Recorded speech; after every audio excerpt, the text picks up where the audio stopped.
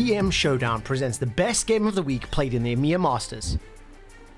Experience the best players and watch the upcoming stars from the LFL, TCL, Superliga, and many more. The action starts now. It's almost so much easier being the team with momentum coming into it this, is, right? though. If you're the team that starts up 2-0 and then all of a sudden you drop the ball one time, it's okay, we can still get another one, and then again, and now backs up against the wall, and you're like, we have to make it click now. There's always that extra pressure on you. And that's because you do come into this final game questioning everything now. You've lost 2 games in a row. What's working? What's not working? How did we even do this at the start? Like, you could argue, much like BLG versus JDG in the first time we saw the LPL finals, this could have been a 3-1. Like, realistically, this could have been a 3-1, you know, all said and done, but it isn't how things go. It's not how the cookie crumbles. We're going to jump straight back into this one here. And the Unicorns this time around, they're saying, look, we can't even give away the Rakan. I think that's fair. They're just like, you know what, we did not find the value in that first pick we're looking at. We don't want to give it over either, but that does mean that now Seri gets taken off the board. They're probably just looking at a Sire first pick themselves here this time around, though. They know how much it means for Super, and just having the takeaway could be beneficial for them, but I still think there's lots of great other AD carry options, honestly. I don't think it came down to the fact that the Sire could ult. We've seen it so many times where she still died. Like, I still think the late game carries are really where the mark is going to be hit. I feel like just having it as a takeaway, though, just so you can actually play the game. It felt like for Unicorns, if they want to play this aggressive style, which we've just seen, and generally I feel like it's when they look the best is when they've either got like measured aggression or like they have the tools to do it. I think if you don't have to deal with the Xayah ultimate, then potentially life just gets a little bit easier on these dives. This is interesting. They ban away Gragas instead of going for the beforehand Wukong. So the Jace from Movistar has still been taken away. So has the Fiora and the Olaf. So a lot more topside focused and mid lane. Yeah. Here comes the first takeaway. We were anticipating. I think with the Wukong being up, we'll probably just see Isma go back on that again. They felt quite comfortable on it in our earlier games. Yeah, Isma should pick it up. And then the question is, what AD carry does Super actually go towards, right? Is it going to be Varus in response? Is it going to be Jinx, potentially, which has only shown its head once like it so just far in has the to be the series? Jinx though, right? Yeah. Like, it just seems like a more reliable carry, and if the game does get messy like it does here, one reset where you get excited can pretty much just turn the tides of a team fight. Yeah, and I feel like if you go Jinx here, you then also still have the opportunity to maybe go Galio if the options open out for it. The Sejuani has actually been let through, and Unicorn snatch it away. So this does give Frescowi the opportunity maybe to pick something which can really kind of, how do I put it, like scale up for free in a Galio lane, but then you're still giving agency over in the early game for Unicorns. And Galio, Sejuani, the skirmishing power and the amount of CC they bring can be so difficult to play around in the early stages. Yeah, I'll be honest, it's been a while since I've seen a lot of Galio, so all those counters to it is not really fresh in my mind as to what would just be picked in. Not even going to be a counter just yet. It's just going to be that Thresh paired up with the Jinx, not going to risk going into the second ban phase and have it taken away. So solid combo down in the bot lane for Movistar Riders. So Sylas is one that you don't want to have to deal with straight away. Skirmishing power, kind of, it's a bit 50-50, but laning definitely leans into Sylas, but also you get to steal away the ultimate. That's one of the big ones I expect to be removed away here. I also just feel like when you have that Galio right now, there's not actually any champion facilitating him diving into the backline. Sejuani is very good at killing the front line first, not so good at actually coming in and finding that backline. So by taking away a Sylas, you can also allow yourself to pick Malphite and have that follow up from the top side. You already know that there's a Wukong, there's a Jinx, as well to have a tank that's really happy about buying that armor. Yeah, you definitely, I like this point a lot. I feel like for Unicorns, you need to find someone that actually goes in first. I guess you still have the support role to kind of just, you know, throw their life away for the cause. But also, when Unicorns, from Leicester, yeah, we've seen the Leona already. I also want to just bring up their tiebreaker against LDLC, where they actually had this combination and they didn't actually play it in an aggressive manner where they snowballed the game. They actually suffocated LDLC out of the game instead, and that felt a little more oppressive. So if Movistar don't necessarily have super aggressive options for Unicorns, if they can actually play the map slowly, having these kind of big global skirmishes via the Galio and then just having big bodies next to the Sejuani, that could actually be enough to kind of overbear Movistar in the early stages to kind of just put them off early options. But the rest of the draft should be clean for Movistar. They know they're playing into a Galio in the mid lane, so you get a counter pick on 4, and then on 5, you just get a counter pick for topside as well. I don't know if I like this. Unless this is randomly going in the mid lane, I don't know how much. It has been played in the mid lane by quite a few mid laners. Larson Cap's been happy about playing some Kennen mid. Don't know if it's something we would see into the Galio though. Yeah, that's my big concern. Like, you can definitely get away from the Galio, right? You see him go backwards, okay, I just hit my E and I run away.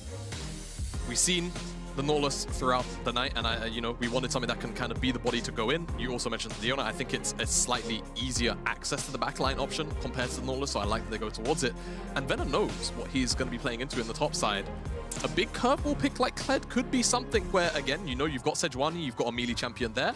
The combination is super easy to execute, and it would be difficult for Marky to ever get out of dives. And last time we saw Lexus on Leona, that was where he actually found his roams up towards that top side of the map to actually look for plays. Question is, can they do it again? Last time Venner locked this matchup in with the Aurelia into the cannon. He really struggled, actually, as a team as a whole, they really struggled when actually playing through it. And for Movistars, they were waiting for a reason with that last pick. They're going to go for Swain. They're going to go for Swain. I actually really like this as an adaptation to what they were seeing in front of them, because the entire composition on the side of Unicorns is so short-ranged. Galio can, I suppose, put some pressure down in one way in terms of lane priority, but eventually there's just going to come a point where this Swain should be mildly unkillable, especially in the mid game. I think once you hit 2 items, Roa comes in, you get the extra level. There's just so many things that play into it. So for Movistar, not a lot of engage options, but I think the big massive AoE ultimates from the solo laners and the fact that they have the Jinx as a backup DPS source should give them a lot of things to play through once they hit the 2 item marks in the mid game. Yeah, for Movistar,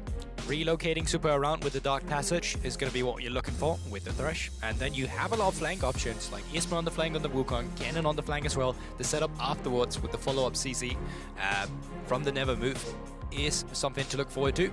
On the side, once again, have Unicorns of Love. Playing up towards that top side, really looking for an early avenue to get a lead should be key. Well, this is it.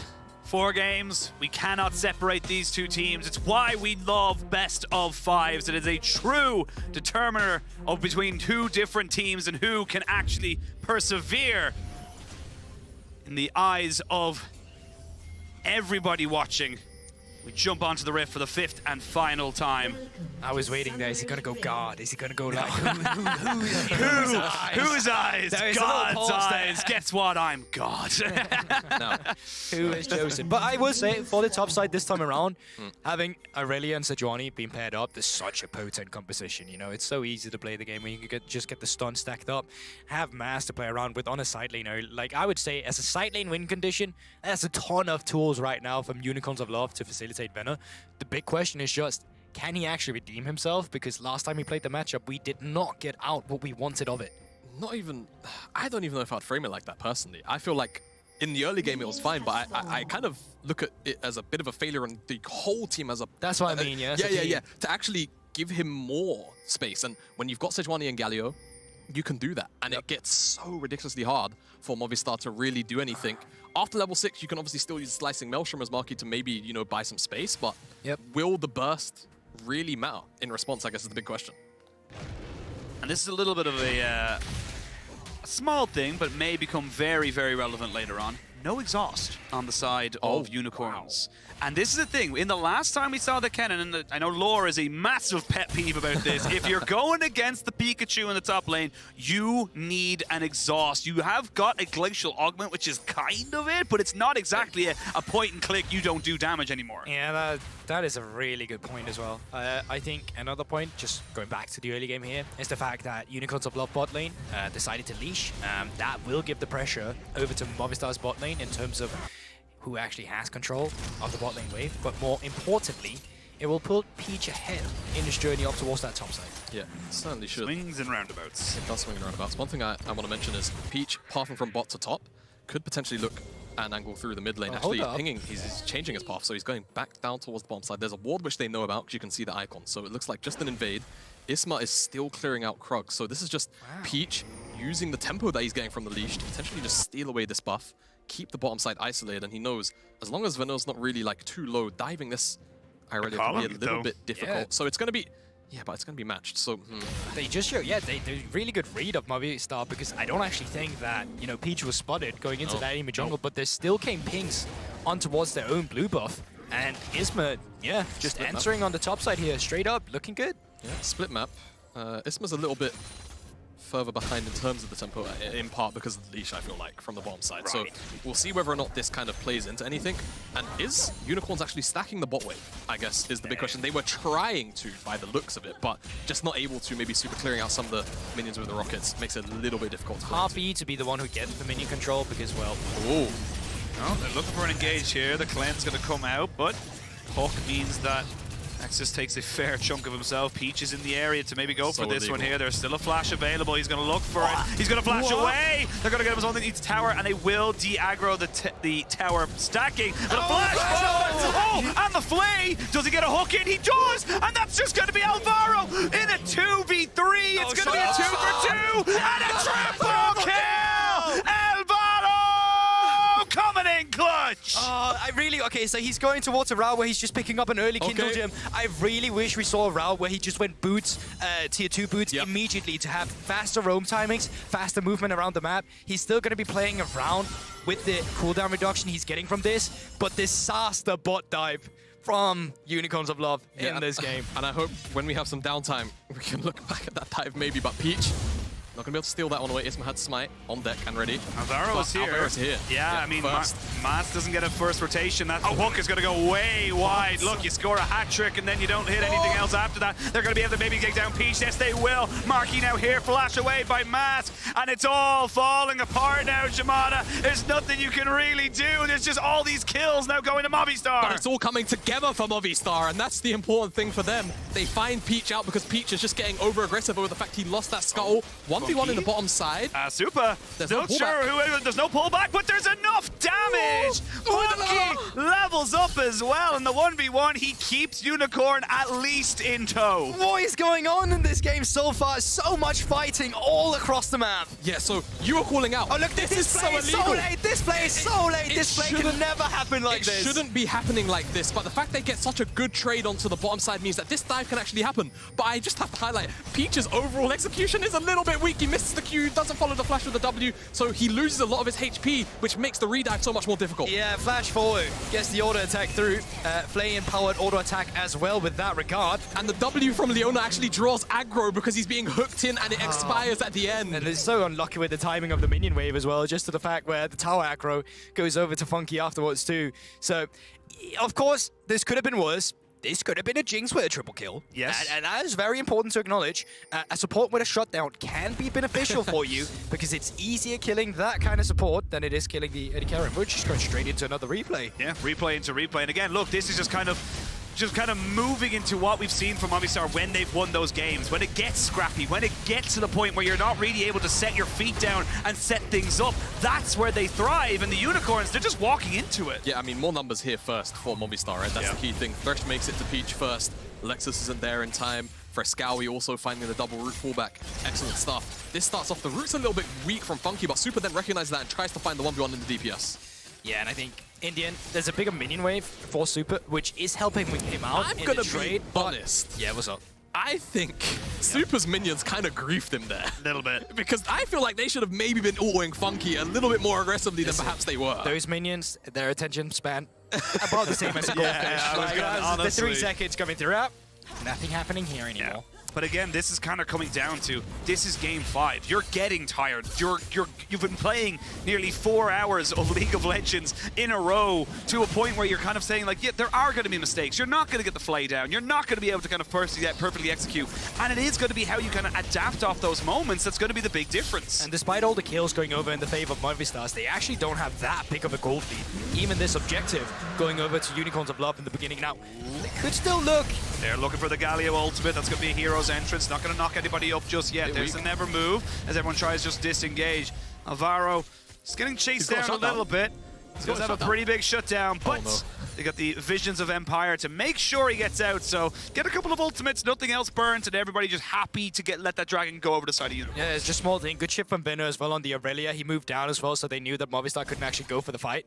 Yeah, exactly. And I just think the fact that they couldn't get that permafrost in, really important. Oh, Venor. Oh, that's a fast little ramp. He hits the stuns. Not going to land the flawless duet, so not that flawless, as we can now see them now looking for this one. No flash here on the Aurelia is Isma.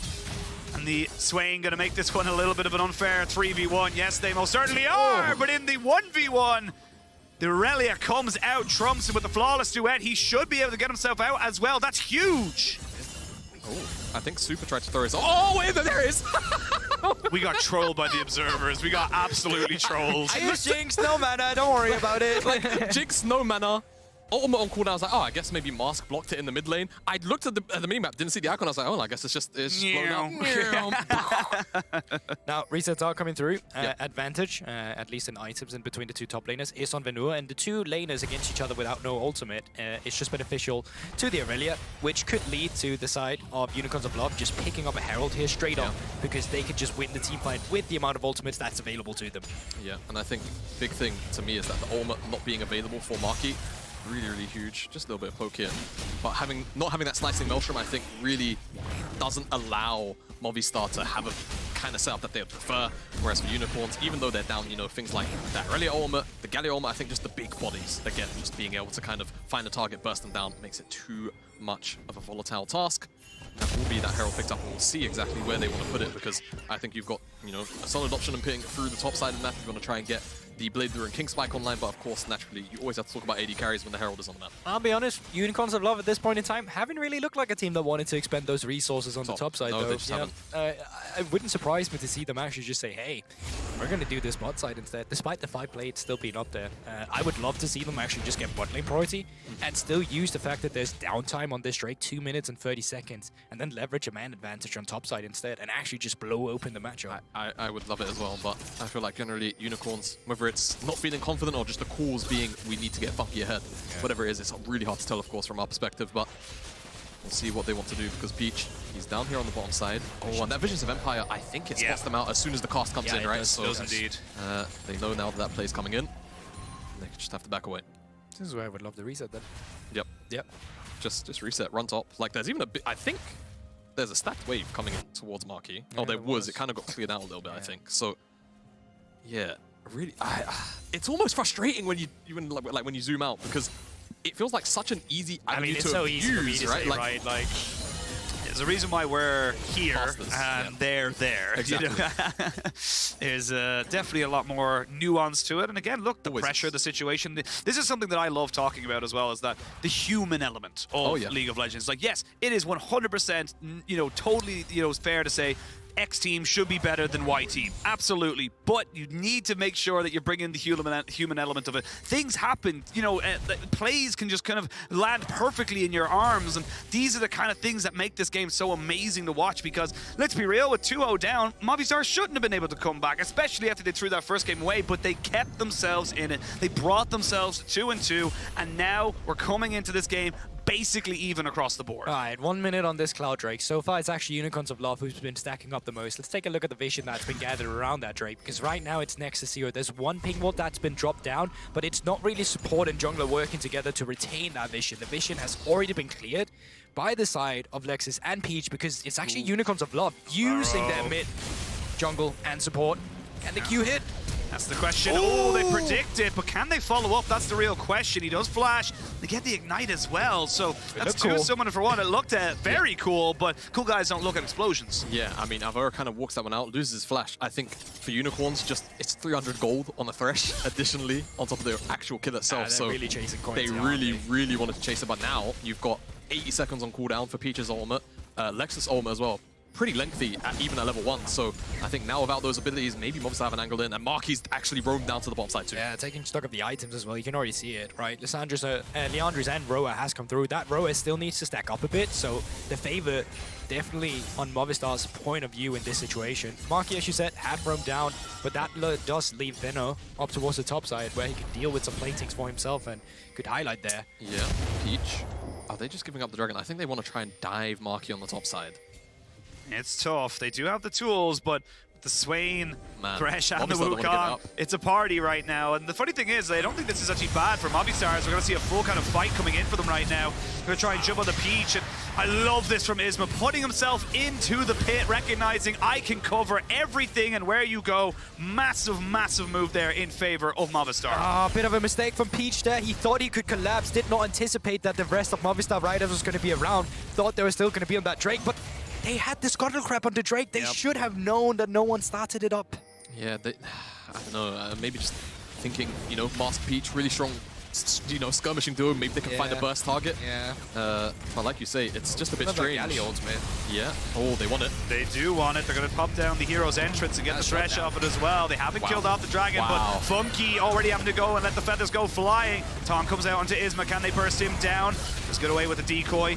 The feathers come stringing back. So, despite everything, Unicorns, they do get themselves a dragon. And that's why this Galio holds so much power in this matchup. Once again, it's about cheating that little tempo it takes from enemy mid laner and yourself to have an impact on the fight. Leona came down with the lockdown into the ultimate. No flash on Alvaro from the exchange earlier. That's the coins we were looking for. That was the shutdown. And another Drake going over to the favor of Unicorns of Love. Yeah, and again, you know, Ocean Soul spawns, comp for Unicorns, big bodies, loads of health to work with, and that's when Ocean Soul works most efficiently because it's working on those health percentages. So if they can get that stacked up, it's going to feel very impressive for Movistar. So Movistar need to see if they can find a window in eventually to stop this Dragon Stack from Also happening. just, you know, this is Zaya under the radar. We knew he was fed for a while, but at this point in time now, 1k over his opposition on the Jinx. So already got that Gale Force and with a shutdown as well. Still haven't been back, and I wonder, yeah, okay, so he sees that the E gets used, knows that I can just ult whenever I want to, yeah.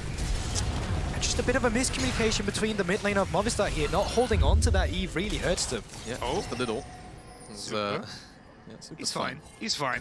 500 gold lead, 2 dragons now for the Unicorns. They are down a kill, but it's definitely made up for in the CS departments of top lane and jungle to an extent as well, but and we start to see where they can kind of build up from this one here, because Unicorns, it was looking a bit shaky, it was looking a bit scrappy, but they've kind of brought the calm back into this game. Now let's look at these rotations. Reset coming through from Jungler and from Funky as well. Rift Owl is spawning in 10 seconds. So with this tempo advantage that we're seeing, and the fact that Ben is already topside, would love to see that all of Unicorns of Love is just saying, you know what, we're going to move all our members up towards the topside. We're going to benefit of the fact that Super's only going back to base now, and see if we can leverage a good fighting position. Yeah, see if they can. Ultimate's still on cooldown for a while for Mask. I think around 40 seconds, 50 maybe. And the thing is as well, Alvaro, because of the pressure actually, did not get to go back. So he's got no wards. There's no trinkets available either. If Movistar decides to stay around here, they decide to do it in the dark. They do. They'll do it. Venok could collapse, but it just seems like overall, without a couple of those key ultimates and them just coming up right now, Unicorn's really apprehensive about actually going in, not wanting to overdive in. Should actually be able to leverage the first turret though down towards the bot side with this exchange instead. Just because the fact they still have that bot lane down there. Peach does get hooked up, strong back, but he's pretty tanky at the moment with that Warmog's rush. Alvaro tanking up the turret for as long as he physically could.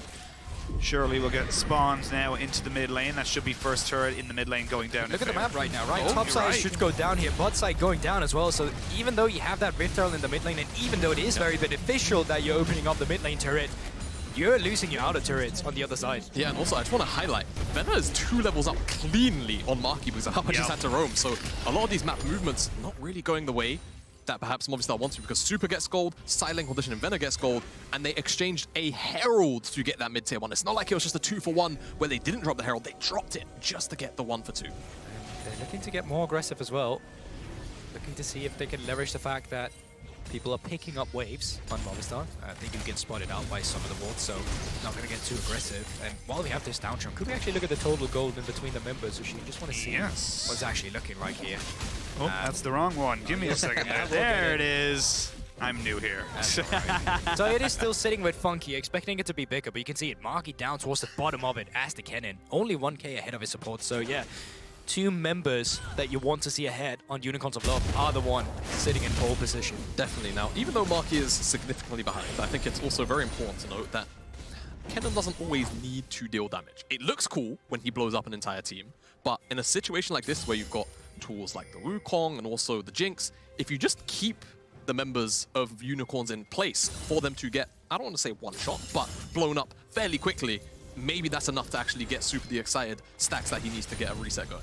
It's also just a fact, call back to the no exhaust from machine early as well on the cannon, so mitigate it, damage won't really appear, so yeah.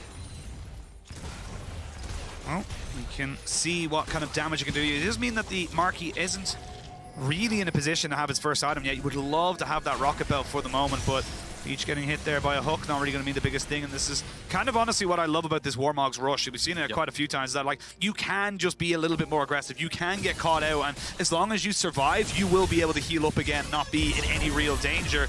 Speaking of real danger, it's a straight up ultimate for ultimate train that's top side, and it looks like he wants it a bit more. That's just the power of the Aurelia in the 1v1, and now the fight can really begin in this mid lane. They're looking to try and put down the damage. This Jinx hasn't really been touched just yet, but a cleanse off of the taunt means that Mask is not in a position to fight this. Flashes are coming in left, right, and center. It's a 2-for-none trade in favor of the side of Unicorns, but they aren't able to kind of get anything else from it yet. You can see, though, Unicorns kind of limping away from that mid lane skirmish with their tail between their legs a little bit, because Frescayo was starting to stack up on the damage. It's very, very hard. They knew one to kill reset. that Swain. If that was coming through into Jinx there, right? Just get out of there. Yeah, it just feels terrible. Obviously, we had the top lane solo kill. How did this one kick off? Is it just... It's actually more an engage from Peach. Yeah, they just feel like Alvaro steps up too far forward. They kill him for it. But then you can start to see Frescayo starts to stack up. Really, really hard to kill, and he's just in the middle of everyone. Remember, of course, Swain doesn't lose that demonic ascension until he actually isn't physically hitting anyone anymore with it.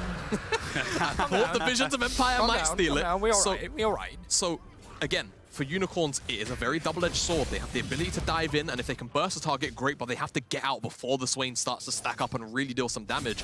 And hopefully in the future, from their case, they can actually make it the Jinx so that that extra added threat of their resets never really comes to fruition. But they are going to find more problems on the side lane now. Yeah. Venner is 3 levels ahead of Marky. He's sitting on 2 items. Yep. Marky still haven't finished his own. Has just finished. It's only mildly The first one problematic. just now. It's only mildly problematic. But I will also say it's going to get more problematic. He's going to be finishing his Merc Treads, and then he can look onto a Wit's End. And as soon as you get that, like, even the Swain won't really become an issue, right? He comes to teamfight at that point. Like, once he has that much MR, feels like, for now, Super is not really in a position where he's going to be dealing too much damage. Maybe until he hits IE, right? That's really going to be the big spike, and that's a while away. They're in such a time as well on Movistar as well, just due to the fact that, hey, Oh, that's man. soul point he already. He might be dead again. He might just be dead once more. The W is good. The flash away by Marky. Can he get the lantern? No! He couldn't click on it. The Aurelia is now between turrets. They don't really know where they want to go with this one here. And Movistar throwing down the box. Maybe Donkey was going to go for it, but yeah, the Baron being called straight away. Yes, you'll kill this Aurelia, but at what cost? Yeah, that's the thing. Baron's getting started up. You can't get the Visions of Empire down to get some sort of information, but what good is information when you know this is Low's already down to half HP? There's a Jink Rocket coming up, so let's see how much touch. Nothing. Not at all. Yep. It's the Baron going over, so still net win for Unicorns of Love. Shutdown going over to Super to get him somewhat back into the game, but still, Baron on Unicorns of Love now. Now, obviously, Movistar have a couple of ways that they can find themselves back into this game, but this is going to be one of the most impressive. Before this Baron went down, 1.5k gold leads I think I've seen in a while, just because of how strong Venner is, but also it feels like Unicorns are returning a little bit more to their slightly disciplined ways, where again, they've been okay at actually disengaging a lot of fights and not necessarily overstepping their bounds when they shouldn't be. Super is going to pick up this tower at the very least, so it's more gold back into his pocket to try and catch up to Funky. And a silver lining as well, of course, is that Aurelia did not get that Baron buff. She would have been the most versatile with that in a side lane. Right now, Mask has taken over that duty. He's up towards the top side of the map, while the rest of Unicorns of Love still trying to see if they can deal with this mid lane turret. It's been a thorn in the side of them. Every time they're trying to look for some side lane plays, mid lane turret always the one where they can't actually press further on. Now that they see majority of the members down towards the bottom side, and they have that Baron buff, they can finally start cleaning up this mid lane turret and have more access to the map. Yeah, exactly. See how they actually utilize this slightly more open map. I think for Movistar, we're slowly kind of approaching the point where they really need to find some kind of big spike or big fight soon, because it feels like Unicorns are slowly but surely suffocating them out of this match. Venner's going to be 4 levels ahead of Marky soon. And it's not as if, oh, like, you know, you're just missing a level, I'm just ahead of you or anything like that. Like, that is legitimately going to be a huge amount. And speaking of a huge amount, there's a hell of a lot of damage there on mid lane. Super as well. Quick little pick, and it's Super getting some more gold. Everyone can respect a little bit of charity. Even Lexus apparently giving something back to the point in this situation. And, you know, Movistar Riders really in dire need of it. But even if you get this kill, this is just on the support. Not worth a lot. He's going to be back again in 15 seconds. And I think the big problem is just the fact that that soul is coming up in a bit. Still no healing reduction on Movistar. Already hard to difficult to deal with some of it. You know, you see that Mythic as well from Aurelia. So This is good, though, from the side of Movistar, catching some slow rotations to get back and defend that. So you're keeping the gold fairly equal in terms of what, you know, how far you should be behind. And that 3K gold lead is Aurelia right now. It is nothing else. Yeah, a lot of objective bounties going over generally in the last couple of minutes. So it is keeping the gold pretty relevant here for Movistar. And, you know, oh, yeah, the HUD kind of bugged there for a second. I thought Super somehow managed to buy 2 runettes, but he's got the last whisper, which if you can get to Lord Doms, okay, we said, you know, maybe IE is the spike that he's looking for, but Lord Doms against all of these high HP targets, the cut down as well, I imagine, is in his runes. That's going to play huge dividends in actually getting through this front line. You know, I find hilarious. It's the fact that it's actually Funky with the big shutdown, and the Aurelia is not worth anything extra. Despite the fact that Venner is like 3K ahead. It's working as intended, it is I promise. Well, let's see with the Wit's End being finished up here for Venner. Does he have the kind of impact he needs? He's got the Wit's End now, like he is huge. Yeah. The only thing he's really missing is the extra tenacity from Murktreads, but outside of that, he's a team fighting menace now as well. Yeah, I've got to say, even though Marky's been getting bullied on the sideline, he needs to find a huge ult now. Like, he actually just has to kind of, like, he doesn't even have flash, but he needs to just try and find his way onto the backline. There's no exhaust, like we've mentioned a couple of times before, so his damage is always going to be there. It just depends on how far behind he is. Unicorns, like you're about to say, she's kind of giving this one up a little bit two-handedly. There's the teleport, there's the engage. They're going to look to try and burst out the cannon as quick as they possibly can. They invest all the ultimates they possibly can on top of him. Venner finds himself on the super, but he gets himself the flawless duet. The flash and the cleanse is good. The Zaya's gone down. But Marky needs to go back and then TP back into this fight here. They could just keep this Swain going, though. That's what your win condition is right now. The Swain is the only damage that you have, but the Galio will not be dying anytime soon. Isma's still alive. They're going to be able to get Marky in, but he has no ultimate. He's just kind of a half of a Pikachu, but they finally kill him off. That's a huge shift in this. With the 80 carries going down, both teams realize they have no damage. Such a fumble for Unicorns of Love to miss that fight when they have such a big lead going into the Soul. But really big of Marky, getting the reset through, getting the teleport back into the fight, having the CC, and just the ability, or rather inability for Unicorns of Love to find any picks there. And generally just a little bit too split from Unicorns, right? Yeah, I think really, the fact that, you know, Venner is so fed, but he's expending so much of his time to kill a Jinx that is not really at a point where necessarily she needs to be focused. I think if you're the Aurelia here, there's 2 points here, right? You can see that they're trying to get in towards the first one here. The problem is that Venner is just going to be focusing super in the backline. But over on the other side, you'll have 3 guys just trying to deal with the Swain, and none of them actually being a tank killer. Saya goes down, and as soon as Saya is down, that's your reliable damage that can no longer take care of these bigger HP members. Exactly, and once that Zaya's gone, you can just see how tanky Frescowi looks to become, right? A lot of passive, a lot of passive procs as well coming in from the, I can't remember what it's called, but you know, when you hit abilities and CC, you get more health back as well. It just, not enough heal card really either. Actually picked up now by Mask. I think they recognize that this is something they have to deal with. I really wonder how often that Mask can keep that up, because his ability works in bursts, so I don't really think that he was the one who needed to buy that Oblivion ult. I was going to say, I think he hopes to get like a really big ultimate 5 members, and you kind of just keep it there, I guess, but... I guess you still have your Q that kind of goes on for a longer period of time if Frescowi is standing in it, but yeah. We come back into it.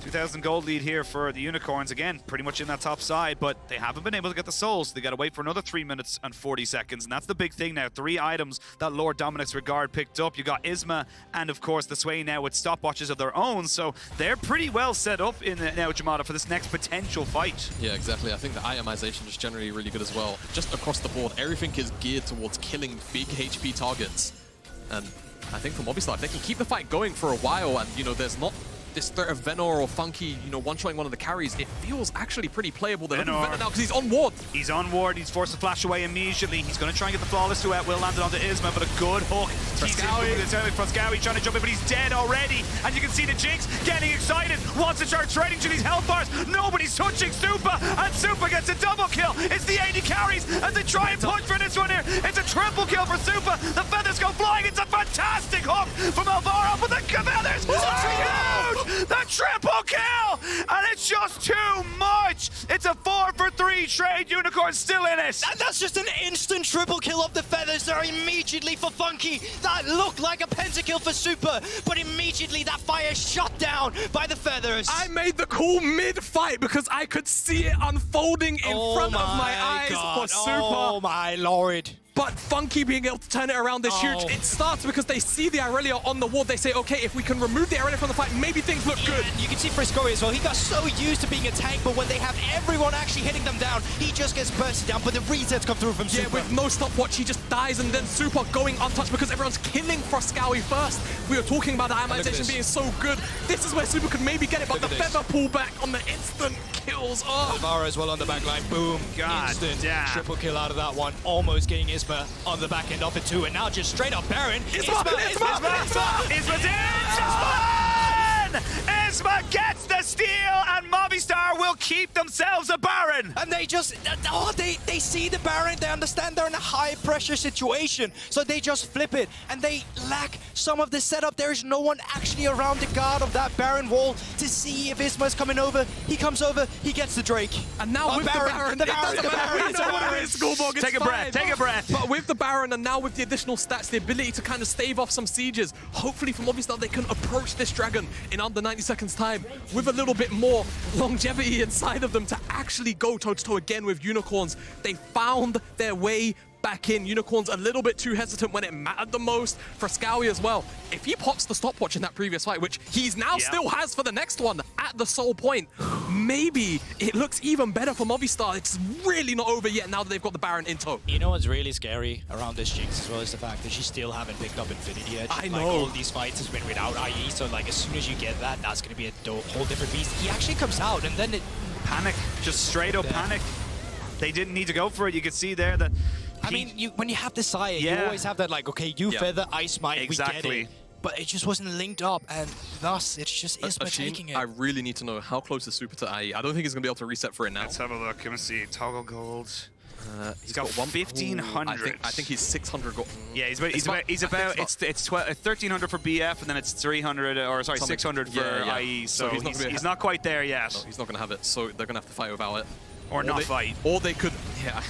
You know what? This might be one of those rare scenarios where maybe you're okay with giving up the soul, but I just feel like at the same time, do you want to give over that soul to so many big bodies? Yeah, good TP wards right now and behind, and this time around, Unicorns of Love being the one who's on priority first here. Venom around in fog of war, they will spot him now. They're Yeah. whooping. Oh, they- that's one big ultimate out. Huge ultimate no longer there. Another one. We'll get the box down to try and disengage. We'll slow everybody else down. There's the Vanguard's edge. Is Venner now looking to try and make this one work? They're trying to jump on the Super, but they've had to use Funky's ultimate aggressively, and now he's got nowhere else to be. He's shut down. Super needs to stay alive, but no, the AD carries are dead. Now it's down to the mid laners and the rest of these two teams. It's a 2-for-1 in favor of Movistar Riders. They're trying to jump onto Leona, and they will get it. that's good. Great hook there means that Peach has nowhere to go, and he is battered and bruised. And they're just looking for the TPs. Oh. They don't even care about Oh the my Drake. God. 40-second No. death timers for Unicorns of Love. And there's It'll only be one tough. member standing. Mass going for the recall now. 4 members alive of Movistar. It's a 4v1 with 30 seconds on so many members of Unicorns. I think Movistar have just found their way to the semi-finals. I don't think they have 20 seconds till Funky and they're going to play it safe. Lexus, they're going to play it safe. Oh, They my saw God. this script before. They saw this happen in game number 1. They don't want to flip it again. Oh man, Take maybe. care of the Drake, but this time around though, Super has picked up Infinity Edge now, so next fight should be better for them. But it's also, let's track this summoner spell Yes, against Flow, yes. because these are the things that we won't have for next fight. So many members looking for Super, initially forced to flash out. Then it's Funky as well, under a lot of pressure. He's flashing out now. Then it's the cleanse as well. So many things go down. No, wait, what? What? Wait, picture. How did they get the Drake? I don't know, that's very illegal, but what I really want to Oh, sorry, never mind. No, You're I'm completely trolling. I'm trolling. It's okay. It's been a night. It's been a night. It's Sorry, been a night my for bad. him. But Get the kicks out. Get the cringes out. It's okay. Just get them out. It's fine. I deserve it. it's alright, I'm rubbing his back and patting it, giving him a little bit Honestly, of a you cool guys, down I'm here. just going to sit down for a But second. I do really want to say really great stuff from Alvaro and Froscowy at the very end of that fight to keep the ultimate going so that they have the DPS to cut through the frontliners. Once Super's dead, it is about him and the DPS that he can afford. I mean, I know we just said, like, once Super's dead, that's kind of the big thing, but even though everything, and I mean everything, is being thrown at him right now, he is still putting out the most damage in this game. That is absurd considering the amount of pressure that he is under. Big thing to know is, like you mentioned, a lot of summoners burned. The one key one that I'm looking at is Marky. Still has flash, could get a slice of the Maelstrom if he finds the opportunity. Could be huge. Could be huge. You have to remember though, Galio can Yes, always come huh? down on top of it. They're looking to try and maybe catch him out, and he's dead. They trade the tower up the top side. Finally, the stopwatch gets used. That's going to delay a little bit. It's very bad for Unicorns. The second Cyclone comes in. They will get the stun off on the Super, but nobody's able to jump on top of him until right now. He gets his own stopwatch. Can they delay it a little bit longer? Yes, it is. They can get him, but Marky finds himself onto the backside. They're trying to see if Vetter can stay alive, but he just can't do it. Finally, the GA gets kicked off, but it's 3v2 for the next 40 seconds. They've got a wave, but I don't know if they've got the HP bars. Wait, Peach has Warmogs. TP's there for Mask. Maybe they can actually find something here. With Super dead, no Ulma on the Swain. How brave are they feeling to try and end this? It's tough. They're looking for it. It's going to be 3v2. It's not exactly a sure gone conclusion, but they've got the Xayah. They've got 4 items. They've got enough AD to try and make it work. Here we go. You need to kill off the minions. They're going to jump here onto the Swain, and he is dead. There's nothing you can do. Isma kills off the wave. But Peach is healthy enough. They've got enough here to try and go for it. Minions be damned. There's nothing you can do right now because Isma can't really keep this one going. Finally, Mask will go down. Alvaro trying to see if he can keep this one alive for the Superliga. But Unicorns of Love are looking for it. Not quite able to do it. Peach will not do it. And Movistar stay alive. Look at the mid lane wave. Look at the mid lane wave. There's so many supers coming through here as well. Are they actually just looking for it? Okay, count the teleports. Venner still got that teleport. It is an open nexus. No one dropped the ward, I think, just yet. There's a single ward standing right there. And you can see Lexus trying to set up a single TP ward should it become relevant. On the other side, though, they're just running down mid. They are running down mid. How can this happen? 2 times in the same series, Movistar. How poetic would it be? It's gonna happen. After game number 1, to just run it down mid and end off the back of this. I don't know. Yes, you've got Super, but you've got plenty of damage to deal with here. I don't think you can go for this backup. Movistar backup. You don't need to be here. They're going to try and coin flip it, but he's tanking the turret. There's Nexus turret number 1 down. They need to get another one, but they can't. Please. They need to leave. The Baron is up. Baron is available. The problem is, though, you can't just rush it immediately. All death timers has come up again for Unicorns of Love. Super minions on the top side. Supers for Movistar Riders in the mid lane. But are they just running straight towards it? Looks like they are. There could be a TP coming in here. That's the big question. It's got a perfect flank. They know it's there. So you're going to see the hook over the side there. They need to keep Alvaro there. I don't know if you can go for this one. It's a full-on flip. There's going to be a TP to try and get back out of this one here. Isma trying to see if he can exit the pit right now. They're going to throw down the Super, who has to cleanse. And everybody backs themselves away.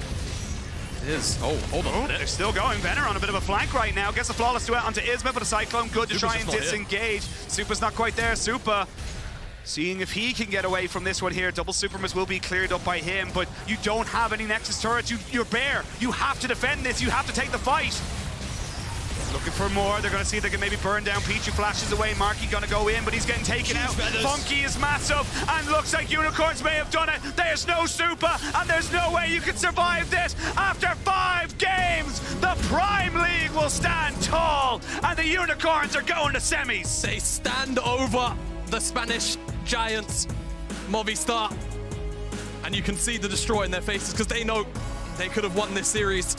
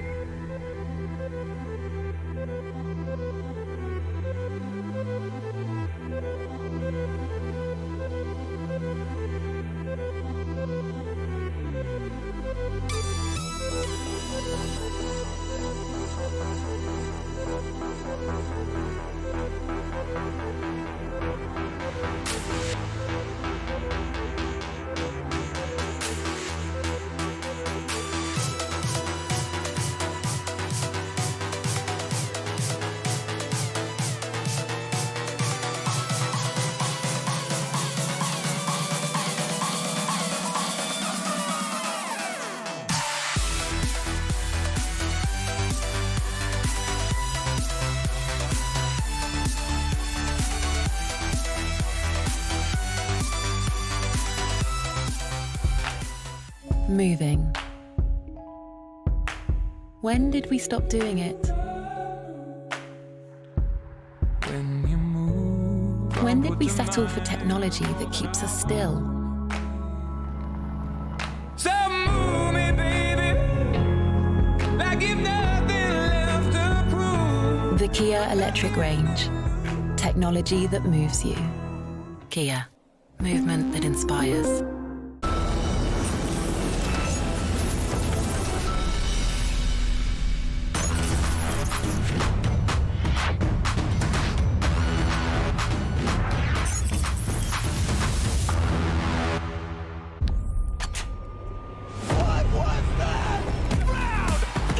Where legends have walked, and even bigger legends will continue to make their name.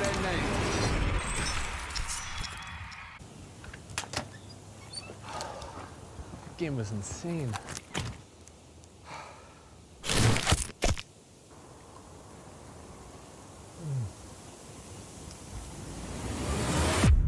Even the biggest champ needs a break.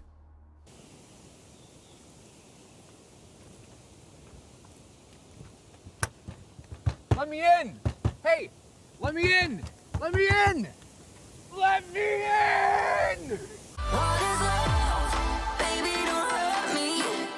Don't hurt me no more. What is love? Baby, don't hurt me. Don't hurt me no more. What is love?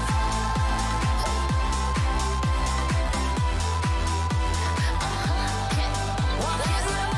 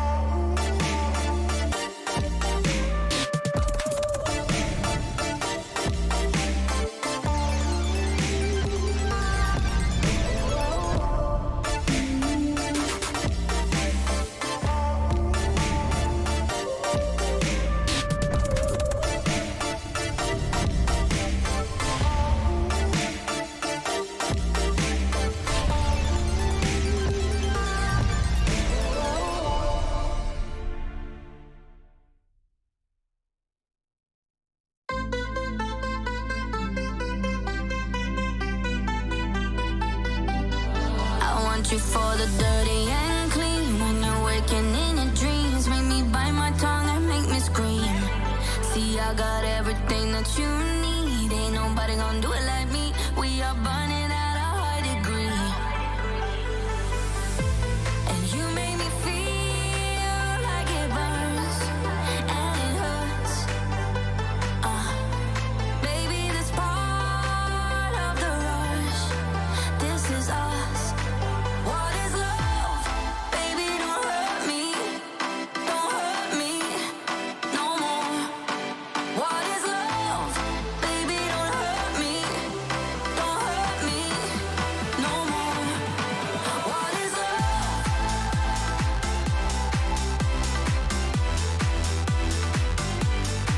What is love? Yeah. I walk it, I talk it, I live it. What we do behind doors is our business.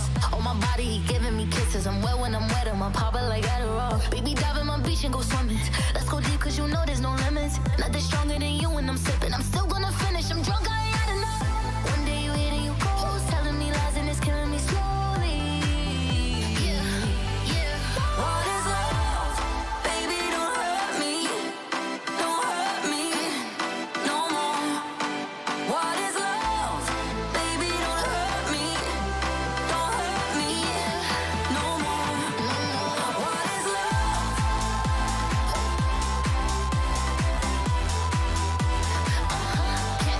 What is love?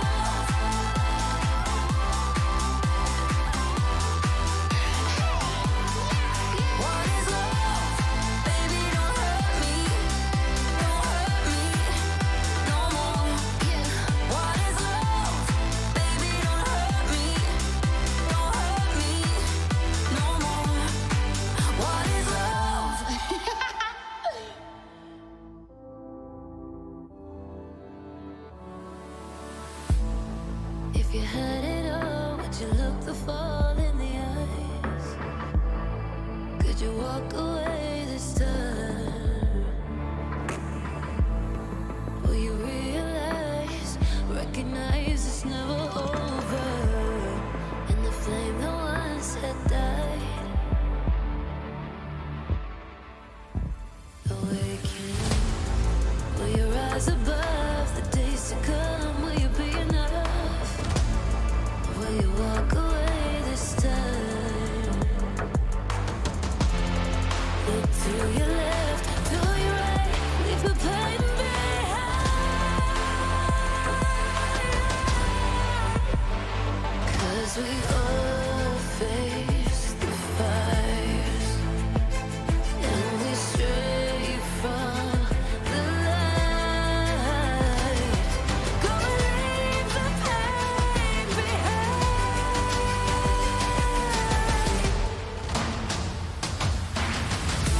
Feel that rush, feel the taste. Can you feel it? Rid the pain. Wash it away and stand again.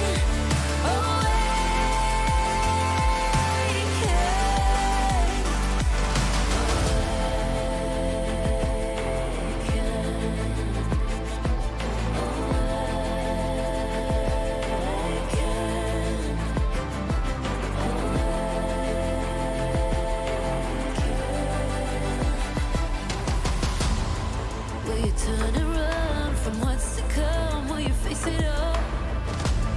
Or will you fall away again?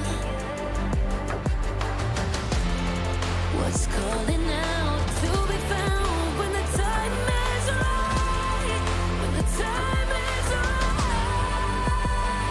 'Cause we all face the fires, and we stray from the light. Go leave the pain behind.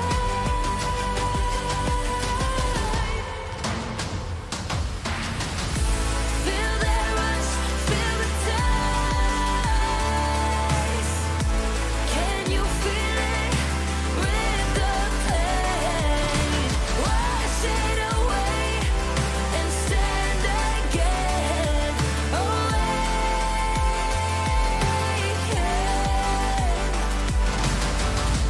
Feel the rush, feel the taste. Wash away what used to be. Will you make your stand? The world in your hands again. 'Cause we all face the fires, and we stray from the light. Turn the page and make it right.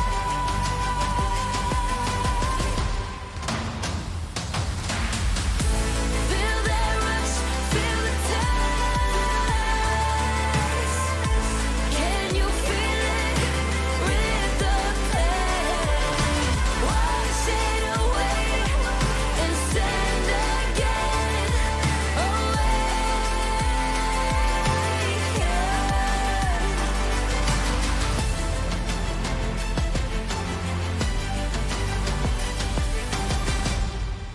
Hey, hey, hey.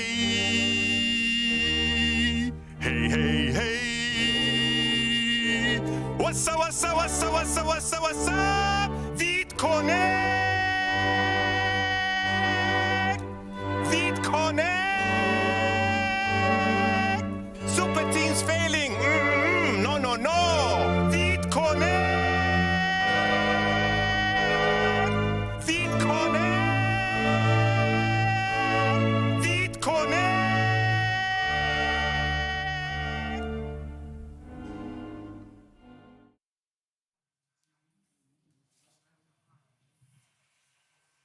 Hey, hey, hey.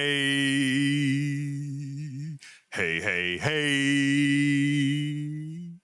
We are starting and we are going over the world. London, Montpellier, South Korea, LEC Finals, MSI, Worlds. Wow, wow, wow, wow, wow. What's up?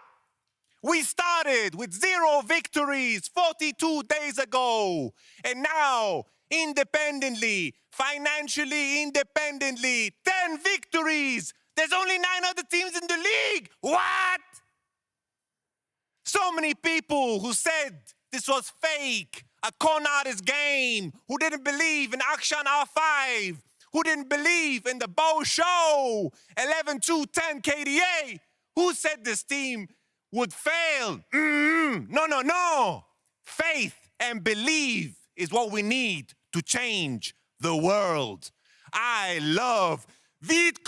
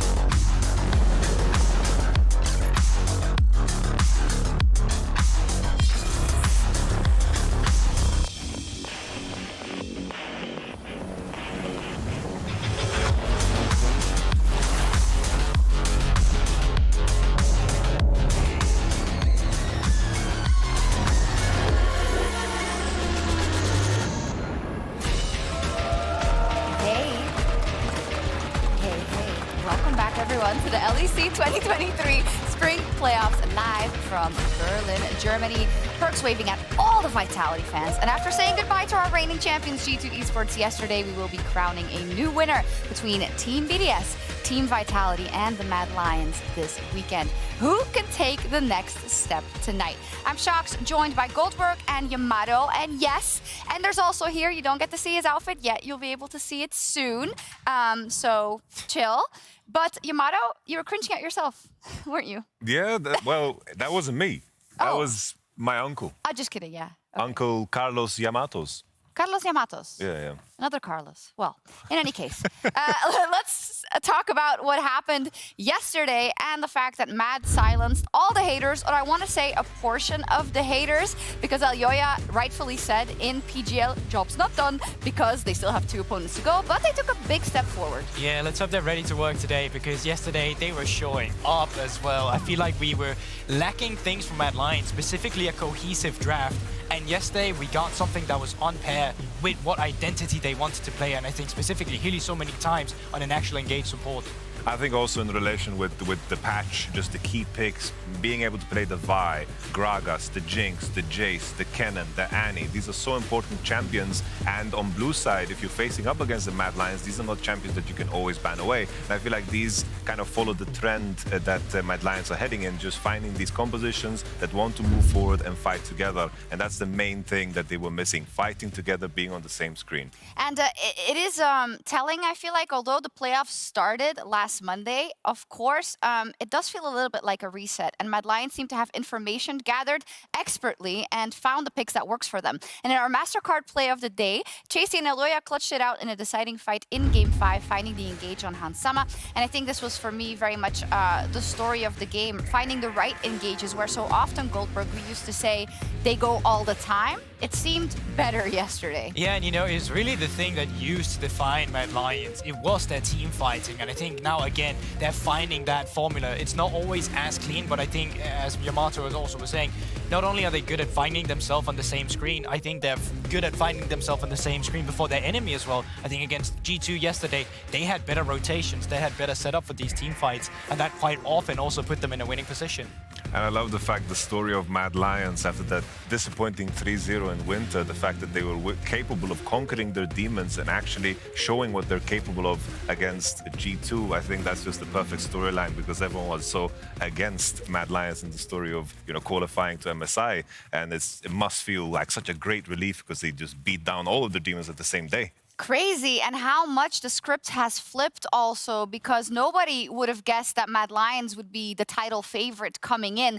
But you can't deny that the momentum is squarely on their side. It is not on the side of Vitality. Left to be seen if it's on the side of BDS. Yeah, I personally speaking, I still like BDS as the favorites right now. I think by we know far you're a the best. fanboy, but we're talking about Mad right now. I know. But with the momentum as well from Mad Lions that they're gearing up, I think it's a very good point. And I think it's something that they did in Winter as well. I was one of the few people who expected them yesterday to just get 3-0'd by G2, but they improved. And it's really up to them how much further can they keep it going up the lower bracket, because in the past, we have seen teams improve game by game in a lower bracket. And it's just, that's the beauty of the format, right? It's like, how do you deal with defeat? It's like you have these opportunities, you might limp into the next stage and you have to figure out ways. It's like Mad Lions was so close to losing against Fnatic, and all of a sudden maybe the whole story would have changed. And the fact that they were capable of bouncing back and within a week find themselves again, that kind of paints this picture that maybe Vitality within this week also have found new form.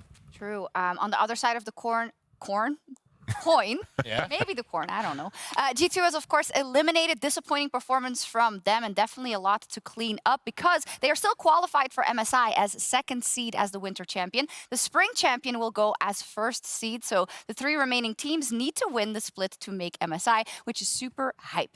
Now, to adequately prepare our players for a potential trip to MSI, we've pitted Vitality's Photon and Bo against each other in a brand 1v1. Okay, I'm sure that will help. Let's check it out. Lit. I don't know what's true. I don't know too. It's fine. You will lose. Oh, okay. Oh my god. Brand. Look. Brand, right? You can't win my brand. You can't win. Stupid jungle. Gonna kill you. You're gonna lose. You see? Oh. Yeah, you can't play blind. Oh, you're so bad, blind. You too. Thank you. Oh. Oh! So? Noob. You're so noob. Let's go. Get out. We play No. First blood. Okay. Noob.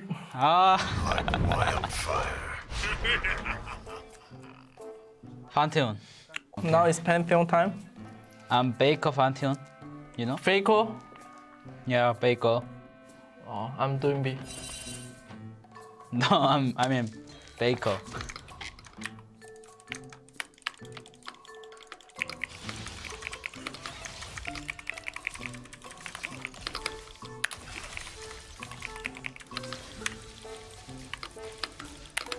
I'm Conquer, bro.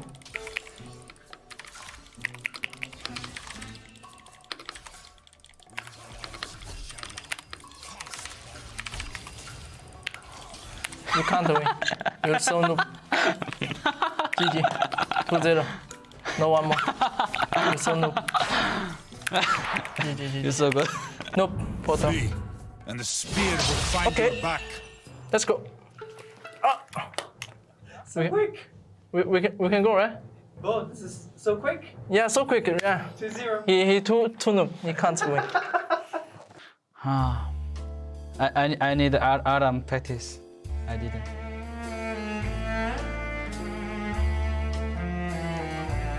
I feel so bad. Poor for guy, Photon. man. Poor dude. Yeah, abused by the jungler, but he did really well since coming into the league together with Bo. I think it's been a deadly duo, and their individual skill is, of course, not in question. Yet they, of course, just came off a very tough loss versus BDS Goldberg. So where's the jury out on that? Yeah, I think it comes down to, once again, some of the playstyles that Vitality has had as well, where specifically they try to make multiple lanes work at the same time, and at times as well, we'll see that as well with the likes of, you know, an R5 Arkshan to come through as well, or the fact that you're looking to play carry while you're playing carry on the bot side as well, and it's just sometimes doing that just doesn't work, and I think the action was one of the ways where it just didn't work, because yeah, it can work for laning phase, but as soon as you got it out of that, even if it's even, it's just not going to be good. Yeah, I mean, the crazy thing is, we went from the regular season 2 splits in a row now where everyone's on the same page. Photon is the best top laner in the league, to then this series versus Adam where he's getting counterpick, or he's getting like the OP and the Kennen, and he's getting absolutely destroyed in the top lane matchup, like getting solo killed on Kennen versus the Sion. Like, that just should not be happening in that. So I was sort of looking like, oh, is this maybe like a range champion issue? Because he went for that, he went for the Akshan, the Kennen, and then into the Gnar as the last pick. And that's actually not the case. He's played the Jace a couple times to good success on the top side. But if they're giving him so much priority in the draft, whether it's through power picks or the counter picks, he has to be able to convert. And I think coming into this series today, the focus for me should be more on the bot side of the map. On the bot side, and I think if you look at that lineup and you see Upset and Kaiser there, everyone would agree with you, and they were off rather to a fantastic start, to the point that we thought that the sky was the limit. But both in the best of ones and after a great match in the best of 3, also unfortunately in the best of 5s, there were cracks in the armor. Yeah, I definitely think so. And I think as well, just from recency as well, we've seen what the ceiling of Team Vitality can look like, right? We saw that when they were playing in the groups, and how good Bo was in that one game on the lead scene, on the Wukong and all of that, and all of Vitality was really working.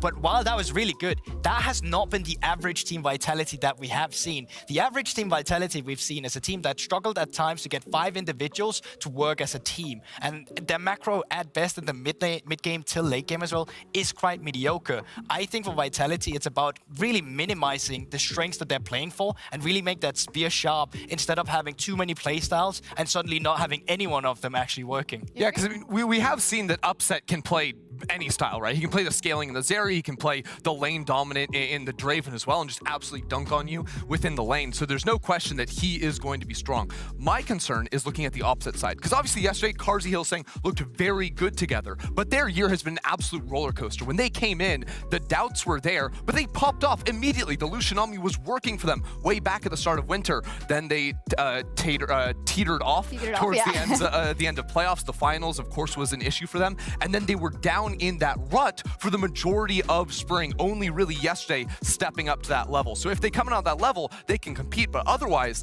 the last time these two teams faced off, it was a diff down there. It was in the regular season. Vitality has had Mad Lions' number. Interestingly enough, we have a little wife swap situation going on in terms of the bot lane. Upset, of course, used to play with Hillsang for such a long time. Now Carzzy up versus Kaiser, who is now paired with Upset, but you say it there. Carzzy popped off. Hilly had a phenomenal match, we have to say, yesterday, and that happens, but all the stars do need to align, and I don't know how to look at it because I'm so convinced of what they showed yesterday, and this just wasn't working as well on Monday, right? I think it's so much about pinning that bot lane down as well. The fact, I think Lucianami either will be banned or contested pick as well from the side of Vitality to really also just keep Hilly in lane and force that to be a point of contention. But even then as well, if you decide to go for the engaged supports, that's the best we've seen Kai'Sa on as well. And hopefully we're also looking at a Kai'Sa who is matching the roam timings, because when he was playing the Enchanters, that was actually something he was a bit poor of doing. He wasn't really good at matching the enemy support in terms of the movement on the map.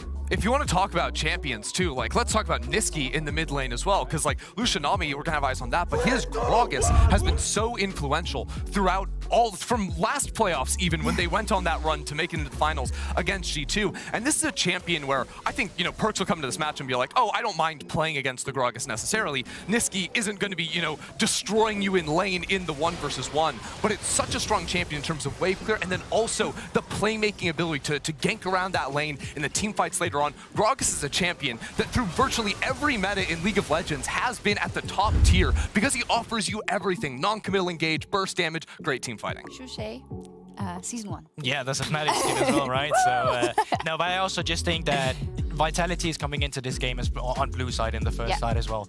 That gives you room to either first pick it yourself, which you don't really see happening, and therefore instead just ban it away. And I think taking that away, not only for all the reason that Ender just listed out, but also for the reason that Mad Lions is just more comfortable when Niski is playing Gragas. It just brings extra things to the team. And those unquantifiables, how you are arriving at the studio today and how confident you are in your abilities, those are at an all-time high for the momentum of the Mad Lions. Whilst Vitality is still fighting those ghosts from the past. So the big question is, can the Mad Lions repeat their winter lower bracket run with another finals appearance, or will Vitality make their first ever top 2? Let's get into picks and bans. We're going to find out, Sharks. Hello, ladies, gentlemen, and everybody else. My name's Quickshot, joined by Dagda and Vedius for Vitality versus Mad Lions. Sync already. You just do my move. I've been doing this for years. I've been doing it for years. Well, okay, we're going to have to talk about that later. Look, we already stole St. Patrick. We can steal this. Gentlemen, there is a lot of excitement coming into the series today with Mad Lions winning their series yesterday. Vedi, expectations? Do you have any idea what Vitality are going to do? Blue side draft.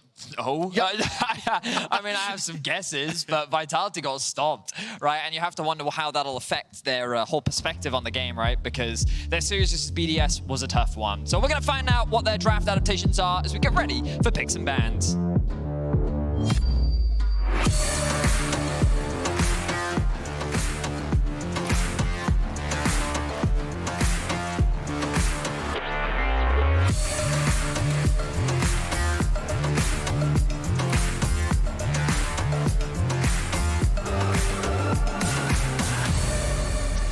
Well, Vitality on the blue side. Big questions. The analyst desk was talking about the Gragas. I'm intrigued to see what happens with it, as well as the Jinx. We're seeing that rising in priority and success. And straight out the gate, Gragas already removed, Dagda. Yeah, I am surprised to see the Olaf ban, though. I actually thought that for Mad Lions, they probably look towards the top lane, try and get rid of things like the Jace, the Kennen, these kind of things that I think are very, very big for both Photon and Chasey. And not to mention things like the Annie as well, they're still drifting in there. I mean, Mad Lions have a 100% ban rate so far of Olaf throughout playoffs. It's something that they definitely don't want to have to deal with, something they continue to be afraid of. The Rakan coming out from Vitality is no surprise. Not only is it a target ban towards Hylissang, but we've also seen teams show that they don't want to have to first pick it on blue side. Obviously, it's a very strong pick, and if teams can get their hands on it, great, but they'd rather not deal with it. The Jinx and the Zeri is a bit of an adaptation. So I actually think this is really smart from Vitality. Once you see the Zeri ban, it means that you can probably go for Aphelios first here for upset. You've got that late game scaler on the bot side, and then it's kind of a big question mark of what cards he wants to go towards. I imagine the Xayah, he looked fantastic on it yesterday, but it does mean that you as Vitality actually get to opt into the late game scaling, which has kind of been the Mad Lions story in that bot lane. You've now got a situation though where Jace can, I was about to say Annie as well, all up and available, but now it's the choice between Jace Kennen. They go for neither. The Maokai is going to be picked up by Vitality, forcing Mad Lions into, you would imagine, a Jace priority pick, Dagda. Yeah, I think the thing is though, like, I think you, take the Jace. You'll probably see Photon maybe go for something like the Kennen, but you end up in a good spot against the Jace there. Sorry, it's against the Kennen anyway. Vi, though, was the other option that I was thinking might be the ban for Vitality in that first rotation. So looks like they'll take that first. But it's now a question, do you want to go for the Jace or do you want to take your AD carry first? I mean, we know both top laners play the Jace. We know that it's a high priority pick for both teams, often Mad Lions. But yesterday we saw them prioritize things like Gragas Jace, just having that flexibility and just control over the jungle and top side of the map.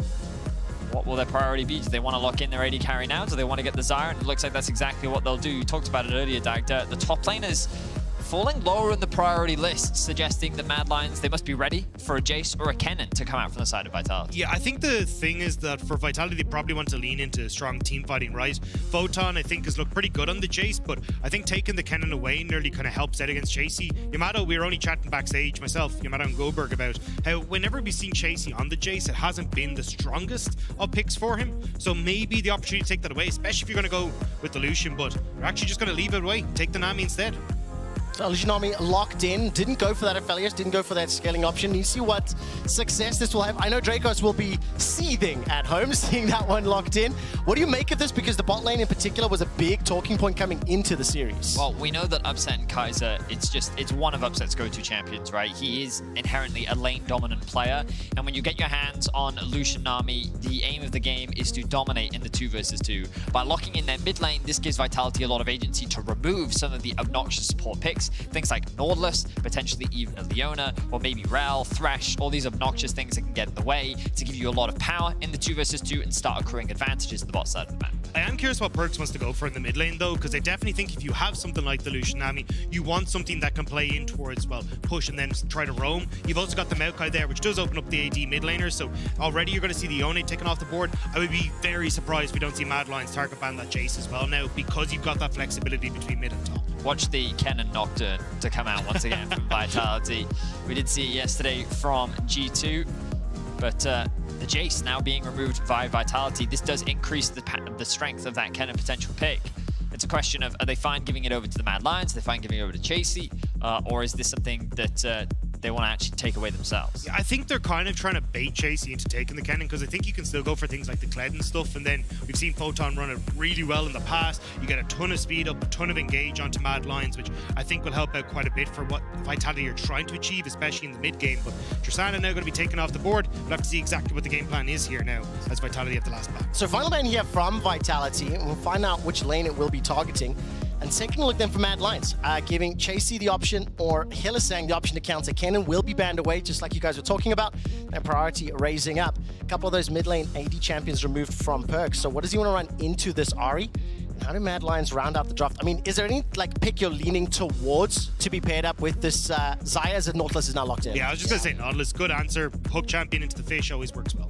Certainly does. It's also just one of the go-tos. Xayah, Nautilus, a very powerful 2v2 bot lane. I'm just curious as to what Vitality go for now. Are they going to keep it safe? It looks like that's the direction that they're heading in. A little bit surprising, quite frankly. I thought that they had something prepared for the top side of the map, given that top lane kind of fell through the draft so heavily. But it seems that being able to ban away both the Jace and the Kennen, how will they round things out? Cassio locked in for the mid lane, still going for an AP option. You expect AD, maybe even a Gnar, Cassante. Looks like that's what they're going to go for. Yeah, just going to go straight for the team fighting and have that opportunity to scale into the later portion of the game with the Cassiopeia. I am curious now what Chasey wants to try and take into this, though. Maybe it is just a case of trying to go back towards something like a Scion, match tank with tank, but I feel like if you end up going for that style, you just lose out in the long run. We're going to find out in a second, but I will ask Betty, when you zoom out and look at Vitality's comp, especially in comparison to the 0-3 series against BDS, a much more clearer concept here.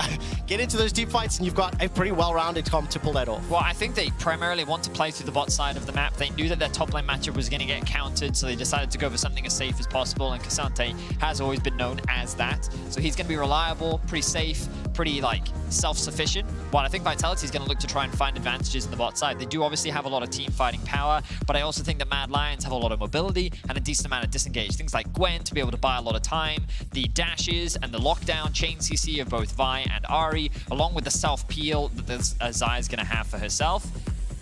I think that Mad Lions have a lot of tools to mitigate what I would argue is somewhat limited engage from Vitality when you're kind of relying on the enemy coming into you when you have a Maokai and a Nami as your primary major CC tools. And they don't really have any reason to try and do that. You've got Gwen in the top side, you can just let her split push, have her TP in whenever. So, I mean, across the board, I think it's a good answer for Mad Lions, and we'll have to see if Vitality can try and get that ball rolling early so then they don't have to, RCD they can force objective fights and be in a good spot. What I think is interesting is Vitality have been known as a team that rely heavily on their skirmishing prowess. They like the 2v2s, Wukong Ahri was their typical go-to setup. But now Mad Lions is the one with the stronger skirmishing. They're the ones with the slightly stronger mid-game. They're the team that in these 3v3s can often come out ahead, especially against the Maokai. So it's Vitality that have to keep the pace of the game relatively slow, try to get their bot side of the map ahead, while I think that Mad is going to try and unlock their mid-jungle and try and get things happening.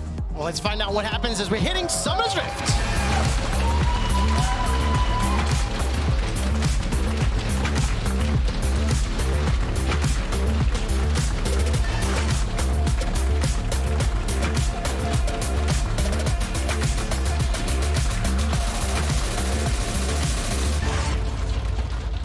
And welcome to Game 1 in this best of 5, where Vitality have started their campaign towards finals. Taking a quick look here at the pretty defensive starts for the time being.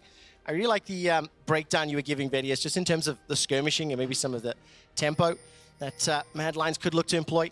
As you see Bo and Alyoya on the Rift, do you have any early expectations of where they might want to be pathing or making plays, as Hilly's already at least threatening here? Perks, dredge line easily sidestepped, no real risk there.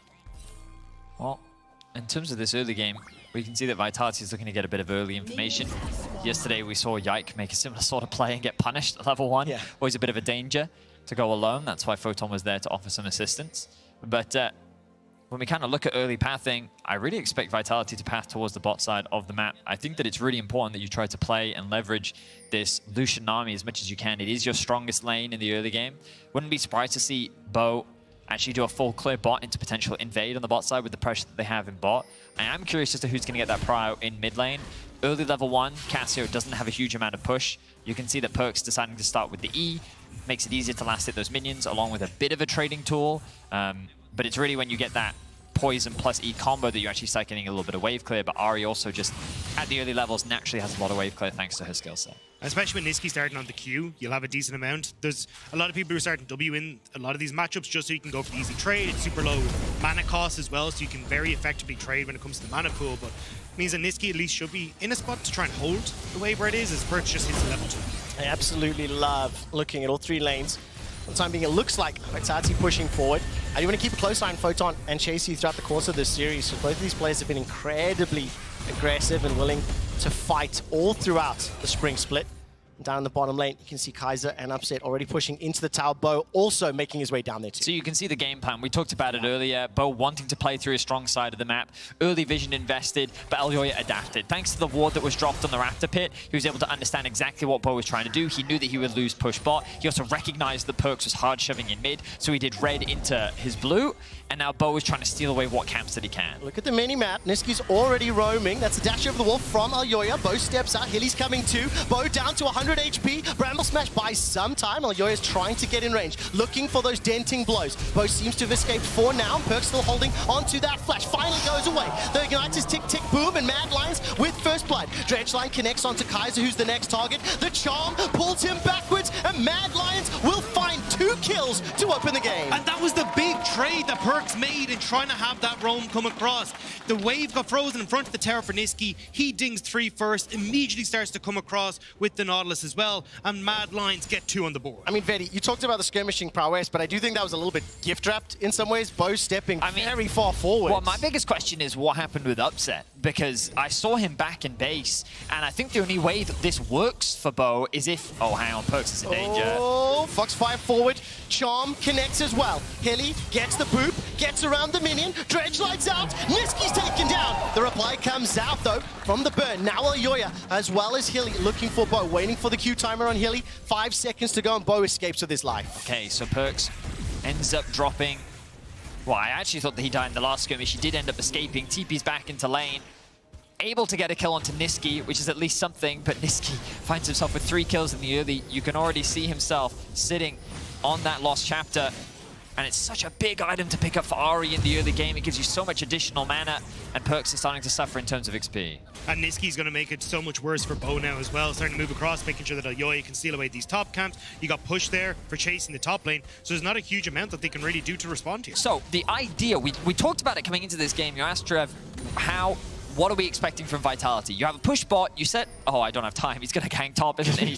I get a feeling that this might be what the series plays out throughout the course of the day. Look at the minimap. Bo is chasing to this top lane, but I don't know if a skirmish is going to break out just yet. But it's just one of those situations where we wanted Vitality to slow the game down, and I think it's totally fine to want to try and leverage your strength to steal away some camps, get what advantages you can, but Elyoya read it. His pathing was good. He punished Bo for trying to set up that invade, and I think that Bo just overcommitted. He's trying to contest these walls when his bot lane isn't actually moving up. His mid can collapse, but Niski's able to get there first, and overall it's a situation where Vitality tried to force a play that they didn't need to, and now Mad, looking for those skirmishes, is able to get one right off the bat and already find themselves with a 3-1 kill advantage. Also, the fact that Perks didn't get to crash that second wave meant that Niski was able to hit level 3 super easy and then dip over. So it was just super nice timing there for Niski hitting the level 3 and having that advantage as he came across, whereas Perks had to go back to mid before he could help out. So giving Mad this massive advantage now. We're talking about, hey, look, you want to try and play aggressive as Upset and Kaiser on the spot lane.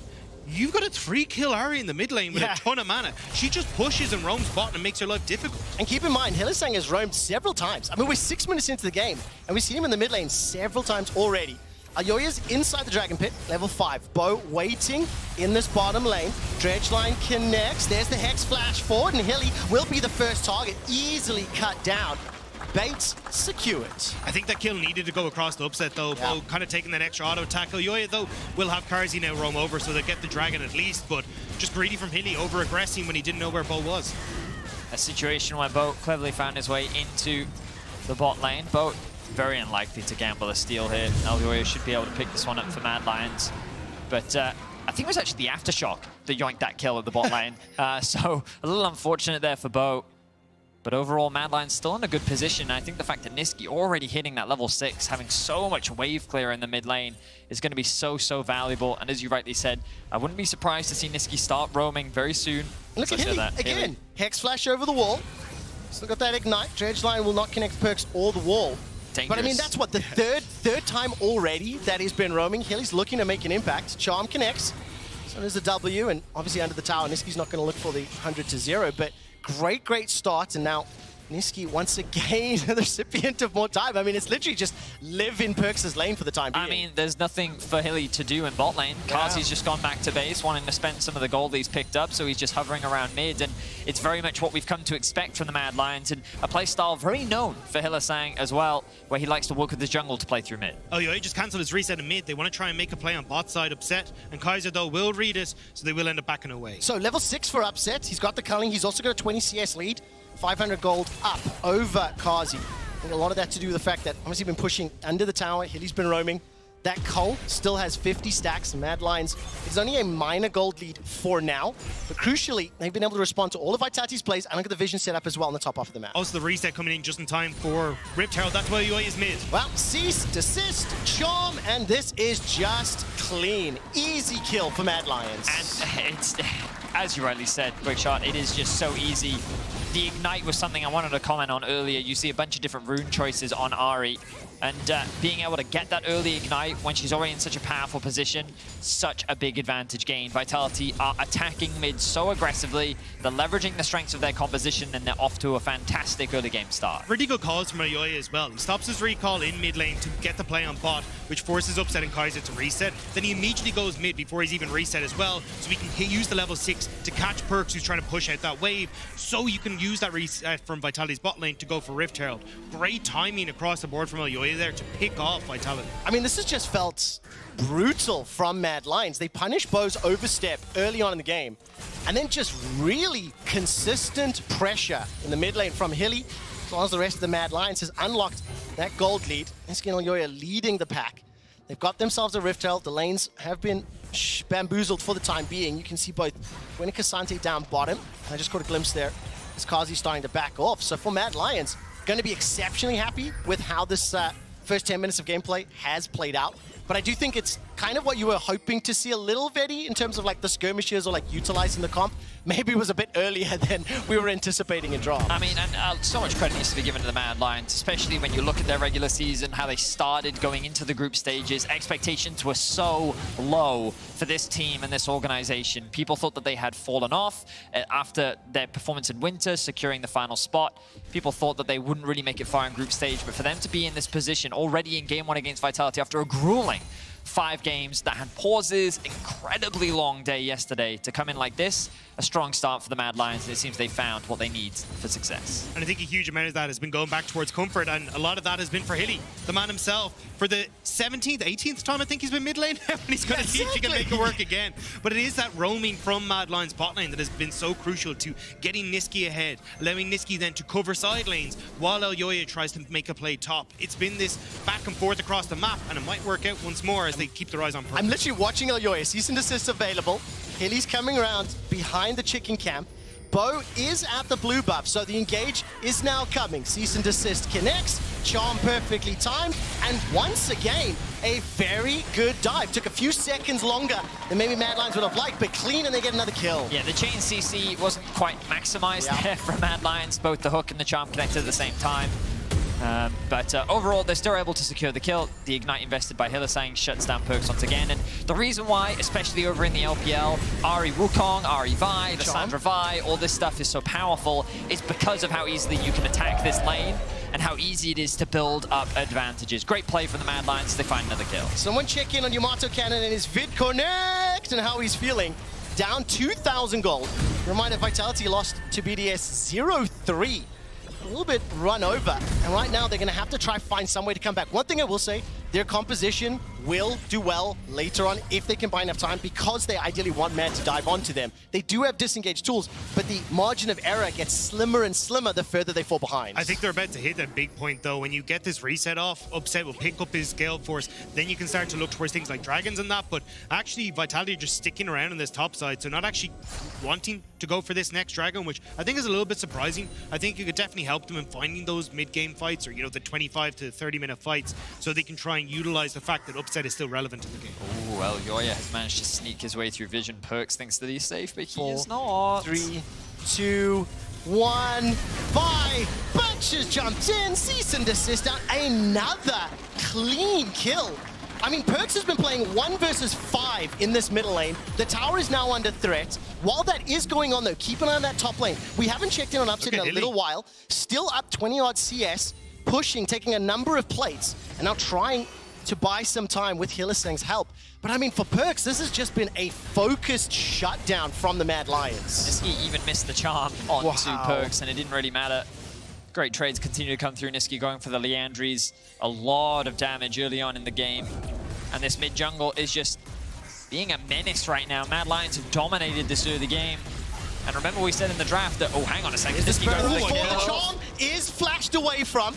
You're always going to use that next charge. Will just about get rooted up, but support is there, and the Dragon was started. So Bo almost taken out in his own jungle. The Dragon will be secured a little later than maybe we were hoping for, but it's the second one down, 6 kills to 2, and Mad Lions in absolute control. And the thing is, Mad Lions have been doing such a good job of keeping vision in their favor so they can continue to make these plays. They see Photon on bot, they have a ton of vision that has just died in that bottom side jungle, so they knew they were safe to make that play. Now they're getting the Dragon. They're going to try and go on to JC, but he's just going to back away. And even look at where the AD carry Karzi is positioned as well. He's going to be happy to clear out these waves in mid and just try and get some solo XP for himself.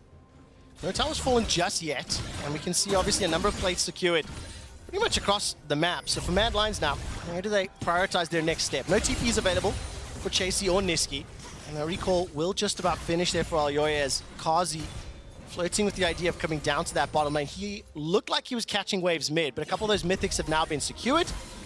Mad Lions sitting very comfortable. Performance still the next Dragon. No real waves to push just yet.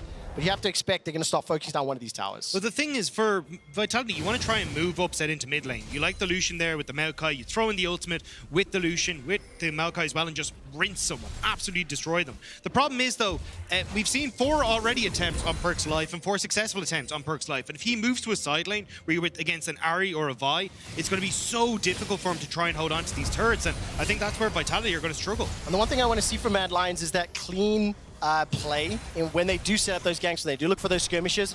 We have seen a couple of small missteps or falters from Mad Lions throughout all of their games, to be fair. And Vitality do have the tools to punish. So if Mad Lions continue to execute well, I think they can maintain control of the game. Looked like there was a potential attempt in mid lane there as Alyoya is waiting the chickens, but not going to go for it. Instead, you're not going to step into the river here. Looking for the second Rift Herald. Do Vitality want to contest? Upset dashes onto Karzi. Looking at the river, doesn't look like they'll be there in time, but maybe they just might, Declan. No TP on Photon means they gotta wait for him to arrive, and it's taking a long out while. Mad should be able to finish this off, but Vitality, can they take the fight after? Well, Sapling Toss comes out. Nature's Grasp is dropped. Karzi, Gale forces away. Culling starts to hammer down. Hylissang drops. Bo gets the kill and loses his life to Niski. Now Photon's looking to chase. Perkz goes for the Petrifying Gaze. Manages to lock down 2. A long-range cease and desist. The feathers fly, and Vitality are wrecked. They are running for their lives, and despite a hero effort from Perkz, it's too little. It's Mad Lions looking for the ace. One more auto from Niski will find Photon and shut down Vitality. What started off so well went so badly so quickly. 7, 1, and 4 for Niski Zari. 100% kill participation. And he closes this fight up beautifully. So the engage looks promising, but Karzi split off on the side, and you think that initially that's good as Hylissang drops, but now your front line disappears. Karzi's left untouched, and while the engage looks great from Perkz, a very fast stopwatch from Niski, and a great ultimate from Alyoya forces the damage roll upset back. And look at this ultimate from Karzi. He got so much damage down with the ulti combined with the feathers combo that with Vitality being funneled into this choke point, they got completely torn apart. Fantastic reactions from the mid-jungle from Mad Lions once again as they walk away the victors. Look at the coaching staff over the moon. I mean, when Karzi got zoned away, I was initially very trepidatious for the fight, but as Vitality retreated, the Feather Storm was absolutely fantastic. So Mad Lions extend that lead even further now. 4,500 gold, 11 kills to 4. They've got their first turret as well. And with 1.5 minutes until the next Dragon, Mad Lions have got all the tools they need. And the thing that's really good about their comp is they will be able to single out targets wherever they apply pressure, so there's not going to be a lot of time for Vitality to respond. And that's why at the moment Vitality are trying to see if they can catch that window where no one's on bot to collapse in mid, but they're not really getting an opportunity. But with mid tower down now for Vitality, Mad just get to push mid, then they can roam to sides, and this is a pause-filled weekend, it would turn out. When we have more information, of course, we will share. I can see that the pause has come from Vitality's side, but again, right now we don't have a lot of information. But wow, what a great start for the Mad Lions. One of the reasons why I think Vitality fell short against BDS was that they came into that series with a very skirmish-heavy mindset, right? They consistently drafted the Wukong with things like the Ahri, and they wanted to fight you, and the mid-jungle was very strong, and it was all about finding great 2v2s, 3v3s, and dominating in the early game, and BDS never gave them any windows. They were like, we're only going to fight, we're only going to punish your mistakes, we're going to take it very slow, we're going to calm down. And then coming into today, Vitality's like, okay, maybe that's the meta. We have a strong bot side of the map. We have a lane that we can play through, but we're going to try and slow the game down. But they don't slow the game down. They still play the way that they've always played, except for the composition that ideally wants to slow down a little bit more. And Mad were quick to punish. And I think especially off that first invade, that was just a massive mistake from Vitality. Massive. The fact that you can't actually now use Bow to play around bot side. We've had these 2-item spikes coming through for the Lucian Nami for the past 3-4 minutes, and we haven't seen them got to utilize it at all, because one, the way the team fights have been set up, but two, they don't have control of the map for Maokai to just get to mid, to work around them, to do anything with this Lucian Nami. So very quickly, I am hearing from League officials that Upset has reported FPS issues, and while the League officials are investigating, we'll have a couple of minutes to talk. I think I want to go back to what you guys were saying about specifically how BDS were able to beat Vitality last week, and how I was a little nervous about Mad Lions and whether or not they'd be able to play cleanly enough or perform those proactive plays without opening windows for punishment. And so far this game, it has been brutal. You can be very nitpicky in some of the CC has landed, but ultimately it's been great. And I'm going to give a little bit of results-based analysis here. Is this the best Ahri we've seen all spring? Now again, results-based, okay? He's been kept. Yes, I understand what I'm doing. I understand what I'm doing. The reason I wanted to just bring it up is like Ahri as a champion, I think is 2-9 throughout spring. Niski particularly is 1-2. Now, it's not the champion. He's been gang fought. They played around him. I think Niski's really good at eating spoons of food. Yeah. But I think that's actually the really interesting part, because when you look at like game 1 yesterday for Mad with the Lissandra and the Lee Sin, we didn't get to see Elyoya and Niski really working together. They did try. They did try, but it didn't really work out, right? Yeah. And I think this is a big difference maker here. We can see, okay, well, we got this early player in the Ahri. Now we can just hammer this lead home and make sure that Vitality aren't able to play the game. It's such a nice moment to actually see these two guys working well together. And I'll tell you something now as well. Hylissang's Nautilus has been so influential this game. I think the Lucian Nami being locked in early immediately tells you how that lane's going to play. And Mad Lions like, we know what to do. We don't care. Sack the lane. Let Kazi drop 20 CS behind, because if he can spoon feed Niski in the mid lane, that's what's going to buy enough time for Kazi to have impact later. I do see the players starting their ready check, so with a little bit of luck, we'll be jumping back into game in a moment or two. But I do think it'll be an interesting question for looking ahead in the series.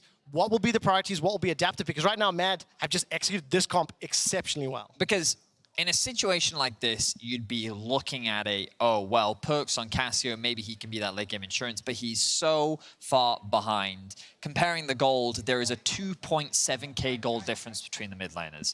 Like, you would need a bunch of shutdowns, you would need a miracle fight to really get Perks involved in this game again, and it's just going to be a matter of Mad maintaining the pressure.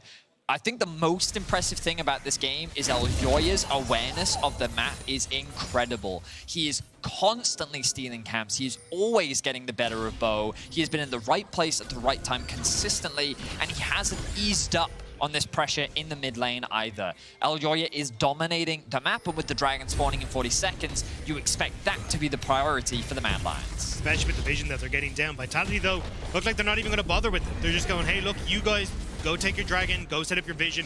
We're just going to try and put pressure elsewhere in the map. And this is something that we got to see Vitality do a lot back in the winter split, but when there's a Rift Herald on the opposite side, it's not exactly the best of trades, because now Mad Lions will get to push on towards the tier 2 against the Maokai, but we'll just back away. Silver lining. Bounty on that top tower. Don't worry about it. Look at that second shot. It's 10 seconds until the dragon spawns. This will be the third of the game here for Mad Lions. Vitality starting to congregate. Teleport's not available for Perks, and I don't really know if they want to look for this fight. Mad Lions have got enough vision, and Look, Perk's still making his way down. I don't think you can fight this as Vitality. Like, as you say, no TP for Cassiopeia, no vision control at all. Even Nisqy TP'd back into the mid lane to make sure that he could get mid push to deny Vitality even access through River. So this is going to be an easy pickup for Mad Lions. Third Dragon, and I mean, Hex Dragon as well for this squad is going to be painful for Vitality. So you expect the next objective that Mad play for is this top tier one. Now that they've invested so much on the bot side of the map, you expect them to then start transitioning all that to the top side. You can send Chasey down towards bot lane. He still has the TP to get involved in any exchanges. But again, you're constantly looking for the next objective. And while Elyoya, I think, is a little deep right now, he is kind of covering for his bot side of the map. They're actually kind of have their eyes set on this tier 2 in the bot lane. I was expecting them to reset, but they saw a window here, and they're hoping to grab this tower. Oh, Bo starting to step backwards. That's a flash forward from Hilly. Dredgeline comes up. Nature's Grasp flies forward. The tower's been secured. Here comes Nisqy and the rest of the Mad Lions. That's already the tower and a kill secured. Teleports coming forward, and Perk's already running for his life. Chasey continues to throw out those snips and needleworks, and Kazi gets another kill. 2 down, a third secured, and Mad Lions are on the inhibitor turret at 19 minutes. And just by the way, 18 stacks for Nisqy's Medjai Soul Stealer. Inhibitor secured. The Mad Lions are looking to make a statement. Incredible confidence from Mad. I thought that they would just play the map, take their time, play for the next easy objective, but they saw a small window, and Hilly, that was a typical Hilly play. That play could have gone horribly wrong. Every time. But the way in which Mad Lions followed that up, nothing but confidence. And it feels like that to see this team play with this level of confidence, you can see that that win yesterday meant so much to them. Vitality now on the offense. All right, Elyoya's going to Hexgate away. TP dropped by Photon, and there's no target. There's nothing to play for. There's no objectives. And the only thing Vitality can look forward to is farming supers. But look at the support. I didn't catch quite how close Elyoya and Nisqy were once Hilly engaged. It's also just the fact that no damage is really close by either. Perks is still trying to make his way to the fight. You don't have upset there either. So your main damage dealer is, well, Photon, your tank. So Mad Lions just get to collapse and easily clean this one up. And I appreciate after this that Vitality try to make a play with Photon because maybe they can get the Baron, but it's now Mad Lions who are on it, as you can see in the picture-in-picture. My eyes are a little bit. That is 18 stacks, right? Yeah. I was just looking at that. Nisqy it is picked a up silly number. The Medjai's right before the fight began. With the supers in the bottom lane, now Baron down to 3,000. Vitality will arrive just in time to watch it secured. Nature's Grasp is thrown out. Tidal Wave's available, and Hilly's going to be the first target. Knocked up. Aqua Prison to follow. Not enough damage. The Charm has connected, and Perks is taken out. Nisqy gets yet another. Bo will be felled. And despite what looked like a little bit of damage, it's Mad Lions once again closing. The Charm will connect, and Kaiser dropped to 200. Culling will at least send Mad away. The 20-second death time as Baron secured 10,000 gold lead. And this is all but over. Mad Lions definitely playing on the front foot and not giving Vitality a single moment to reply. Vitality just looked dizzy in that fight. Half the team was going in, half the team was going out, and they didn't know exactly what they wanted to achieve in Mad Lions. When you've got a composition like this that can so easily pick apart members that are separated, they do a fantastic job. Now with the Baron buff, they get to continue this siege and make life hella uncomfortable for Vitality. Crazy to see how confident Mad Lions are. And this fight, I mean, it's just a one-sided affair, isn't it? It's just a slaughter. Vitality are too late to the Baron to contest it. The hook comes through onto Hilly, and he's the primary target initially. He's able to get away with his life, though, and that charm onto Perks into the chain CC, he gets the ultimate off, but he's shut down so quickly that the rest of Vitality are forced to retreat. Let's not forget that Mad Lions were so close to being eliminated by Fnatic. Their Nexus was at a few HP. They could have been eliminated then and there. They may not have even made it to the best of fives. So to see them have this level of performance in the semi-finals, what a dominant performance from Matt. And of course, what they're playing for is a shot at MSI, as once again the engage comes out here on Perks. There should be another easy kill. My timing on that graphic was awful, but what they are playing for, because of the fact G2 were eliminated yesterday, G2 will be the second seed, and whichever team wins tomorrow's final will then represent EMEA at MSI as the first seed. And Mad Lions looking to go 1-0 up in this series, looking to silence a lot of the doubters. I know we have discussed this a fair amount, but this game has just been exceptional. They punished a decision from Bo early, and then frankly have not let up. We're 22 minutes in, and they have strangled every last available space to Vitality away. I would also say this also just looks uncomfortable for Vitality in, okay, well, we take the Cassiopeia mid when we got a ton of dive in mid. Photon on a tank? Upset's the only one that looks like he's uncomfort, and he's trying to make things work. Yeah, but the game has been lost around him, frankly. You know, his lane went fine, I guess, but Hilly departing and has had a larger impact elsewhere. I mean, it's still 100% kill participation there for LEO, but more importantly, if you look down the list, 207, 210, 307, like, it really has been a very coordinated team game. It certainly has. And perfect timing once again from Mad. They secured the top inhibitor. They don't overstay their welcome. They immediately move to the Dragon. They'll get themselves the soul, and what can they do next? Oh, move to mid lane. That's the last inhibitor that stands in their way. They're going to leave Elyoya to secure that by himself as they continue to push in these waves. Ideally, they want to sync up the side waves with the mid one so that they can get those crashing at about the same time. But this game feels done and dusted, and right now, Vitality, the best they can do is stall the game out for as long as possible with the hopes of making it annoying for Mad Lions. The worst thing you can be is in a winning position and then throw that away. So Vitality want to try and break the mental as much as they can of Mad Lions to better set themselves up for game 2. Of course, Mad Lions hoping that the 23-minute shellacking has had an impact on the mental of Vitality. 0-3 last Monday. Most likely going to lose this game. Well, Elyoya is suspicious. Figure out what's happening next. I mean, you're dead rushing against Hilly. Yeah. You know that this is coming. Don't be suspicious. Don't be suspicious. They were a little. And Vitality, I mean, they literally can't stand toe-to-toe. They need to find some magical CC or hope for Mad Lions to overstep. But Chasey, he's going to take the bottom inhibitor. Top is already down. Small engage comes up. But I mean, there's not a lot that Vitality can do in this situation, Betty, because in my mind, it has to be an overstep for Mad. Yep, pretty much. Vitality, they're fully on the defense. The Gwen will look to take the inhibitor bot. Kazi's chipping away at that mid-tier 1. And it's just a matter of time. Vitality will do what they can. Cullen comes through from upset. Good damage on a Niski. Mad Lions having one of the most dominant wins of spring for the organization. They will take third inhibitor now. Setting up for the Nexus. Charm connects once more onto Perks. Nature's Grasp by some time. The tidal wave knocks them up, but that's all it's done. It's bought sometime. Where's the engage? Where's the follow forward? Charm won't find its target, but Photon steps a little too far forward. Stays alive for a few seconds longer, able to make it back to the fountain. Still a 5-on-5 and waiting for those double supers to make their way into the base. Reminder, Mad Lions have got that soul. And they're just continuing the pressure. Upset! Not gonna find the kill. Somebody heal. Keeps Kazi up. And the Hexgate will send him to safety. Mad Lions content with the inhibitors. They looked for more, and they were fended away, but 13,000 gold lead. A minute to Baron. They can decide how they want to play this out. Do they go for Baron? Do they just wait for the double supers? Mad Lions have got a plethora of options. Yeah, at least Vitality do get to hold on to their base for a little bit longer, but it feels like you're only slowing down the inevitable, especially when you've now got all 3 inhibitors down. Super Creep's going to be piling in on top of you. And 30 seconds until Baron. Might just get to walk straight over towards that one and pick it up. This is where at least it was a nice attempt from Vitality, but unless they could basically get all 5 men into a big Perks ult, followed up by Bo, then upset raining down, that's the miracle. Don't even. What do you want to see Vitality do in game 2? Because this is a matter of time, and I think it's a challenging situation because that Maokai was first pick, the Lucian Nami to follow. And I mean, that spoon feeding of Niski has had a significant impact, but you do have to start thinking, okay, what do they change? Yeah, I think the big one for me is just actually going to a facilitator for Perks in the mid lane. You know Mad Lion style is going to be, hey, we're going to take something like an Ari, a Lissandra, an Annie, something, or a Gragas for Niski in the mid lane. We're going to end up leaning down to let Karzi kind of just chill out, unlock Hilly, and start playing around the map. So I think you need Perks to try and have a similar story. Same with Kaiser, right?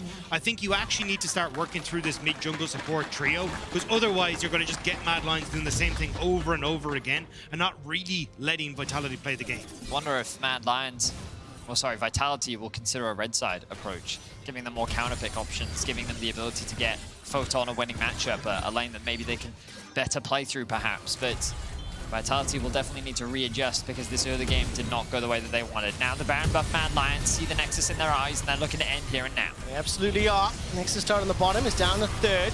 Kazi eats most of the culling and going to do significant amounts. Still has the flash available to him.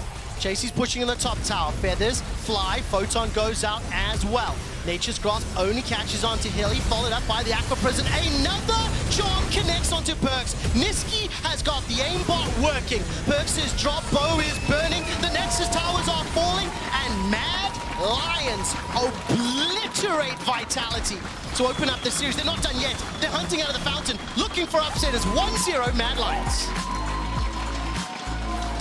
The triple kill for Niski at the end of it. Really wanted to hunt for the quadra, but big step up for Mad Lions. The playoffs has been so good for this squad. 13, 1, and 8, 100% kill participation, fully stacked Magi's, and the feed the Ahri strat worked exceptionally well. After one mistake in the jungle, then Hylissang and the rest of Mad Lions, they took over the game. There was no room for Vitality to come back. Yeah, I mean, this was just the mid-jungle show for the Mad Lions. This was the mid-jungle synergy that we were promised. We're seeing it delivered and to its full effect in this game. This is the real power of VIT Ahri. This is why globally it is such a powerful duo. And I think that's the beauty of Red Side, being able to save these picks, seeing the Ahri pick on 3 and then knowing that Vitality don't want to pick something like a Lissandra Maokai in the mid lane, meant that they had so much freedom and agency and a guaranteed winning 2v2 mid jungle. And I think that's the big one here, is that Vitality had options, right? As you say, go towards a Lissandra, maybe even go for something like a Sivir in the bot lane, nullify this Vi, nullify this Ahri, get yourself into a good spot, but refusing to, and then having Hilly roam everywhere, there was no stopping. The question is, what did Vitality do to bounce back? Before we find out that answer, we can head over to Shucks at the analyst desk.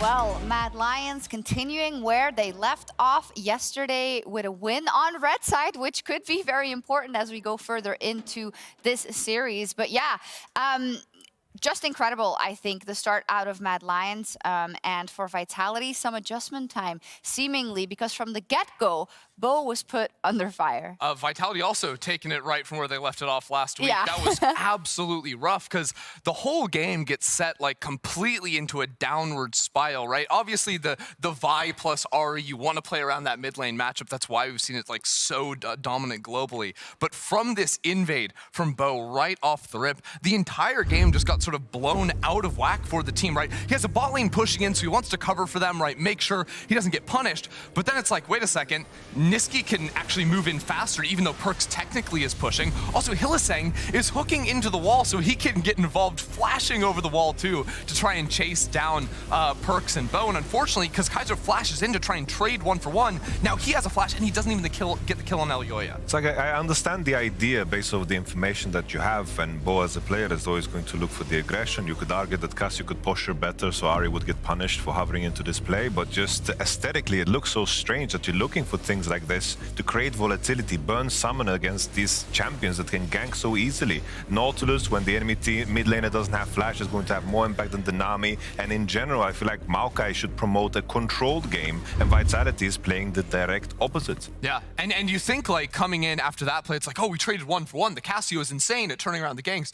But that was immediately after Perkz had teleported back into lane. Yes. Niski didn't have to use that, so yeah, it's a 1-for-1, but then Niski's TPing back in the lane with a lost chapter. Perkz has absolutely nothing. It would just blew open the entire match. Oh, it did. And EU Ahri is kind of doomed usually. In fact, 2 wins, 9 losses so far. And yesterday, Niski also lost on Ahri, but turned it around now. Got a little bit of help, though. That was the team plan, and GB's going to set it up for us.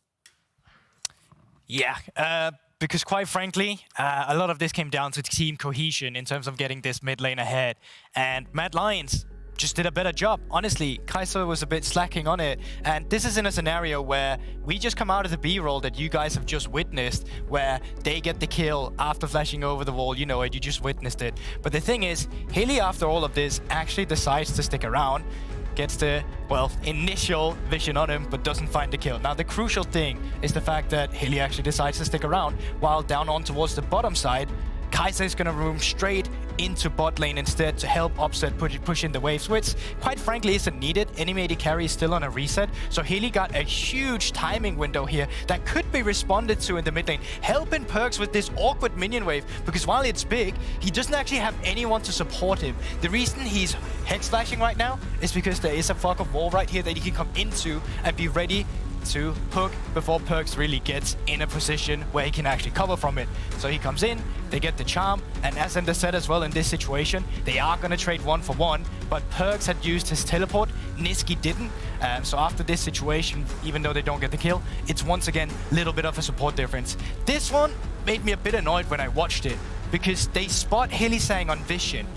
So they right now know that Perkz is going to be under attack, and they're still sticking around. The problem comes now where they're no longer facilitating them. They just hit a Scryer's Bloom which they would get vision of. You've seen it in your solo queue games. Enemy support, jungler hits the Scryer's Bloom, you know that they're there, but they don't react to it on Vitality. Actually, what they're going to do instead is that up towards Kaiser, he's going to move up towards the top side. Bo is going to go over and clear his blue buff and just leave Perks out to dry in this situation. And remember, they know someone's around here. They know they're playing into Vi, Ahri with this setup, but no one responds to it. Look at the minimap, what you got instead. Right now up towards the top side, once again just a bot lane pushing in, gaining nothing. Bo just taking camps, and no one's actually there to facilitate the mid lane or actually help covering from the ganks. It's a proactive Mad Lions, and it's a Vitality that, quite frankly, with team cohesion is a bit lacking. So that's one of the reasons why Mad Lions got ahead in the early game. So back to the analyst desk. Thanks. Getting nothing? My farm, Goldberg. But obviously, that's not going to help when that Ahri is just running crazy over the map. 100% kill participation. Yamato. Damn.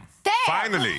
This champion has been dominated for so long in all the other regions, and I'm happy we got it in the 1-2-3. I was first surprised. Yo, they're picking Ahri instead of the Cannon or the Jace, but instead the Ahri delivered, and I think just snowballing over the fact that the Nautilus was supporting, the Vi was supporting. These are combos that we've seen dominate, and Niski delivered. Liked his itemization, liked his play, and his team fights later on too. Just squeaky clean. Yes, in terms of, we'll look at the draft at the end, actually. Let's first take a look at the Herald fight where Mad end up acing. Another nail in the coffin, of course. Yeah, and leading up into this, like, Mad Lions were already very far ahead, but this one, it just completely fell apart because they jump on Hylissang. That looks fine, but then on the side, watch how Karzi is able to move on forward. They're all in this tight choke here, going on to Nisku as the stopwatch. Then they're pushed back into these feathers. The AoE damage and lockdown as Niski pops out of the stopwatch too makes it very easy to follow through. Even though they lose their two primary engagers, it just doesn't matter. The backline went unthreatened because of the stopwatch, and then Karzi's pathing back in. They're just checking all the boxes. Draft gap, play gap, position gap, all of the good things that you want in the first opening game. I think just in terms of how Mad Lions converted their lead was so beautiful because they limited the risk, but they kept the spice that we know and love them for. Yeah, and Hilly was a bit of a madman, but I feel like if you don't have that, then why bother? Yeah. Why bother? Give us the Pikes, give us the Nautiluses, any day of the week. And just go in. Let's take a look at the pick order. Vitality chose blue, unsurprisingly. Something I heard in the green room when we were watching was, did Photon and Bo get demoted? It seems like it. It's like we heard these memes about Maokai, and Bo was tweeting about it, not wanting to pick it. And I think it kind of makes sense because he's the type of player that wants to put himself in a fight situation no matter what. He even did it this game, and it cost him so much because with Maokai, it just doesn't make a lot of sense. And then dropping 4-5 to pick the Lucian Nami, banning Jason Kennen on blue because the enemy team is going to be able to pick the top lane on 4 is something that is also something that you sacrifice when you pick the Lucian Nami. I expect them to change it up. Maybe they're going to look to first pick Vi, maybe they're going to look to pick their top side 2-3 and then drop bot and just cook something up, because after Zeri is out and Jinx is out and Rakan is out and Annie is out, I think that this is something that you need to be ready to do, because Lucian Nami just didn't give enough in terms of what the cost was to demote Photon to K'Sante and also pick them out. Yeah. You agree? Are they tunneling too much on the bot prio in draft? Oh, well, I think they're just frankly spooked after last week, right? Like banning the Jace and Kennen in the second phase, like not early picking that, because last week it was a completely different look for them. And I think that's a big problem if their read coming into the week is, oh, actually, we just can't play those champions on the top side of the map. Like, because I still think, like, even if you want to play a bot side focus game and you want to play tanks on top, Kennen is so strong that we should see that coming in sooner. Okay, let's see what happens in Mad Lions. They dismantled Vitality in Game 1 on their road to the Spring Finals. How will Vitality adapt for Game 2? We'll find out after the break. Cease and desist available. Hilly's coming around behind the chicken camp. Bo is at the blue buff, so the engage is now coming. Cease and desist connects, charm perfectly timed, and once again, a very good dive. But we can win, we can win. I can fight, I can fight. I will do, okay? I will do. You can if you want. Something. No, don't. Cassio flash, Cassio flash. I have stopwatch. Lucian, okay? Cassio. Okay, now? We can win. Okay, good. Time us. And Mad Lions obliterate Vitality to open up the series.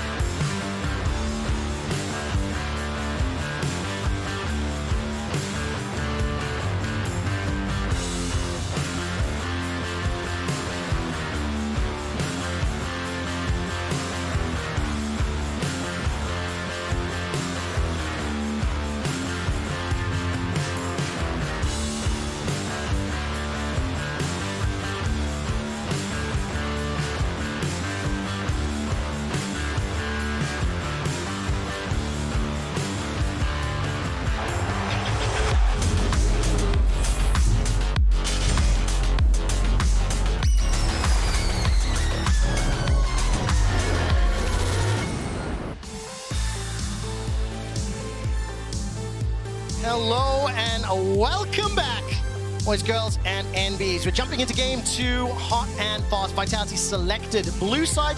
In game 1, they banned Gragas, Rakan, and Jinx. So far on the same path. VIT, what are you expecting to change, if anything? I don't want Maokai, personally. It's gonna be the salty run back. The concern I have for Vitality with blue side is right now I feel like that they don't have a huge amount of confidence in their blind picks. I want to see the Jace or Kennen first pick. Just do it. Yesterday, we saw Kennen win like every game. Like, Kennen is just really good.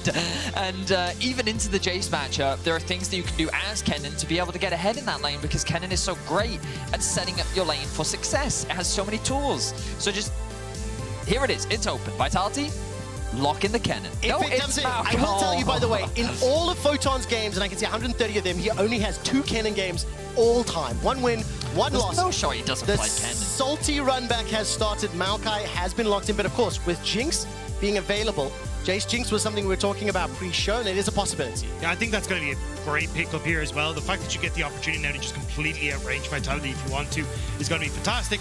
But they're actually just going to go straight for the Sejuani, and I think this is a bit of a call-out for Upset. Upset only has a 7% win rate on Jinx, and now it's a big question of do you go for it? But no, actually going to get the Rumble in the top lane instead. I was about to say Mad Lions are setting themselves up for a Sylas priority pick, especially into the Maokai. But to see Vitality highly prioritize the top side, that is where we're seeing that shift. They were hoping for the Jace priority last game. They didn't get it. This time, though, they have the Rumble answer, and they're going to be able to get their AD mid with the Tristana that was banned away from them last game. So it seems that Vitality a lot more confident and happy with what they've been able to get this time around. The Jinx going to be taken there. for Karzi in that bot side though, which means the Mad Lions more than likely going to ban away things like the Aphelios, maybe the Zaya here as well, the Lucian could be the other one, just to make sure that you're fully comfortable on that bot lane. And I mean, with Rakan already gone as well, there's not a huge amount that can really contest this Jinx now, but I'm curious to see what Vitality can do with this Rumble. We've seen it a lot from Shanji over in the LPL on OMG. He likes to play it hyper aggressive and then you just try and look for fights specifically around Rift Herald and that, and it feels like that's what Vitality's setting up for. Do you want to know how many games Photon has played a Rumble? Tell me. 1. It was a victory. This will be his second ever. And we'll see whether or not it's going to work out. Perks with that Tristana, most likely going to the mid lane. Cassiopeia has been removed from the pool. One more ban here from Mad Lions. And the question we are definitely going to have is, what's the answer to Jinx? Jinx has been one of the surprise hits so far throughout playoffs. I'm saying we'll have to try find something into it. Zaya has now been removed as well. So Mad Lions, will they be locking in as Bronze been banned? I think you need to take the Thresh here because otherwise you end up with the opportunity for Upset and Kaiser to go for Aphelios Thresh, which I imagine Aphelios is probably going to be the answer. And either way, you could probably go with maybe the Lulu there for Kaiser, but it still leaves Vitality in a similar spot to what we saw, I mean, a lot of times, honestly, from the drafts, which is so little engaged. They might, I agree with you, Thresh probably makes sense, but they also might go Silas and then look to counterpick support is the other thing they might consider. And that's what they're going to do. Yep. When you have Sejuani, it's a big indicator that you're looking at a Silas pick, especially for Niski. I think it's great into Maokai. You also have the Rumble Ultimate that you can look to steal away. The Aphelios response, as you talked about, Upset is one of the players in Europe that we know can play it. Wouldn't be surprised to see... Oh, hang on a second. He's shifting his priorities around, just flexing possible AD carries, but the Aphelios will be the lock. Yeah, because what I was curious to see from Mad Lions is if they go, I know you end up with the melee mid matchup, but there is the opportunity to take something like a Cassiopeia, you play from range with Jace and the Jinx, and then you can go for something like the Thresh or the Tahm Kench to keep this composition safe. You've decent engage with the Sejuani, you've great disengage as well with her and the Cassiopeia, but they are going to instead just look to try and use that early skirmishes and play for the level or the 8-minute mark, because right now the amount of damage that is coming in at the top side from both sides of the equation is absolutely insane. Well, last second pivot there to the Renata. So Dagda, when you zoom out and look at these two compositions, you mentioned already, top half of the map is going to be crazy. You've obviously got heavy scaling from those bot laners as well. What do you make of the adaptations? Do you favor either of these drafts? So I like the Nautilus coming through because, as we already said, I think Vitality needed more engaged tools. This will set them up very nicely for when they can try and play around some of these Rift Heralds on the top side, play for the level 6 off of Photon and Bo. The only thing that I'm kind of concerned about is when you look across Mad Lions with the Renata pivot, everything that Vitality does is jump in, play around the lockup from Maokai, play around the Rumble Equalizer, like trying to play around the Kaiser. Renata does fantastic into that, not only in lane, but also when you get to the later stages. And especially if you can try and keep someone like a Silas alive so he can get the resets and fights, that is absolutely terrifying for that squad. I have many thoughts. I have many thoughts. Please share them with us. Well, if only you had a platform to do so. I know. I was more like, where do I start? You got to run out of time, so you got to go quick. Yeah, so I think the biggest thing is how safe do I believe Karzi is? Right? Because I think that with the Renata, I would have preferred the Tahm Kench. I understand why they've gone for the Renata, so they have a slightly stronger lane, 2 versus 2. But as long as Karzi lives, Mad will always be able to win out on fights. And that, for me, is the biggest concern. We'll see if these adaptations are enough for Vitality. We're getting ready for Game 2, so without further ado, let's jump in.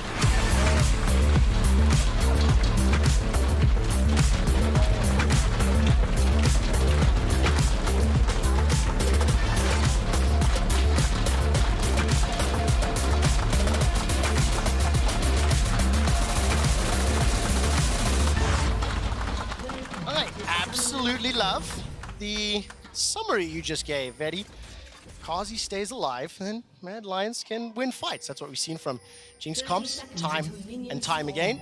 It's a situation where when you look at Vitality's comp, especially when you have 280 carries, you think, oh, front to back. Oh, there's pause. Pause has come out from Vitality's side. Once we have more information, we will be able to share it with you. I think there's a bit confusion about whether or not they're playing ARAM. Perks spent so much time in the mid lane surrounded by Mad Lions. That is a very clear joke for everyone. One quick thing, while we do have a pause, I'll get an update to you in a moment or two. But I asked our stats team to take a look at the all-time head-to-head between Perks and Niski, and including Game 1. Perks is 14-7 up over Niski individually. And the only reason I do like to look at that historically, I think Niski in 2023 is starting to write a new chapter, a new story on his particular impact and influence on the game and his team. was a crucial, crucial part of their winter success. He was spoon-fed every single kill in game 1, and now he's in a champion that is one of his more signature ones as well. Well, what's really interesting about Nisqy, and I can tell you that this is very much shared in terms of like fan sentiment, is that like he is the benchmark for top EU mids. If you have to kind of go past him if you want to be considered one of the best in Europe, because when you look across his history, even back in the days when he was on, I believe it was Splice, when he was coached by Yamato. I think it was the Casio and the like he's always been a mid laner that's existed around the top of Europe, right? He's always been there. Sometimes he struggled to break into the top 2. There have been splits where he is top 2, but then the fan sentiment is always, if Nisqy is our strongest mids, then we're concerned internationally, because that is where Nisqy as a player has really failed to leave a significant impact. And I think that's the only thing that's really missing for him and his career. And of course, now that Mad's destiny is in their own hands, if they could win a split off the back of Nisqy and Elyoya's great jungle mid synergy, that is going to be tested once again. And that is what, to many, will be the immediate thing that's put under scrutiny for Nisqy in particular. I mean, even for Nisqy, the fact he hasn't got an EMEA title yet. I mean, got one over with Cloud9, right, in NA, but to actually be able to pick a title up for himself in his own region will be absolutely fantastic. And then seeing if he can make it on to MSI and kind of prove a lot of the doubts wrong. Yeah, I mean, fell short obviously in winter. Needs to pick up 2 more wins here today to face off against BDS, and Nisqy will be the man stepping forward into the middle. All right, welcome back. Game 2, 2 minutes in. No shenanigans early on. And I want to keep a close eye on that top half of the map and see whether or not these high damage duos start to get off a strong start. So, Dagda, obviously you're a core member of the LEC talent team, but we still think of you very highly as an LPL expert. Well, I was thinking of the LPL expert. So, Shanji's Rumble.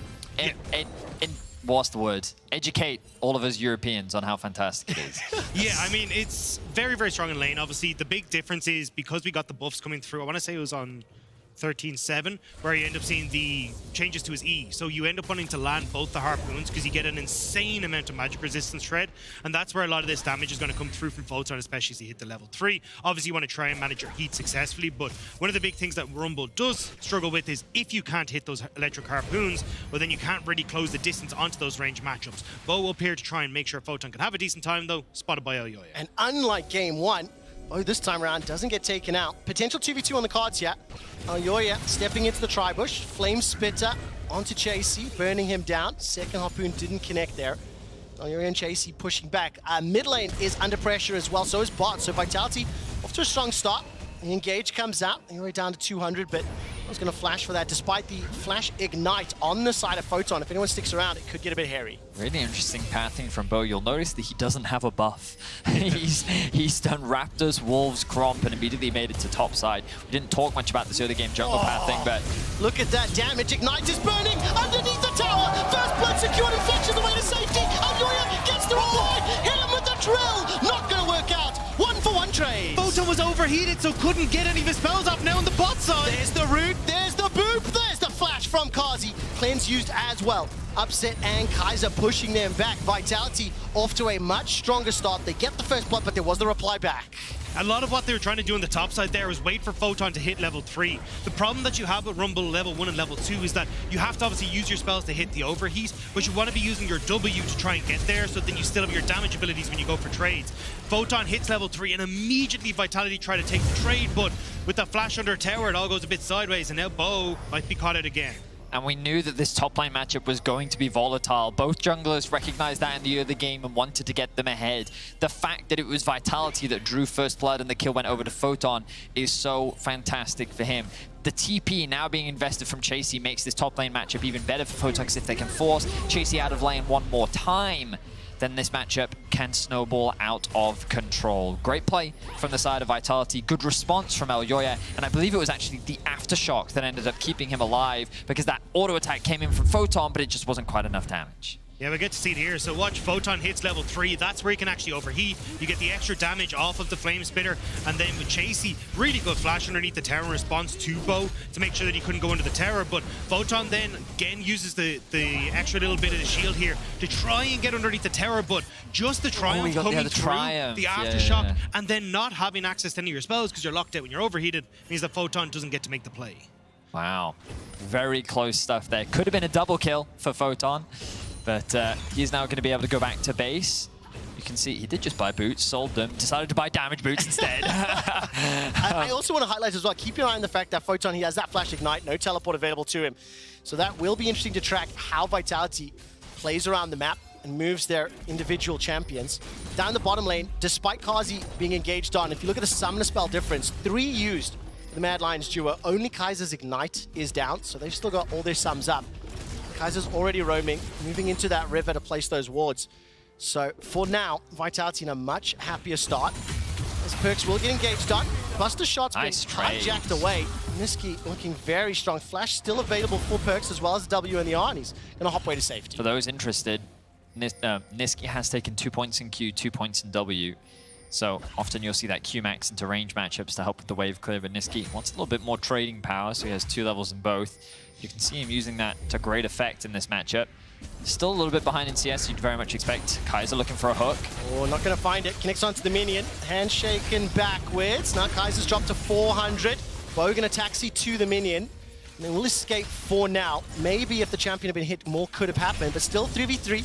The mid lane is under pressure, no further engaged just yet. So, Observer team, if we can get that tri-lane view again, it would be great to look at. As you can see, the Vitality are really pushing everywhere right now. They have push in the top lane, they have push in the mid lane, and the main place that Bo needed to be was covering for bots. Just, this is one of the biggest differences that we're seeing from game 1. Vitality have pressure all across the map, and Bo is in the right place at the right time. He was covering for top in the early game, he's now covering for bot at about 6 minutes in the game.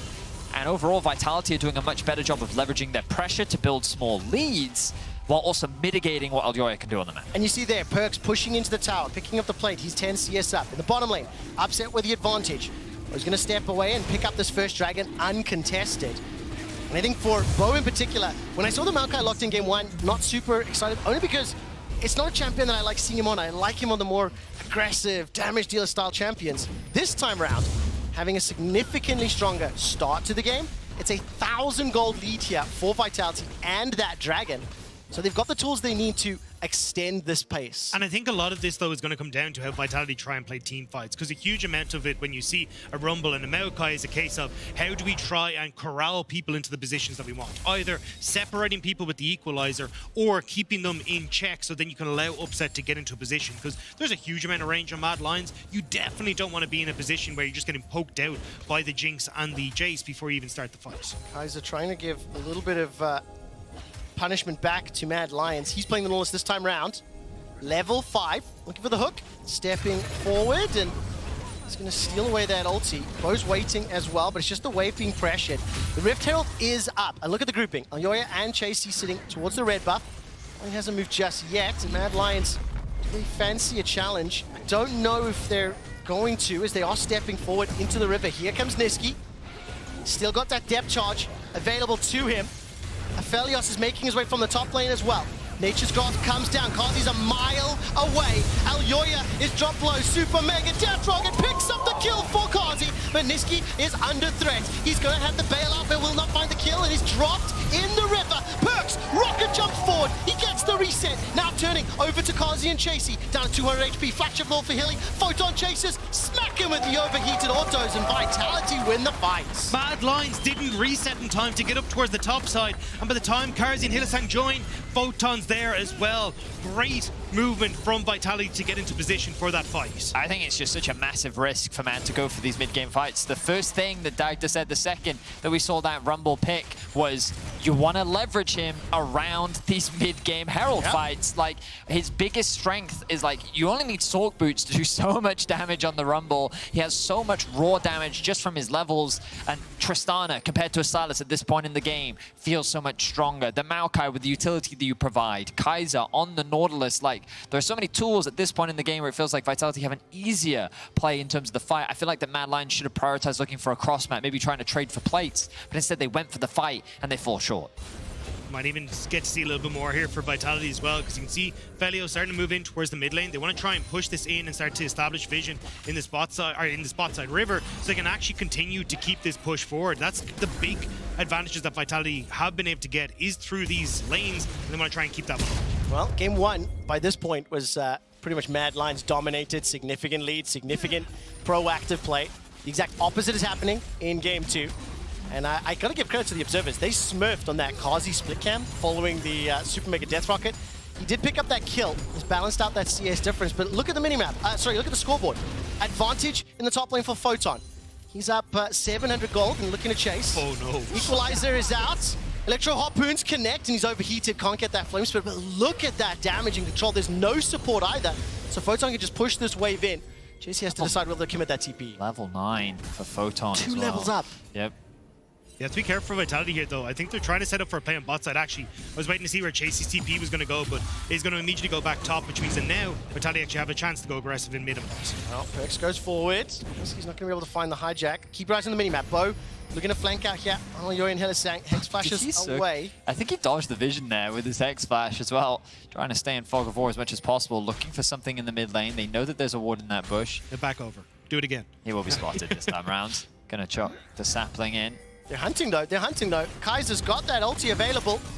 Nature's Grasp starts to fly. Dredgeline won't find its target. Kelly buys some time with a hostile takeover. Will it be enough? Kaiser's already down. Kazi now pushed away a little bit. Upset is low on mana. White Blue Gun's running for his life. Rift Herald was dropped as well. That will charge and Bo will be taken out. Kazi 2-0-1 right now. Fantastic response from Mad Lions. Just very patient play. Hellesang sidestep, but Photon now looking for a fight with Chasey. Should be able to get away though. But huge credit to the Mad Lions. Like they saw exactly what Vitality was trying to do and they shut that down. Really well played, and it's the fact that you could barely see Oyoya try and sneak past that ult on to Upset, but doesn't get it, doesn't matter, they still get the kill. A lot of trading back and forth in this mid lane, but I'm actually most worried about top. Photon's ultimate is about to come back off cooldown. You've Ignite there as well. You can see Chasey immediately have to give up all control over that top side. just being a nuisance in that bottom as he often is, just trying to screw up with that reset as Perks secured his third play of the game, 1.4k gold lead. Of course, that's the biggest thing to take away. Even though that bot lane play didn't go that well for Vitality, and by that well, I mean it went really, really bad. They still have a 2k gold lead, and that's because of their solo laners. Photon and Perks are in such a great position with the advantages that they've been able to build. And for Vitality, that's exactly what you wanted to see. We saw the Rumble being locked in early on in the draft in the Tristana, and they've been able to activate it exceptionally well. With the control that they've had in the lanes, now they're going to start off their second dragon as well. And I will just take a quick second. I just want to highlight just Kazi throughout the course of the bracket stage. This is excluding game number 1. But in terms of 80 carries and impact for the team, 70% kill participation, 34% of his team's damage. Keep in mind, Niski has got a couple of those Gragas games under his belt, so they'll have a little bit of impact on it. But he may be called to action in this game because of the fact this Jinx will be so crucial in those team fights. And that's the thing, Karzi kind of gets left on his own so Hilly can go and roam around the map, but it's that late game fight where Karzi pops off and manages to make his name known. May not want to get involved in this fight, to be perfectly honest with. Vitality already having control over here. Photon missing on the map as well. He's in mid and could easily show up to this when Chasey can't. Dagda, do you think they want this fight? The last time Mad picked the fight at Herald, it didn't go well. Please don't. You don't know where Rumble is. You'll show him mid-wave now. They try for the steal, and I think Mad should just back away. And they do that. Super Mega Death Rocket was thrown out. I think crucially here for Chasey, left alone in the top lane, so he's pushed that wave in. I think he's got himself a couple plates as well. Look at Oyoya. Picture in picture. Glacial Prison is going to be dashed away from thanks to the Gale Force. Handshake backwards. Upset firing with red-purple. Hostile takeover goes out and Upset survives with his life. Clean's buying so much and Oyoya unable to find more. Upset does about everything that he can there to escape with his life, throwing out the ultimate with the red gun just to be able to get some life back after Mad threw everything and the kitchen sink to try and secure that kill. Now though, Vitality, they're going to re-aggress. Mad Lions, they have to retreat. Nyan catches onto Hilly. Dredgeline backwards, another kill, Upset securing it. And I understand what Mad were trying to do. You look at the timer for Rift Herald, it's like, look, make a play, bot, kill Upset, we get control over top side, let's do it, slow down this game. But the problem is, they don't make it work. Now Vitality get the turnaround, and now Vitality get to move up towards this objective as well. They still have the big ultimate for Photon, they still have Perks' ultimate, whereas when you look at all the flashes and those big ults that were burned for Mad, they're still going to be waiting a little bit of time before they come back up and available. Perks will be able to take out the first tower of the game here. 15 minutes in. Mad Lions will at least get their hands on the second Rift Herald, but you see a number of those mythics secured. Now for Vitality, they've got the tools, they've got the initiation, they've got the itemization to take advantage of this mid-game power that the Rumble Tristana Marca is going to have. Right now, Yoya is going to be able to challenge at least that skill. I think he ended up losing it at the end of the day. For Mad Lions, defensive game, got to play a little bit more cautious because every time that they did attempt to challenge earlier, they were punished by Vitality. I would say that Vitality are spiking incredibly hard right now. With the Night Harvester finished for Photon, with the Kraken Slayer done for Perks, Gale Force, Upset's had it for a while, but the BF Sword on top of that and the Pickaxe as well. Like, Vitality's just in a really commanding position, and this is where Mad need to be very careful about how they play the next few moments, because Vitality can blow open this game. There's 4 members of Vitality in the top lane. X-Flash over, the Krugs helping body block just a little. Glacial Prison flown out, and I actually really think those Krugs may have saved Mad Lion's life. The tower was secured, however, and Niski is left alone in the bottom lane. And I will just remind everybody, as we start to see these teams grouping up, keep your eyes on Kazi. No flash for a few minutes, got the cleanse. Crucially, if he's able to survive and keep distance, once that burst comes down from the Rumble and the Trist, Kazi can clean up, but it is going to be so hard. The team's down 3k. It's also a little bit behind as far as the damage is concerned. Yeah, the big question mark, though, is how can Mad Lions try and play at these side lanes so then they don't have to try and fight against Vitality. It's very hard when you're put behind like this, but they do have double TP available, whereas you're only looking at the one per perk. So maybe there's opportunities for Mad Lions to try and make plays off sides, like pick off Photon or Perks before they get to these big fights. And we kind of saw the attempt at it from Mad Lions just before Rift Herald, but if that goes a bit more successfully, maybe that's their way to slow down the pace of this game. I mean, let's talk a little bit about Chasey. I mean, his Jace, he's played it a few times, and in terms of his impact on the team's success or playing out, I think you can debate some of that. But this game, he has been able to stay within touching distance of Photon. How is he going to be playing now on the defensive foot, knowing it's going to be so hard if anyone jumps on him? Yeah, at least having the Gore Drinker doesn't make that a little bit easier, because when you look at Vitality, very short range, you're probably going to get a lot of value out of the Gore Drinker. The big thing, though, is that you're going to be seen to, if you can try and set up for Mad with Poke, to try and poke down members of Vitality, you're not really getting vision control or getting set up properly in your lanes to try and make that one happen, which is why Mad are trying to brute force mid. And look, there's not enough time. I mean, Chasey's going to arrive, but the fight's begun. Ridgeline connects, and that's already going to be a kill. Helisang will be drop support for support. Elyoy stepping back. Chasey remains untouched. Cards now being focused by Upset. Photon by some time going golden. Perks and Upset continue to turn around, though. Chasey's firing shock blast after shock blast. 1 for 1, but there hasn't been enough damage just yet. Now Elyoy being burned down. Perks looking for that reset, looking for the W, and the threat is still there. This is where it's dangerous for Vitality. Mad still have that range. There's no engage tools left, so Mad going to see if they can continue to poke down Vitality. It's important to recognize that Bo has chosen not to reset yet, staying in the bot river, relatively healthy, and the dragon spawns in about 25 seconds. Elyoy, though, quickly going back to base, means that he can restock on a few wards, also get some of his health back. Unfortunately for Mad Lions, in that last skirmish, they weren't able to time the Zhonya's correctly for Photon. Could have been another kill, with the dragon 10 seconds away. The big contest is over the mid push. Herald as well, being dropped now. 5 seconds for that dragon. Equalizes up in 5 seconds, in 4 seconds. Perks goes up, the hijacked equalizer is dropped down from Niski. Nobody's down just yet. The pop comes out, the boop goes forward. Perks is running for his life. The tower still stands. The dragon is up. Perks can teleport in. How quickly can Mad secure the objective? I mean, they don't have a huge amount of damage. You've even got the reset coming through from Niski to try and come back in. It's stopped by Vitality, though. 6,000 HP on the dragon. Teleport coming out. Niski hops into the pit. The Nature's Graph locks down Hilly. That Photon is throwing out the equalizer. He gets the kill. The dragon pit is still now under control by Vitality. That Perks gets another. Reset through the W. Looking for Hilly. Finds the slow, finds the autos, finds another kill. And Vitality crush in the dragon pits. Vitality win another fight. They won the one at Herald earlier, and they were able to come out on top this time round.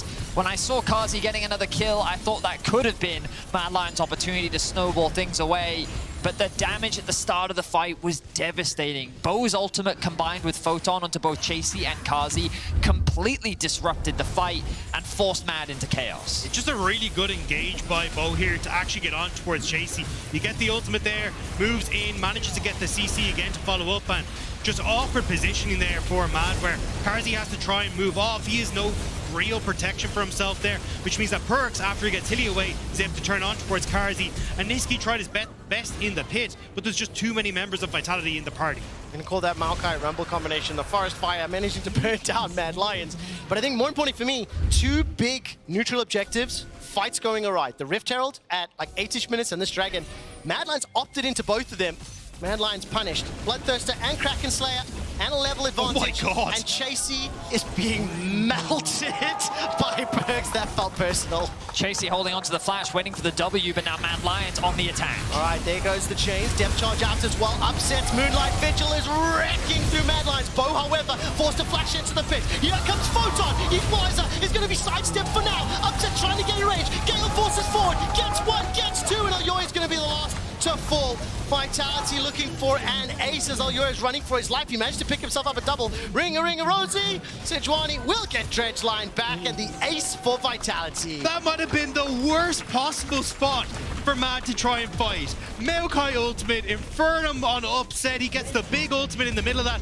And even though Photon completely whiffed with the equalizer, it didn't matter. It's just taking pop shots at everyone who's lined up neatly for Vitality. And Vitality, we talked about it in the draft, how they wanted to play this front-to-back teamfight composition, and they continue to play it well. Mad see a window where they can force something with Perks no end of the fight. They get perhaps a 4 versus 3, but Rumble is able to quickly collapse as Bo and Kaiser buy a huge amount of time. Look at the chain CC, the Infernum landing onto 2. Bo is able to flash away to safety, but then Photon splits up the team fight, draws the attention of 3, chips away Hylissang, and Upset's able to clean up the fight. A little surprised at that second kill hit from Ayoy at the end, but for Upset, 5-0-4. For Perks, 4-0-5. And crucially, every single fight that Vitality have been involved in has gone their way. So they are now up 6,000 gold. 2 minutes till the next Dragon. Baron has spawned.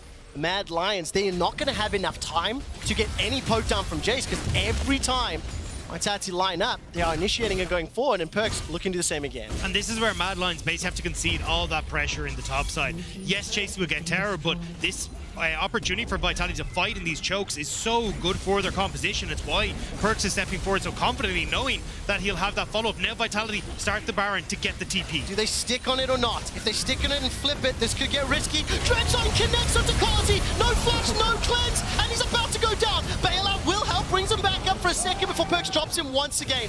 Bo has stuck inside the Baron pit. It ends up being a 1-for-1.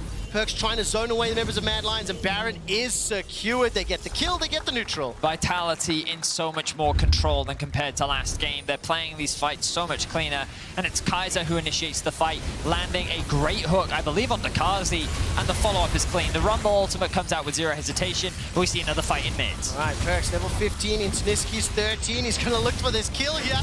Finds it in a second. One more auto into Ayoya. Baron and Part B as well. That's going on. Bo plus Photon able to take down Chasey. It does end up being a 1-for-1. But now Perks gets another. It looks like he gets a tower as well. It was a 2v1! That was against the mid laner and the jungler. Perks just stands there and goes, yeah, I can right-click. That's all good. 2v1 into a champion that had a 4,000 gold lead, a 2-level advantage, and they didn't like combo up the CC. Bold move, Cotton. It did not pay off. You can see the smile on Perks' face. A big bounce back after the camping in game 1. And you can imagine that wanting to get revenge on the mid jungle that caused him so much suffering is very much, would make him happy. And it also feels like Vitality have found a lot of the answers to the questions we had in draft. What do you do with a Chase? You put him in the dirt with a Rumble pick, although Chasey does manage to get some revenge with this one. And then also looking to see what the story is with the Jinx pick. Well, this Aphelios is popping off as well at times, making sure that it's very difficult for Mad to really try and play around Karzi in the same way we've seen them do all playoffs long. You can see how Perks just stands there and right-clicks, but now he's getting CC'd once again, but he doesn't care. No, there's no follow-up. No, not enough range. Kaiser was able to zone him away. Ayoya is burning away. Perks takes a couple rockets to the face and immediately replies back. Because he's running for his life. Vitality got themselves gigantically. The soul is available for them as well. Of course, Perks has a great game in the AD carry. You know, it's just going back to his roots, really, right? Yeah. You know, it's funny when, you know, his most recent, when you think about it, success was when he was playing AD carry for G2. And fans will say, he just needs to go back to AD. And he said, okay. Can I be a little bit more specific? His most recent success and winning splits and as a whole. And the reason I want to be specific, the 2 previous games of Tristana that Perks played this spring, or this winter, 131-041. Oh, fair. So when I have seen this drift Third on time's from the Perks, charm. That's how it third works. time is the charm. So I mean, of course, it's also important to note, Perks was victorious over North America as a mid laner, of course, winning MVP over there. His return to Europe since then, though, has not been quite as fortunate. He's been struggling to get back on top, and this could be the Vitality squad that gets him there. Reuniting with BDS perhaps to get revenge. There's still a long way to go, but Vitality looking good in game 2, looking to equalize this series, and Vitality with the Baron now sieging onto the tier 2. I mean, Perks, if he can get Vitality to their first finals as an organization, he'd also be one step closer to overtaking Caps as the player with the highest number of titles in LEC, where Caps and Perks have 8 respectively. That's something that he is playing for in this game. Definitely a strong answer from game number 1. Dredgeline comes out. Oh, look at Kazi. It's just burning down Kazi. The forest fire doing work. Super Mega Death Rocket comes out and hits the giant tree in the face. Now, the tower does still stand. But ultimately, Mad Lions, they only survived that engage. But for how much longer is the question? Vitality have not let up. They're looking to re-aggress on the inhibitor turrets. Karzi's healed up though and now walking back out. Terror will be gone though. Vitality, get onto Niski. Oh, Niski's dropping low. Check's not going to be there. Rocket jumps forward. Kazi flash, followed by Perks. The Auto's not going to find the grip just yet, but this will be the damage. 1, 2 members dropped already. Kazi on the fountain taken out, and underneath the steps, Perks picks up a couple more. The base is broken. 22 kills to 11. 10,000 gold the lead. And an even quicker game time than game 1. Vitality looking to bounce back. It was 13 kills for Niski in game 1. It's 10 kills for Perks in game 2. The mid laners are looking to pop off in this series as Vitality, sub 30 minutes as well, is looking to end game 2. Dominant win for Man in game 1. Dominant win from Vitality in game 2. Nexus will be the final target. Ladies and gentlemen, everybody else, we've got a series on our hands. It had to be said, but man, I love this series. The fact that we get an absolute stormer performance from Mad Lions, for Vitality to then come up with answers in game 2, it feels like there's so much between these two teams that we've still yet to uncover, and I'm excited to see what's going to happen as we go into game 2. So in game number 1, Bo was a no-show. In game number 2, he showed up and managed to enable both Photon as well as Perks. So very good performance there from Vitality, but 2 very one-sided games. Significant change in draft, and now we up to Mad Lions. Do they go blue, do they go red? And what will their adaptation be, if any? I had some concerns at the beginning of the draft for Vitality, where I was a little bit like, you don't really have much threat to Kazi. You had a lot of thoughts, I remember. Yeah, I did, many. I thought that with Niski and his ability to steal away things like the Maokai ultimate, the Rumble ultimate, combined with the Sejuani, the poke from both the Jinx and the Jace, it would be difficult for Vitality to be able to find these good front-to-back team fights, but they were able to find them, and very consistently. The first Herald, the third Dragon, and the choke point around blue buff, these 3 fights were really the defining factor that every single time Vitality was able to come out on top, and huge respect to them because Perks was massive in the fights, Photon's ultimates were massive in the fights, and if things were looking dangerous, Upset was able to clean up. So overall, Vitality came up huge. And I think that's the big one, is the fact that the top side of the map did step up. Because ideally you have this massive Sejuani, you can stand in front and then say, you know, no access to my backline, but because you had Rumble, who was huge, Tristana was tearing her apart with the Kraken Slayer, Sejuani never really got to be that front line. So every time the Maokai ult came through, she was gone. I was sitting there being like, how much dive threat do they have for the Jinx? And then they didn't need to dive at all. Maokai ultimate into Rumble ultimate, she just died. So beautiful play from Vitality. They look good in game 2. Now the responsibility falls on Mad to be the adapters. And of course, the question is going to be whether or not any significant changes come. Producer telling me we are going to head over to Ender at the Telestrator to break down that lowest semi-final, game 2. Thank you very much, Quick Shot. Yeah, we're going to look at a pivotal moment here where Mad Lions may have had a chance to come back into the game. Now, it's no surprise Vitality got off to a fantastic start and were able to close this one on through. But even down a couple thousand gold, there was a team fight around mid and eventually the Dragon, in which Mad Lions were so close and yet so far from it slipping away for them. The 2 main mistakes: A, mistiming the stopwatch on Photon, and then a stolen Rumble ultimate that went awry. So I believe we can go ahead and play this clip out and follow what Mad Lions are trying to do. First, it's Chasey sort of on the side here looking for some poke off the wall as the engage comes in onto the team. And it looks bad at the start, right? Kaiser and Hillsing are able to trade out, but then coming off of this stopwatch here at the very end, the get excited from Jinx ends up getting delayed, and then the zap comes in too early, the Q as well, and the Silas just barely doesn't connect for them. That's kill opportunity missed number one. That would have allowed them to have full control over mid, over Dragon, and eventually take that one as it was just going to spawn in about 20 seconds. But they still fight over this wave. Everyone gets back onto the field as they call in the Herald. There's a stolen Rumble ultimate from Niski, and watch this.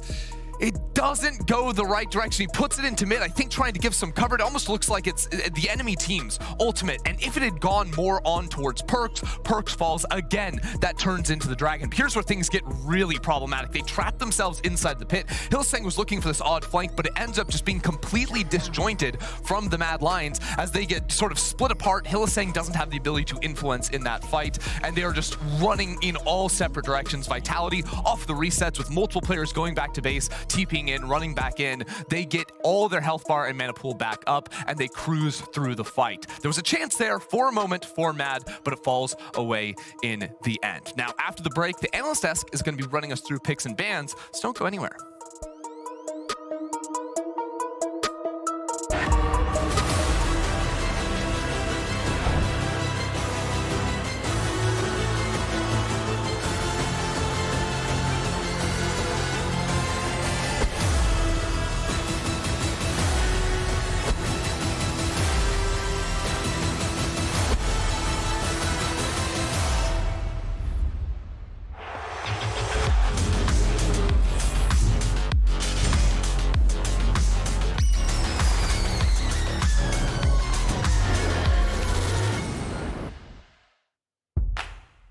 Moving. When did we stop doing it? When did we settle for technology that keeps us still? So move me, baby, like if nothing left to prove. The Kia electric range. Technology that moves you. Kia. Movement that inspires.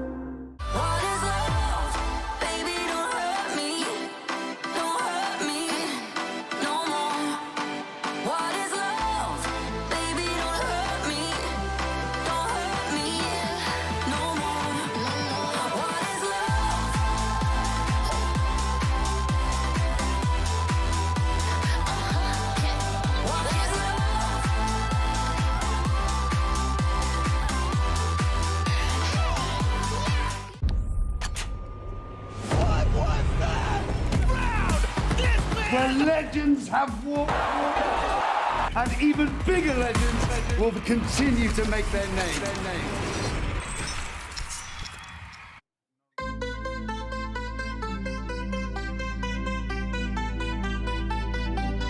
I want you for the dirty and clean. When you're waking in your dreams, make me bite my tongue and make me scream. See, I got everything that you need. Ain't nobody gonna do it like me. We are burning at a high degree. And you make me feel like it burns and it hurts. Baby, this part of the rush. This is us. What is love? Baby, don't hurt me. Don't hurt me no more. What is love? Baby, don't hurt me. Don't hurt me no more. What is love?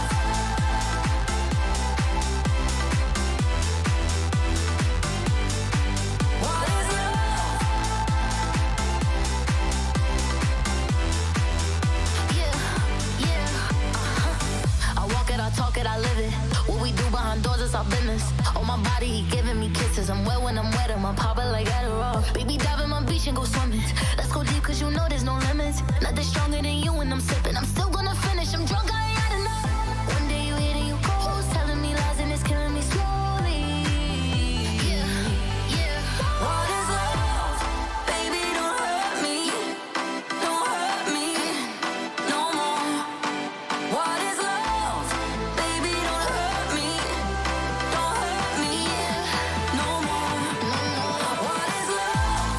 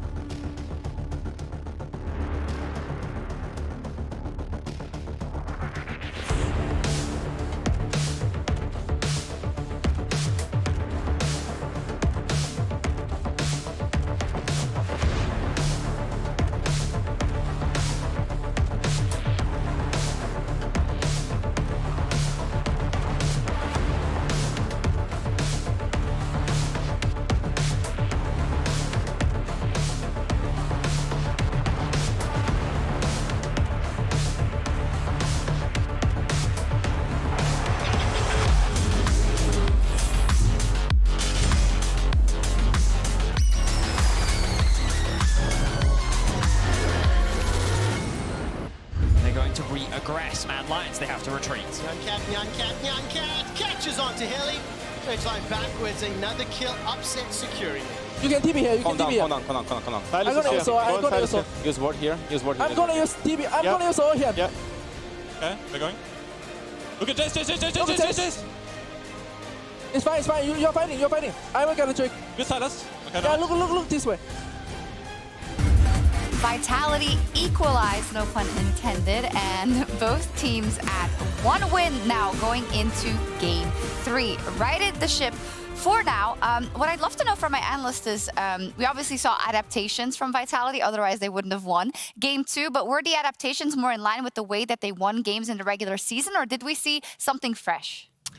Well, I think the key thing was just giving more priority and agency to their solo laners. I think especially when you pick the Maokai, I think you are the most flexible when you can pick some of those AD champions that Perkz likes to play. When they went 4-5 this time around, they did indeed ban Yone and Tristana against them, what the Maokai was showing. And I think that when you're capable of picking an AD mid, you can then play an AP top. And the Rumble coming in was a beautiful addition to make this early game skirmish comp. And then to drop bot was also super nice. Yeah, I think they really understood how they needed to shut down Kasi as well. Even though he kind of got a little bit ahead after some mistakes in the early game, the composition that you had makes it really easy to play into a Jinx as well. Jinx is one of these AD carries that really flourish by having high range and then have the excited to move forward. But if she never comes in a position to actually attack people, you're playing into Maokai ultimate, you're playing into Rumble ultimate, you're playing into Nautilus R. It's a lot of these things that just allows you to press your R keys, and Jinx having a hard time on the map. So I also think Vitality had good adaptation into Kasi specifically. Also, hitting their power spikes very early on in the game for Vitality, reminiscent of Game 1, where it was the side of Mad Lions that could spike early, and thanks in part to this Herald fight. Yeah, I think specifically the fact that Kai'Sa gets to her first move as well on the Nautilus really sets up the fact that suddenly Vitality is the team picking up the objectives. They got every Drake, they only lost one Herald, and it's really just the fact that their map movement was so much cleaner in this game. I think a key thing as well was just that Photon, after the early 2v2s on top side, kept perma push top. Tristana as well, after a very good trade on mid, TP back on Noon Quiver, was super good. I think that they maintained momentum and they gave both freedom to roam freely on the Maokai and actually engage in activity, which we know is something that Bo loves.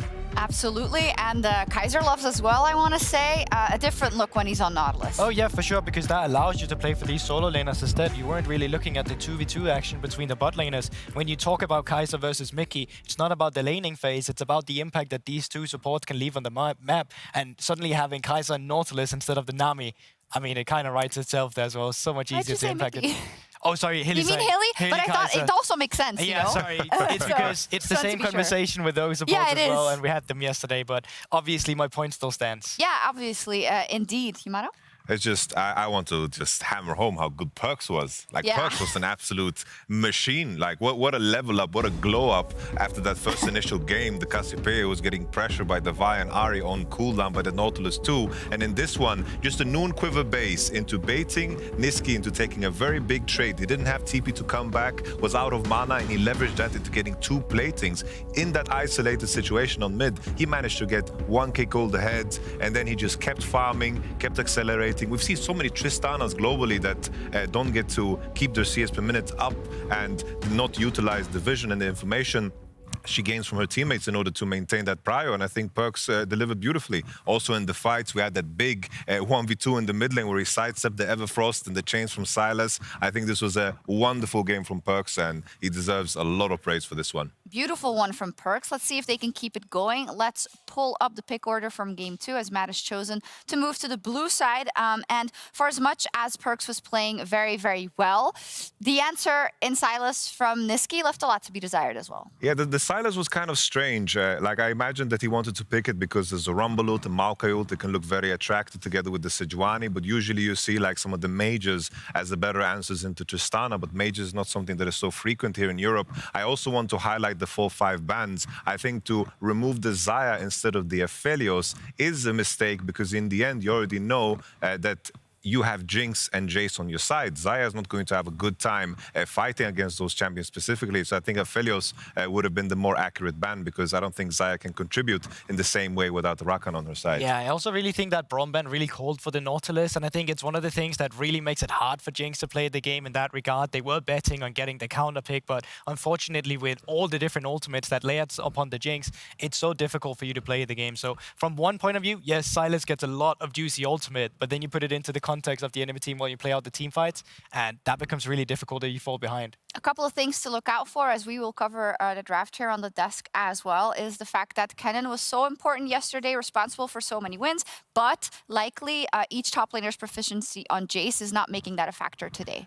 No, for sure. It seems like both sides have respect for the other player's Jace, but I have to bring it up to question Chase's performances on Jace, even though sometimes he can get himself advantages in terms of the impact he has overall in the games, is something that kind of leaves, I desire more. And we were having this conversation, me and GB mentioned maybe the Jace ban is going to come in from Mad Lions so they can actually pick the Kennen themselves, because this is something he actually was very impactful on. And do you want to see that, actually, knowing that they are now on the back foot? Well, technically not, but you know. Yeah, it's a 1-1, but after coming off a loss and moving to blue side, I think there's a lot more questions from Vitality side as well. I think for Mad Lions, you can look to still ban a lot of the same things. I think the Olaf is just a certain, and when I see it on red side, I think I'm going to see it on blue side too. I think Seri will still come out, and then it might be Jace on 3 instead, so you can log in that Kennen for first pick, because there's been a lot of teams who's actually struggled to deal with a Kennen answer. We've seen some of the ranged top laners, we've seen some of the Jarvan, but let's be real, actually none of these has been convincing, and Kennen has looked like the better top laner every single time. Another key detail, right, is that even though we love the Gragas from Niski, the other teams don't want to play it. And this is something that on red side, it's much harder to find room to ban, because you need to consider Annie, Rakan, Vi, and then Gragas as well. And then on top of that, the blue side here of Mad Lions, they don't need to first pick Gragas. The enemy team is not going to take that away from you, probably. Probably, indeed, and that, of course, has been an absolute boon for Niski and for the Mad Lions. The first time they find themselves on the blue side in this series, so we'll see where they decide to go.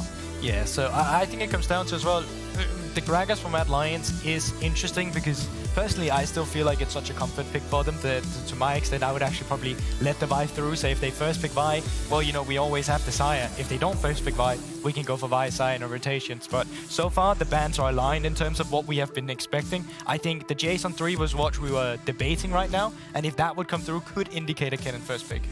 I would even go so far that even if they don't ban Jace, I feel like you should be able to be willing to pick the very strong Kennen on the patch and just play it into Jace if you favor a different ban.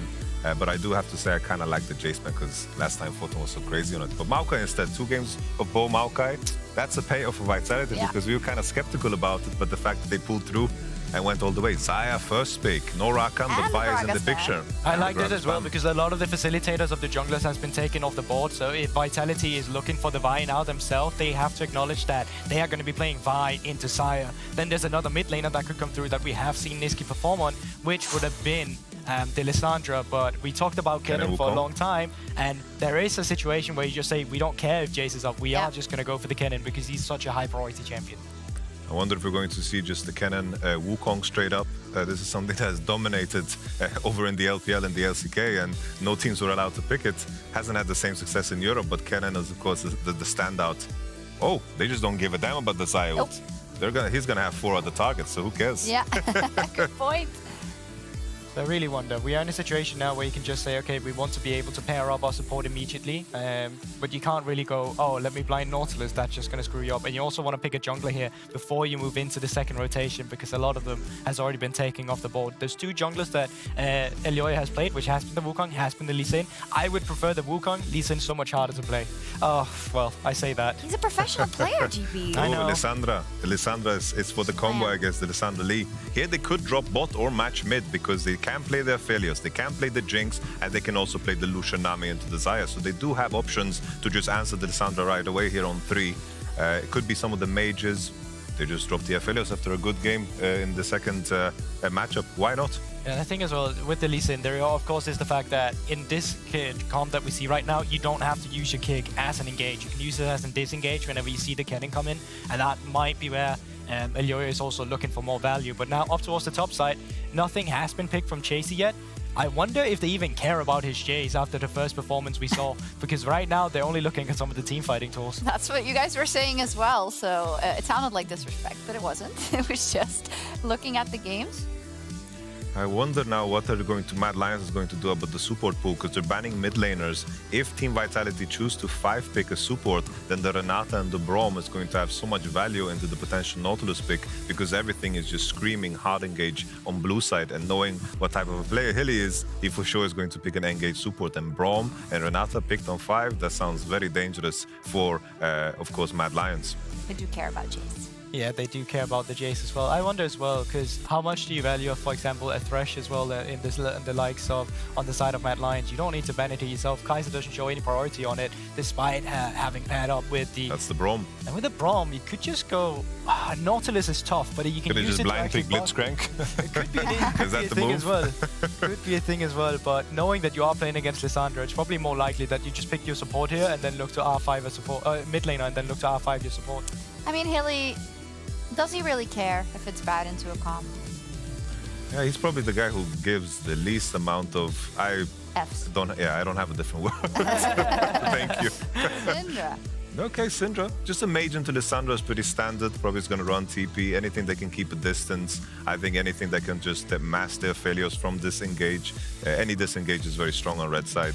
It's also a really powerful engage on towards a lot of the champions that you're seeing right now, because lots of them want to use their ultimate in a reaction to another ultimate coming out. But having to make the split decision call, do I ultimate myself, for example, on Lissandra and Asaya, when you see the scatter of the week come through, that's something that's certainly way tougher, because if the scatter comes through, then the CC chain comes through, and that's harder to react to than, for example, a buy ultimate. Now, Nautilus was banned, or Braum was banned, therefore, of course, you're looking for a Nautilus, and the response from Vitality is actually just going to be straight up the Tahm Kench. Offset. Probably never going to get touched in this game, I'll be honest. I like it a lot because they are heavily outranging the enemy composition. Yeah. I hope that Bo, puts his finger off of the trigger, because he doesn't need to go ever. The enemy is going to outrange, just fish with the Failures abilities, fish with Syndra abilities, and let the enemy come into you. And this is where Kennen can get value. Tahm Kench on the disengage. I think this is looking quite good for Team Vitality, but on the other side, Mad Lions have a very Mad Lions-esque composition. If they can find early catches, snowball onto perks in the mid like they did in the first game, things can get dicey once again. So this is going to be a volatile one. Yeah, I really liked how this draft in general developed, because at first it's like you see the Vi come through, and then Mad Lions are really looking to, okay, how do we tailor our composition to make the Vi useless? So you get the Saya, you get the Lissandra as well. But then on the side of Vitality, they suddenly go, well, how do we make these champions useless? And then it's a lot of these outrange. I think the Syndra is great, Tahm Kench into the Nautilus too. I actually really like Vitality's composition here. Yeah, I think overall you need to be really happy with that, but it's all about the approach in the game, and I love that you called out Game 1 specifically, Yamato, because that was a story of Mad Lions pulling them into the chaos and getting their advantage because of that. And a great directive for Bo. Keep your finger off the trigger. You don't need to go. They will come into you and you have the advantage. Let's see if Vitality or Mad Lions win Game 3.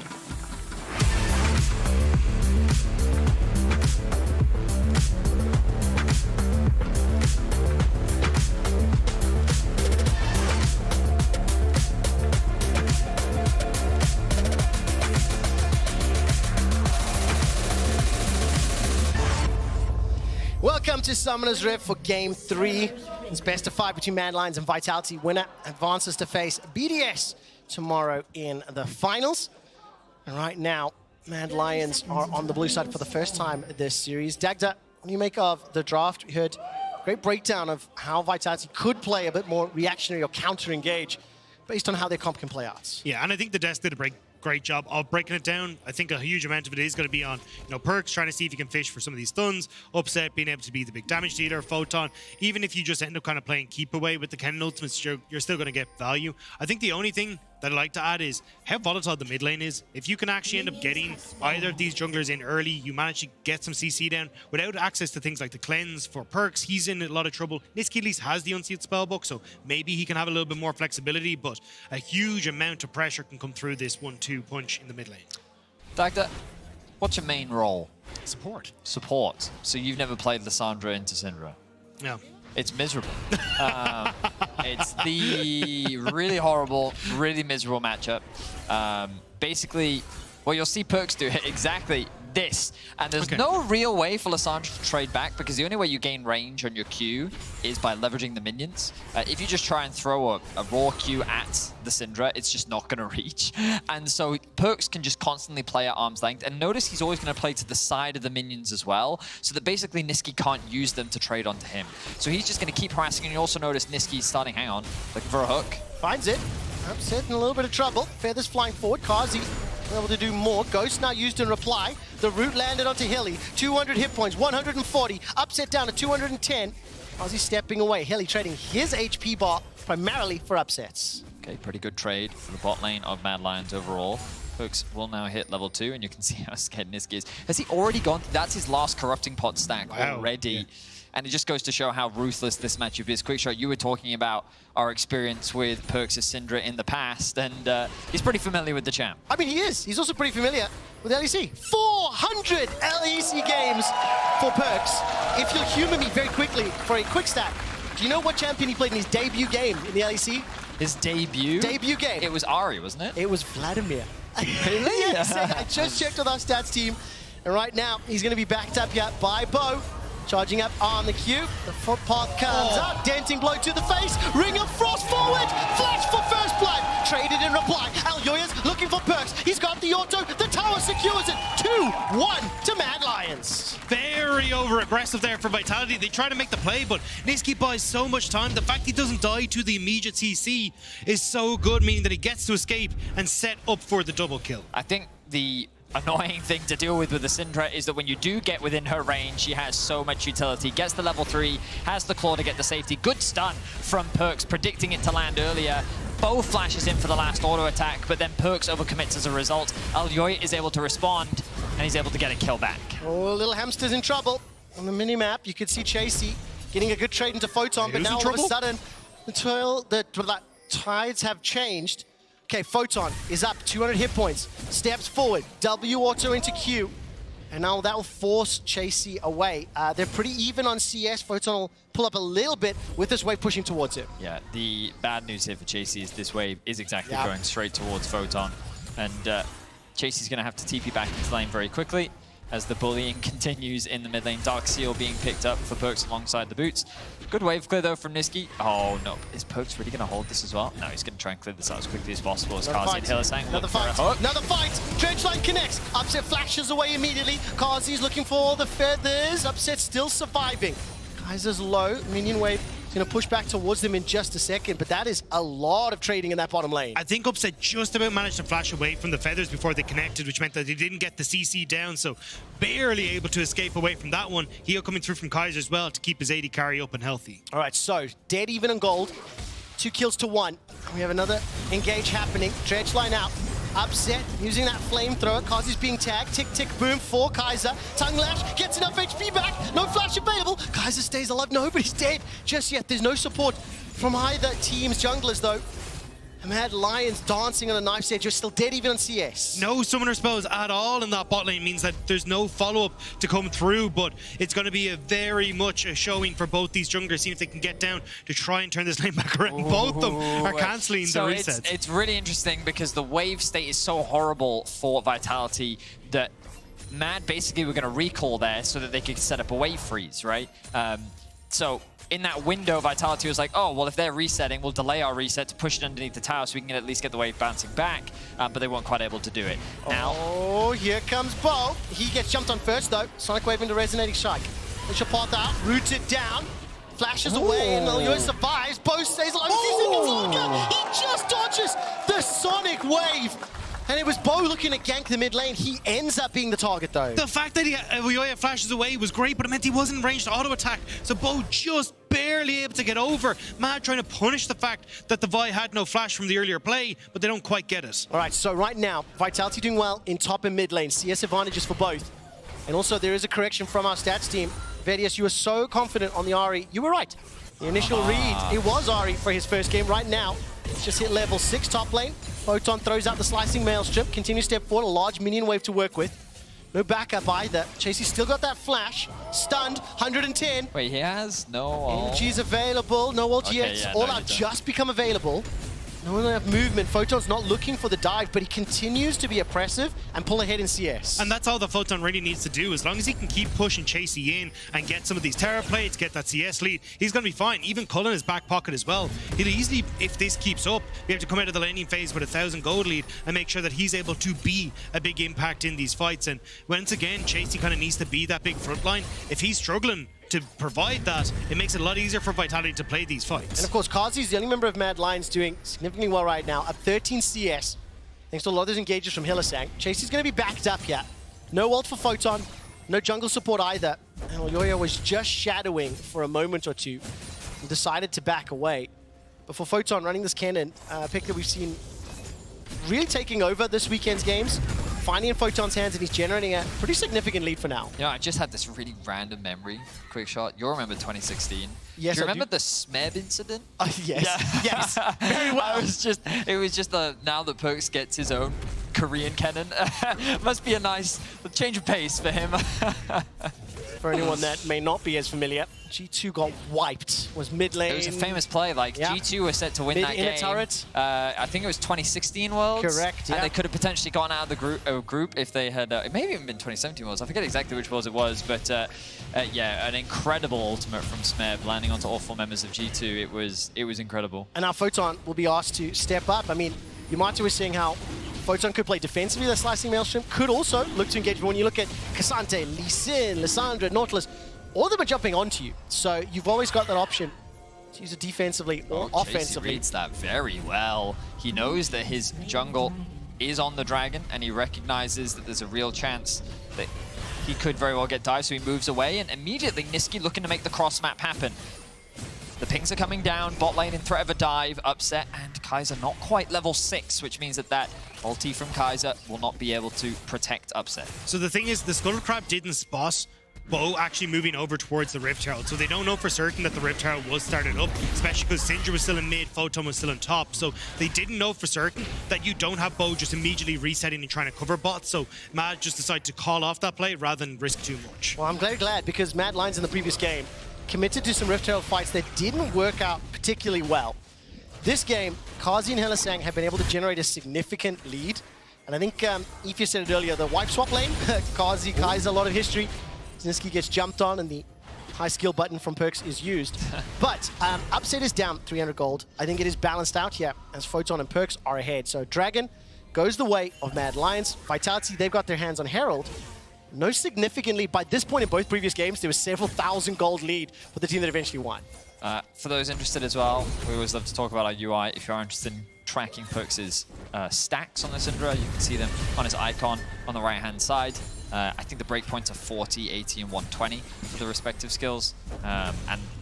When he gets the max stacks is when you get the execute on the ultimate. And that's really where it becomes lethal. When Syndra did get that mid-scope change, she became less of a lane bully compared to what she was, and she actually became a much stronger scaling pick. And I remember originally, I think it was last year at the beginning of this year even, where she was very prominent in the mid lane, but due to so many mobile jungle mid matchups, she became harder to play. But so far, Perks has done a pretty good job in this laning phase, bullying Nisqy around, but now he has to be very careful as Mad look for a play. I mean, Perks has got a 60% win ratio on this champion. 35 professional games, he will be ganked, yeah. Dragon's Rage lands, Sonic Wave, resonating strike. It's just not very fair. Well executed. Perks has been the recipient of a love letter from Mad Lions so many times this series. But that's the thing, Mad Lions have been doing a great job of trying to play around the vision that has been set up for Vitality. You don't actually have a huge amount of opportunities to spot Mad as they move in behind Perks there, and that's kind of what I was talking about once you hit the level 6. Like, the opportunity to try and play around Nisqy here with Hilly is so big. Now I'm so happy because going into the break after game 2, I was saying to you guys, I really want to see a little bit more of a competitive back and forth game. And after 11 minutes now, the kills are balancing out the CS advantage and Vitality have accrued. So kills for Mad, CS advantage for Vitality. We're dead even on gold. 2 minutes until the next dragon. You see Kaiser just waiting to interrupt Hilly's recall. He's done that all game. Yep, all series long as well. I think a huge amount of this for Vitality, though, is trying to wait for the right time to find these fights. If you look at Perks, I don't think he has a huge amount of target selection when it comes towards the ultimate, right? It feels, again, like Fish trying to set up for upset. But the last 2 fights we've had have upset without Flash. So now, looking topside. All right, Teleport is available. Sorry, Flash is available for Photon. Maybe needed. Slicing Maelstrom buys some time. He just holds on to it. Not even a Dragon's Rage needed. Easy kill here for Mad. Another 2v2 starting off. Astronaut into Catfish, and nothing else breaks. I was expecting a little bit more because of how the previous trades have gone, but there we go. Mad Lions generating the advantage. I like the Photon didn't flash there, though. It was actually Perks going to be trading on towards Niski, but the big thing that we were just saying is I think Vitality have to play for team fights. They have to play for objectives, and a kill going to Chasey won't make or break this game, but a flash on Photon at this next Dragon or at some of these fights could be the big difference maker. And I like the Vitality are kind of thinking ahead here, saying, look, we want to try and play for this next big objective for us. All right, now the next big fight is breaking out. Alyoya has got the ult available, stepping in. Kaiser the first focus. Riskin buying some time. Upset still takes the auto from Hilly. Alyoya follows the Lee Syndrome, but the Devourer is off, and it's interrupted. That's the first kill on the ball. The second secured, both of them going to Kazi. Beautifully played by Mad Lions. They knew that Alyoya was on his way bot. And if we look at the last 5 minutes, Alyoya has found a gank mid, a gank top, and now a gank bot as well. He has come alive in this game, and he is getting Mad through this early game. He's found Bo. 0-3, looking for another. Involved in 5 of Mad Lions' 6 kills. And I think another game where the skirmishes and the individual like mechanics in these fights early game, Mad Lions are coming out on top. Niski's going to be looking for the roam. Flash is still up for Photon, as we mentioned. No ult available to him. Until for strikes used. And here comes Niski. This is going to be too easy. Frozen Tomb secured. And the kill will be gifted over to Niski. So very nicely done, just punishing Photon for being overextended. Right as Photon TP back into lane as well, so it'll give a good amount of opportunity for Chasey to push this in. Dragon is up and available though, and a lot of Vitality members down here. No ult for Kaiser. Well, let's start another fight, yeah. Helisang tries to trade line away to the wall. Alyoya, no kick available either. Here comes Kazi. He is flashless, but it may not be enough. Helisang goes down. Moonlight Vigil flies wide. Knock up, not going to connect, but it may not matter. Alyoya re-engages on the Kaiser. Support coming from Perks. Unleashed power is available. Does he find Scout of the Week? May not even be needed. Stun, instantly cleansed, and a denting blow to the back of the head. Now Vitality looking for a tower dive. That damage was very surprising. Yeah. At the end, the execute onto Kazi. I don't think he was expecting it, not that he could read too much about it. Alyoya with the kick. Back, resonating strike as well. That's another kill there for Mad Lions. They end up punishing Vitality, who stuck around. Good call from Alyoya. He realizes Kaiser doesn't quite have his ultimate up and available, and no flash onto Perk, so immediately manages to turn that one around. Vitality, though, will move over towards the Dragon. Niski is down on bot side, but I really don't think they want to try and contest anything here. Wow, it's crazy that Mad have 8 kills, but the game still feels very close. Niski looking to collapse. Helisang and Alyoya are in the vicinity. Fight. Bono ultimate though. Kaiser has his up, but I think it's too risky of a fight for Vitality. 3 seconds of flash there for Alyoya. I don't think they're going to dive this. This would be really in from Mad. I don't think it's worth the gamble. Do they know that? They're sticking around. Well, what I think that they want is the tower, because they have a big health advantage right now. Upset's very low on mana, and you can see Kazi's pushed mid and has been able to rotate bot, so now they might actually look for the dive. Kazi's coming in, Featherstorm's available to him. Hex flash forward. Niski goes forward, doesn't take the Glacial Path. Kazi's now underneath the tower. Dredge line does connect. Devour by some time. Kaiser gets them out. A lot of time spent for not much. Yeah, so now with this window, Perks can push in mid and actually trade this for a tower of his own. So even if Vitality lose bot tower, it'll overall be an even trade. So well played by Upset. His positioning was unbelievably dangerous, but he trusted Kaiser so much, knowing that he had his ultimate at his back and could take him away to safety. And that was why they got the wave. It meant that you couldn't actually make the play happen as Mad, because there was no one to actually tank the tower. So really good call from Vitality to step away from that one. And as you say, VIT tower goes down in mid. Photon and Chasey, though, going to keep their auto attacks going on top, and Chasey might actually be in a bit of trouble here. I mean, a little bit here. Photon is still up 20 CS. Chasey's still got the flash and the all-out. If Photon sticks around, Kelly is making his way up. No ult, but here comes Alyoya as well. So Photon got to be able to respond to this. Remember, we saw Chasey backing away, a potential dive. He respected it, fell away from that tower. And with that ward dying, now Photon's doing the same. What it does do, though, is Mad Lions can start off the Rift Towers. With Mad Lions constantly making these plays, though, it means that a lot of the tools that Vitality are trying to use are disjointed. No ult on Kaiser as the Rift Tower is starting. No safety for Upset. No flashes galore on Vitality. So it means that Mad Lions can actually utilize their composition that little bit better to make the play. Bo looking for the steal, though. Oh, is this the Bo show? Not sure. Steals it. Can he get to the eye? Is locked in place. Scatter the weak buys time. Rooted immediately. Here comes Photon. He Hits the eye, and he gets out. Now, if that Rift Herald can be used to unlock a tower, maybe you'll make back that gold difference of losing Bo's life, but Mad Lions, they will get a tower. The reason why that's a pretty big deal is Syndra is a very difficult champion to siege up against, especially when you have a relatively short-range comp that Mad Lions have. Anyone that's ever played against a Syndra knows that if you're near that tower and she lands the QE, you're basically dead. Mad, though, on the offense top lane. Kill the hamster, kill the hamster! The mine goes out, flashes away this time round. Dredgeline pulls him all the way backwards. Knocked out as well. Kill secured. Teleport comes in here for Perks, and this will just be to hold the tower. Mad Lions, they get the kill, they get the flash as well. So even though Vitality denied the Herald, what did Mad get off the back of that? A kill onto Bo and a kill onto Photon. Perks is going to continue to hold this top tower for as long as he can. Perks, though, lands the stun. He needs a little bit, he needs a lot more damage before he can get that execute.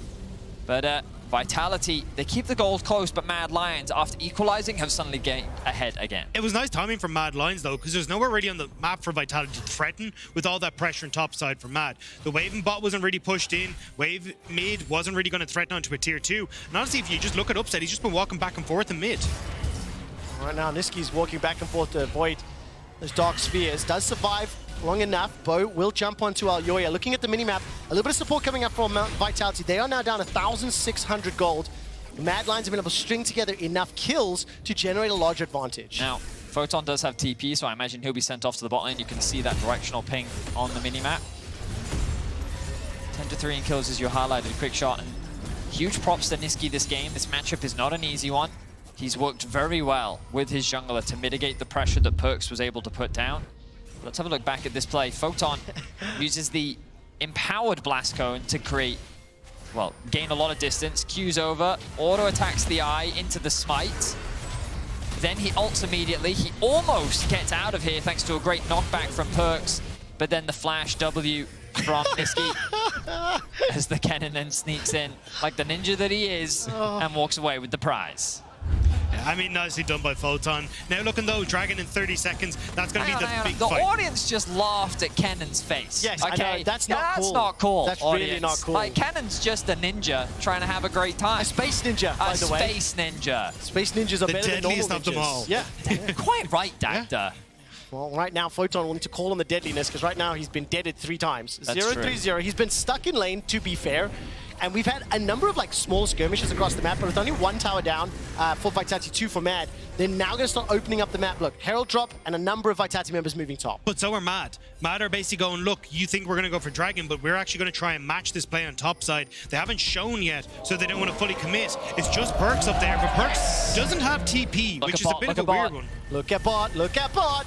Chasing level 13, starting to get away. Cease and desist is available for Bo. Holding on to a teleport now being used. Photon's keeping that slicing maelstrom. Alyoya and Niski jump into the fray. Photon's trying to get damage down, but he's running for his life at the moment, and it's going to be Bo that gets taken down. And this is what I'm saying, Perks not having TP makes this a very weird play for Vitality. You're going to be playing towards the side of the map that's weak for you now because you can't join in, whereas both Chasey and Niski have the teleports to join in, so they make the bot play happen, they get the kill, they get the tower, and all the Vitality managed to do is answer for the top lane. Yeah, just a huge punish from the Mad Lions, and just beautifully played as well. Alyoya using his kick to create space between Photon and the rest of his team. A hard commitment onto Bo to remove the jungler from the equation. Hylissang Hex flashes over the wall with the TP into mid. They're looking to dive. As the dive starts, Devour comes out from Kaiser. Photon, no flash, no ulti, no tower has been unlocked. The third secured for Mad Lions, and now they are starting to make a significant impact in controlling the game. And this is where, again, every time we're looking at an opportunity for Vitality to try and take a fight, they're super separated, right? They try to make the play on bot side where they're leaning more into skirmishes, but that's where Mad Lions' composition thrives. Like, Lee Sin wants to be in these small little fights. You can have Niski who can focus down one member and make things easy. Mad Lions are finding the opportunity consistently to take the fights that are favorable for them, and Vitality now are staring down the barrel of a third Dragon before they find their first team fight. And yes, they should have a lot of these big summoner spells available, like Photon's Flash, Upset's Flash available, and I think that's what Mad Lions are going to be trying to do right now. See if they can find an opportunity with Niski's ultimate just back up to just burn some of these summoner spells before the next Dragon. What I will say is that when I look across Mad's composition and I look at their builds, they don't have a lot of damage. What they do have is a lot of damage mitigation. Perks' responsibility is to press R and obliterate someone on the enemy team. He has prioritized that Void Staff, but Niski's ultimate, Niski's stopwatch, the Kazi ultimate, there's so many tools to mitigate that. I wonder how easy it is for Vitality to actually play out these fights, as Mad is looking to force one themselves. You're going to find out. You're going to find out right now. Baron down to 6,000. Photon is in range, still has the TP, making it for 4,000 hit points on Baron. Upset using Green Gun, Tongue Lash onto Niski. Glacial Paw thought he's been locked up, locked down. Baron secured, but the kill goes to Vitality. I call worth every day. Definitely for Mad Lions, they're happy out. Niski will give his life, but the fact you get Baron now, and as Vedi already pointed out, it's quite difficult to try and siege against Vitality, so Mad Lions having this big buff is going to be huge. Yeah, they can really now start to accelerate the pace of the game, especially now that they feel that Chasey, with this second item as well, he's going to be so tanky and durable, and he's going to be able to hold off Photon, especially seeing as he does not have that Void Staff here. So let's have a look back at this play. I think Vitality needed to TP Photon in earlier because Vitality just jumped onto Niski, right? But I think this was actually the moment when they could have taken the fight. Look at the summoner spells. Look at the fact that you've just picked up some of these big items like the Gale Force onto Upset. I think that could have been, or sorry, the Infinity Edge onto Upset. This could have been the moment where you actually take these big fights. Yeah, I agree. But because they don't actually commit with the TP and find it, now Mad come out with a Baron, and they're going to be so difficult now to try and play up against. Yeah, the question we should be asking is, have we seen an actual 5v5 fight between Vitality and Mad yet? And the answer is no. Like, it's just been skirmishes across the board. Well, then it's not a question we have to ask because we know the answer. Rhetorical question we have to ask, all right? Chasey. Once again, another skirmish breaking out. I mean, look at how long it is taking to take Chasey down. He survived in front of 4 members for so incredibly long. Unleash Power will not find target just yet. Feather Storm does a lot of work. Feathers will be able to root if the chase continues. So, Chasey goes down, pressure in the mid lane, pressure applying bottom now as well. Mad Lions are going to take another tower. Yeah, Mad Lions are just playing this really well. They see everyone on Chasey, so easily take mid, immediately move bot, and now the engage. Fight. Kazi forced to cleanse, to flash, the dredge line comes back out. Kazi takes down Bo. Photon, can he find the slicing Maelstrom? Mad Lions are already away, and Niski will get dropped by the Chakrams. The flash forward, Upset on the hunt. Kazi's going to try and find the roots on the Feathers, been waiting for their play caller. Photon slicing Maelstrom, holds him in place long enough. Vitality finally find a fight. It was a 5 versus 4, but they will take it. Ayoya's running for his life, and Vitality, do they continue this chase? I think they might. Vitality still want to see if they can try and make it work, but Mad Lions are going to walk away, and I was looking, can we actually get Vitality with the engage? And it turns out you just have to use Upset's face. Vidius, does that count as a team fight despite the fact Chasey was dead? I mean, it was pretty close to one for sure. I think that Upset had just had enough, and you can see how he just gets unleashed in this fight. He was like, all right, let's go. Bo with an overzealous force. He knows that Kazi doesn't have the ultimate. Kazi cleanses out as quickly as he can, but the chain CC from Mad to lock up Bo to get that execute. But then Niski commits the E, which means that he puts himself in a very dangerous spot. And Upset at this point says, okay, time for me to be unleashed. He's the one that dives in first, flashes in, knows that Photon has the flash as well. Photon whiffs the ulti here, is able to finally get in range of Kazi to land the stun and the Q. But then at this point, the rest of Mad are able to escape. Also, massive play from Kaiser there. Right as the kick from Ayoya came out, Kaiser ate Upset, so it prevented the knockback onto Upset during that and managed to follow up on it. So really nice play from Kaiser in the middle of all this. Round 2, fight! Mad Lions continue the siege, grouping up. Dragon is up in 3 seconds time. It's the sole point for Mad Lions. They need 2 more to pick that up. Vitality not going to contest. In fact, instead Mad Lions will be able to secure 2 towers. It's 5-2. Despite Vitality getting the advantage in that fight, they are still fairly behind. Down 5 kills, down 2 dragons, down 3k gold.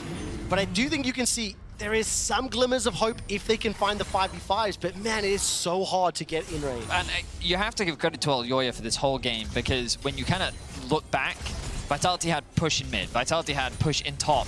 Bot lane was pretty even, largely in favor of Mad Lions, but Ayoya has been so great at finding just skirmishes across the board, gank after gank after gank after gank, and he's really been a big difference maker in getting Mad Lions to the other game. Yamato summarized it beautifully on the desk where he said, this is a very Mad Lions comp, and I think we're seeing Mad Lions play to the way in which they excel, and they're getting the better of Vitality. Now, the biggest thing that Vitality can lean on is some of the scaling teamfight power that they do have. Range was something that the desk was talking extensively about, and as long as they can play patient and force Mad Lions to come into them, where they can leverage this Kennen ultimate, take advantage of Syndra's range, have Aphelios dish out damage on the backline, then there's a world where Vitality can come back into this game. And of course, Upset, no flash, no ghost. So a lot of that unleashed potential using some of the damage and range needs to be very patient, buy some time. While I'm taking a look specifically at Chasey's build, I asked the stats team just to look at sort of itemization and builds. And then of all the games in LEC 23, 47 of those games, Cassante's built the Iceborne Gauntlet.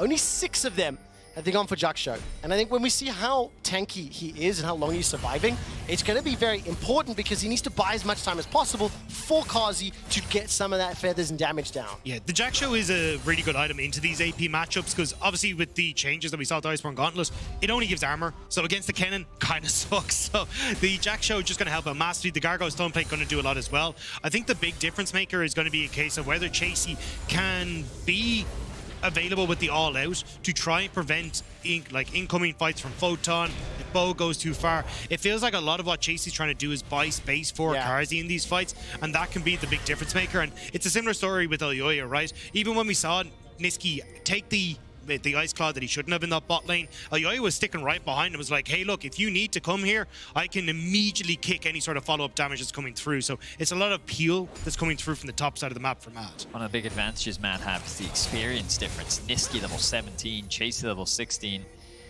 Just across the board, Mad do have that advantage, and this is going to set them up nicely, especially when you think of Syndra.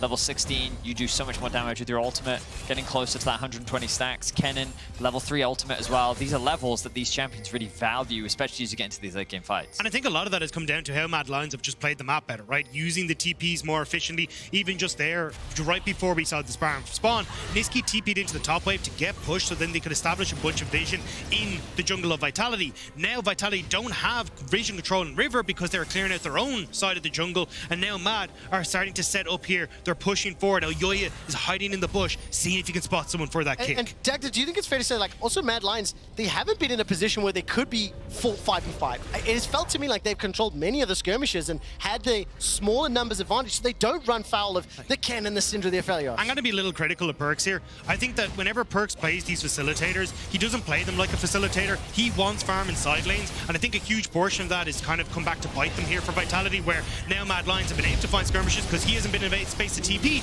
and now they're forcing. I mean, the fight is, the Baron's going to be over before the fight even begins. They shall pop really out, and nice Mad play Lions from just Niski. straight up secure the objective. Niski bought some space, and that is now Mad Lions extending that lead even further. So Bo was trying to sit in Fog of War, and Niski moved into that Fog of War to then spot Bo out, flash ult. No hesitation, just flash ult and go burst, burst, burst, burst, burst, and then he used his E to get out. That means that all 5 members of Mad walk away with the Baron, and they could reset ready for Dragon Soul as well. Just excellent play from Niski and the side of Mad Lions. And again, it's not only in the fights, like Niski TPing top wave to push in means that you continuously control the vision all the time, and that's what Mad Lions have been doing so good, not even like at the later portions of the game, even in these early stages as well, unlocking Elyoya to know exactly what Bo is up to so he can try and make these plays, so we can find these skirmishes. And now Vitality, even though they might have some fantastic scaling, how do they try and approach things like Dragon in 30 seconds? That there's no vision at all on this bot side. It's even meant to be cleared out by Chasey. Mad own the map, and Vitality knows. I mean, how did they start the fights either? I mean, this Vi was picked into the Zaya. Lissandra was then an option as well. So Vitality ideally hoping for them to be engaged on, but they're too far behind. Yeah, I think this one ward just here, right behind Mad, is probably going to be the big one. If you can try and get Perkz in towards there, Photon doesn't really have any sort of ult to get in. Maybe you can catch people off. That'll set up for Photon with a flash, but that's the only way I really see Vitality trying to get in towards this, but may not even be the case. It looks like they're just going to give us. Okay, is this hopium too much, Betty? If Mad Lions look to pick a fight, look to siege on those inhibitor turrets, once Baron times out, that is one of the opportunities that they will be corralled together. That could open options for the Syndra, for the Kennen. I mean, this is it, right? Like, you're running out of time. The final stand. And Upset, while he is down in levels against Kazi, he now has 3 items. Perkz, 3 items. Photon, 3 items. Like, this is kind of the point in the game with which you need to say, we're ready to fight. This is your last opportunity. So they're looking for the pick. You might find it. Follow over. Cease and desist down. Taking a long time to kill Elyoya. Damage mitigation. Betty has talked about it. Elyoya still not down. Moonlight Vigil comes out. Aljoya does not get taken out. Teleport was not committed. Chasey's pushing Perks bottom didn't lane. commit the ultimate Niski's either. pushing top lane. Maybe he couldn't get in range after the stopwatch, but I feel like that could have been a big window to find a pick, but a lot was invested already. Upset's ultimate, Bo's ultimate. I'm going to summarize the conversation we had before the fight. Vitality need to channel Leonidas and the 300's energy, defend the steps like they are Spartans. They cannot afford to give up that base. That's one of the areas they can corral them together, Dector. Niski, though, having this push once more on top side, the rest of the matter sitting on the wings. Yes, you do have the damage for Vitality, but you're just not getting the opportunity to actually find those moments. I think you needed to drop side lane on bot side and find that moment to collapse on Mad, but now Mad Lions are knocking on your base, and there's little that you can really do. I'm going to follow Photon. Still got that flash, still got the ultimate. Hasn't really had a chance to find a big slicing maelstrom. Remember, that was the first pick on red side, and then Mad Lions have played around it very well. And he's also hit critical mass with this build. This build revolves around the Riftmaker, the Cosmic Drive, getting your 3 procs of damage down, so then the Cosmic Drive and Riftmaker go wild, and you can go absolutely nuts with it, with that ultimate specifically. But because Vitality haven't really set up for the fights prior to that, they haven't really been in a position where Photon can go for it. And again, I mean, like, just look at the vision that is on the map right now. Like, there's so little that you can actually see anywhere in this side that would actually spot out where the members of Mad Lions are, and it means that Vitality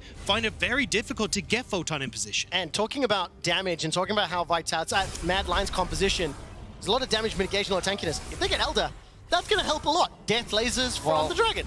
The problem for Mad is they haven't actually broken the base Vitality. And I think that's the crucial thing, because we talked about how difficult it is, and you can see how scared they are.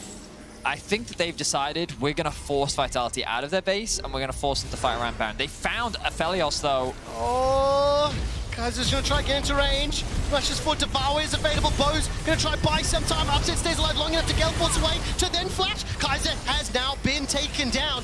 Punished. Teleport was committed for that. Death charge thrown out from Hilly. And Kaiser sacrifices his life. Upset loses his flash. And with 1:30 until Baron, 3 minutes until Elder, Mad Lions find that pick. Now, on paper, that doesn't really result in anything. There is no objective for them to take. However, Upset, no flash. Kaiser, no flash. Just taking away those summoner spells in and of itself is great. And you look at Aljoya and you look at Chasey, their flashes are likely going to be up for the next engage. Just really great awareness, this vision, this deep vision that was invested by Mad, just being utilized quickly to spot out the Aphelios and create a quick collapse. And this is, again, just coming back to Mad having full control over this top side, making it impossible for that vision to really be cleared out effectively. But Kaiser, what a hero play, flashing in front of the CC for Chasey just to get the damage, or the block, and also get the eat, and then Perks getting that CC to knock him away so the rest of Vitality can walk out. Considering everything in the kitchen sink was thrown out Upset, he got away scot-free. Yes, had to blow the flash, and Gale Force was saved by Kaiser. But I do just have this tingly feeling that Vitality will have an opportunity to fight under their tower.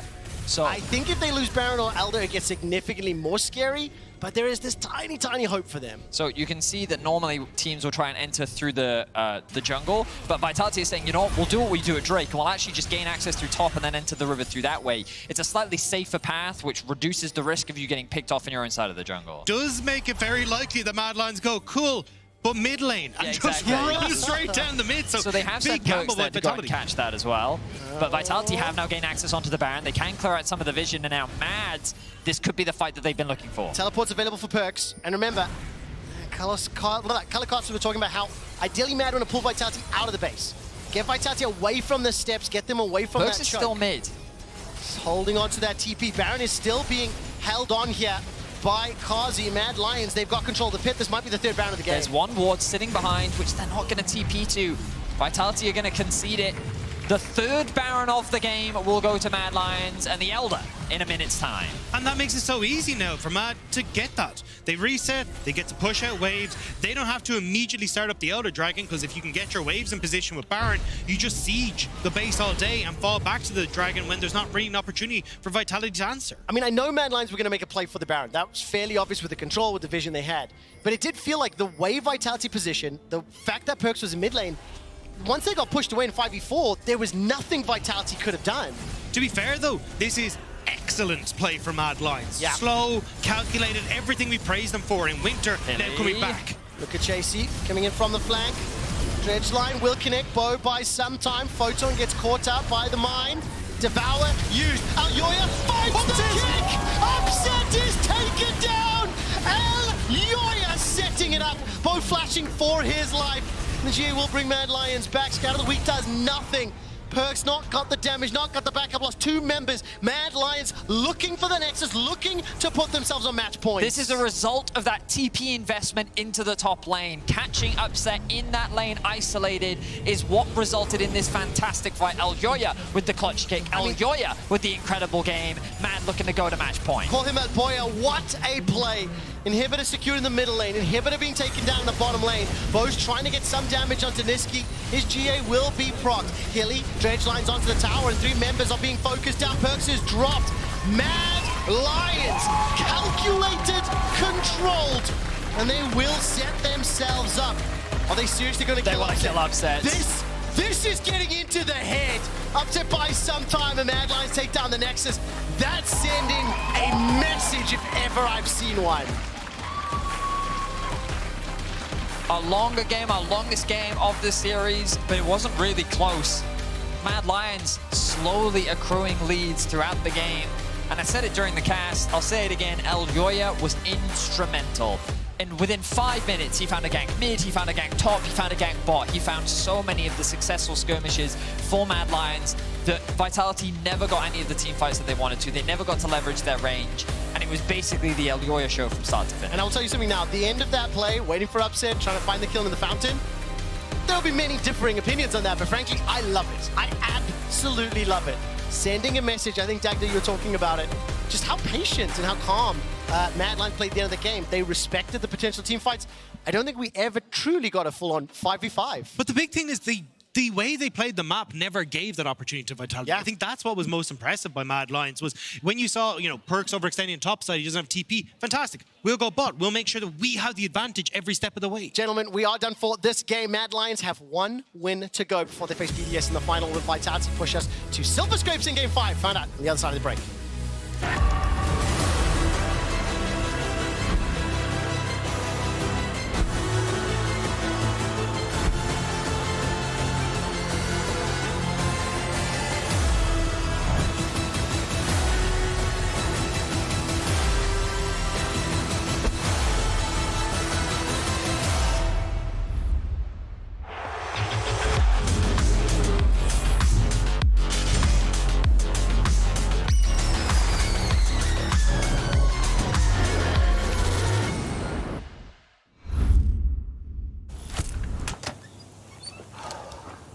Game was insane.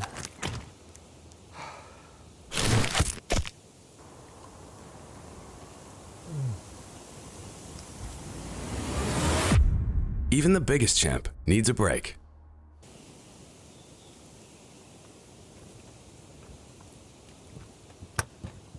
Let me in! Hey! Let me in! Let me in! Let me in!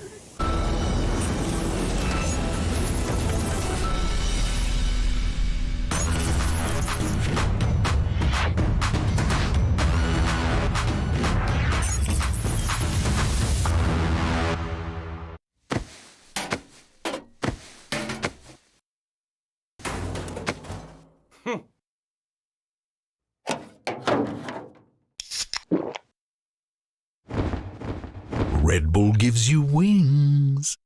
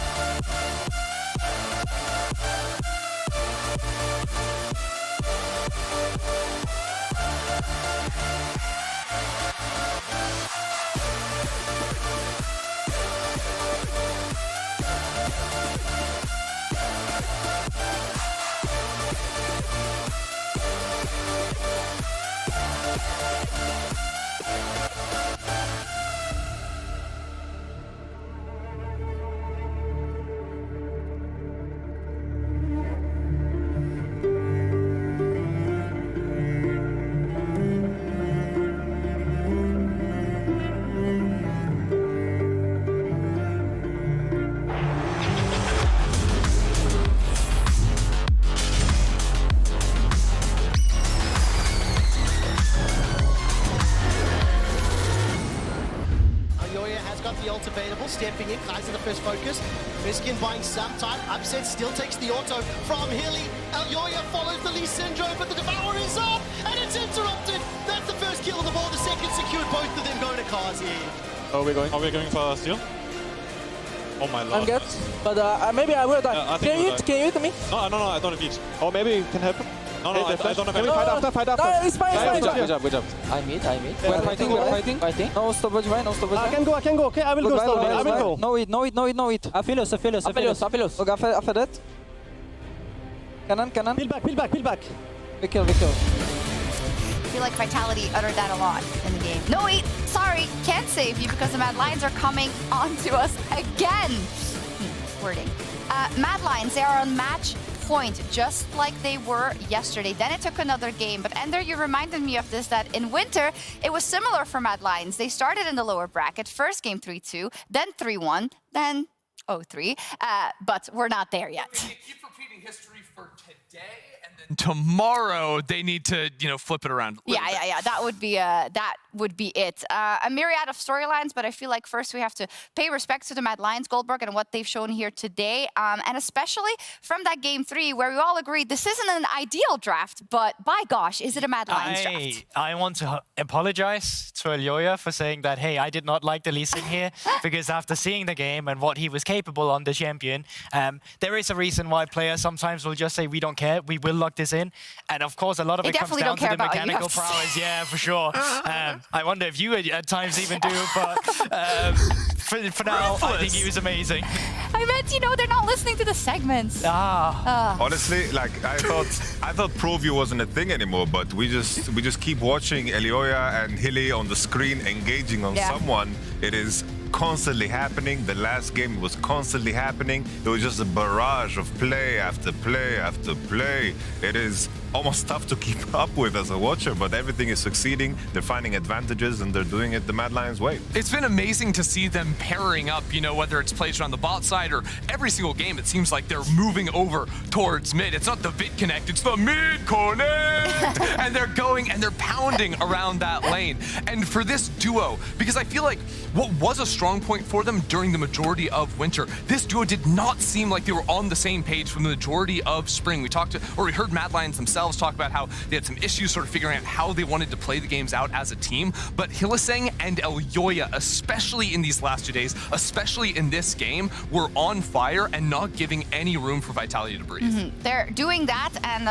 alongside them, everyone is doing their job, and we talked so much about Upset versus Carzzy, I think coming into this as well, Goldberg, because we expect the moon from Upset, right? At all times. And Carzzy is someone that you're like, he can be self-sufficient, sometimes he misses the mark, but I feel like he's been more consistent than we have seen him, and he's allowing the people around him to do what they need to do. That's the thing as well, because this has become a battle that's no longer about the bot side at all. That's what Mad Lions does so well. It's the fact that, hey, here's a lane with Prior. We're not going to use it. We're just going to use it to move Hilly around the map instead and then actually make something happen. And that's really where it comes up when Elyoya and Hilly is able to do something together. That's been one of the key things we've really missed at the start of spring, because that oftentimes Hilly would roam, but Elyoya would be farming a camp, and then Hilly would just die randomly, or vice versa. But now we're finally seeing it. The expectations we had of this Mad Lions roster, what we had expected, the evolution from winter going into spring, it's coming a bit late, but it's coming at the right time for Mad Lions. Something that is so vague to talk about, but at the same time so evident, I feel, when it comes to Mad Lions, is just the confidence.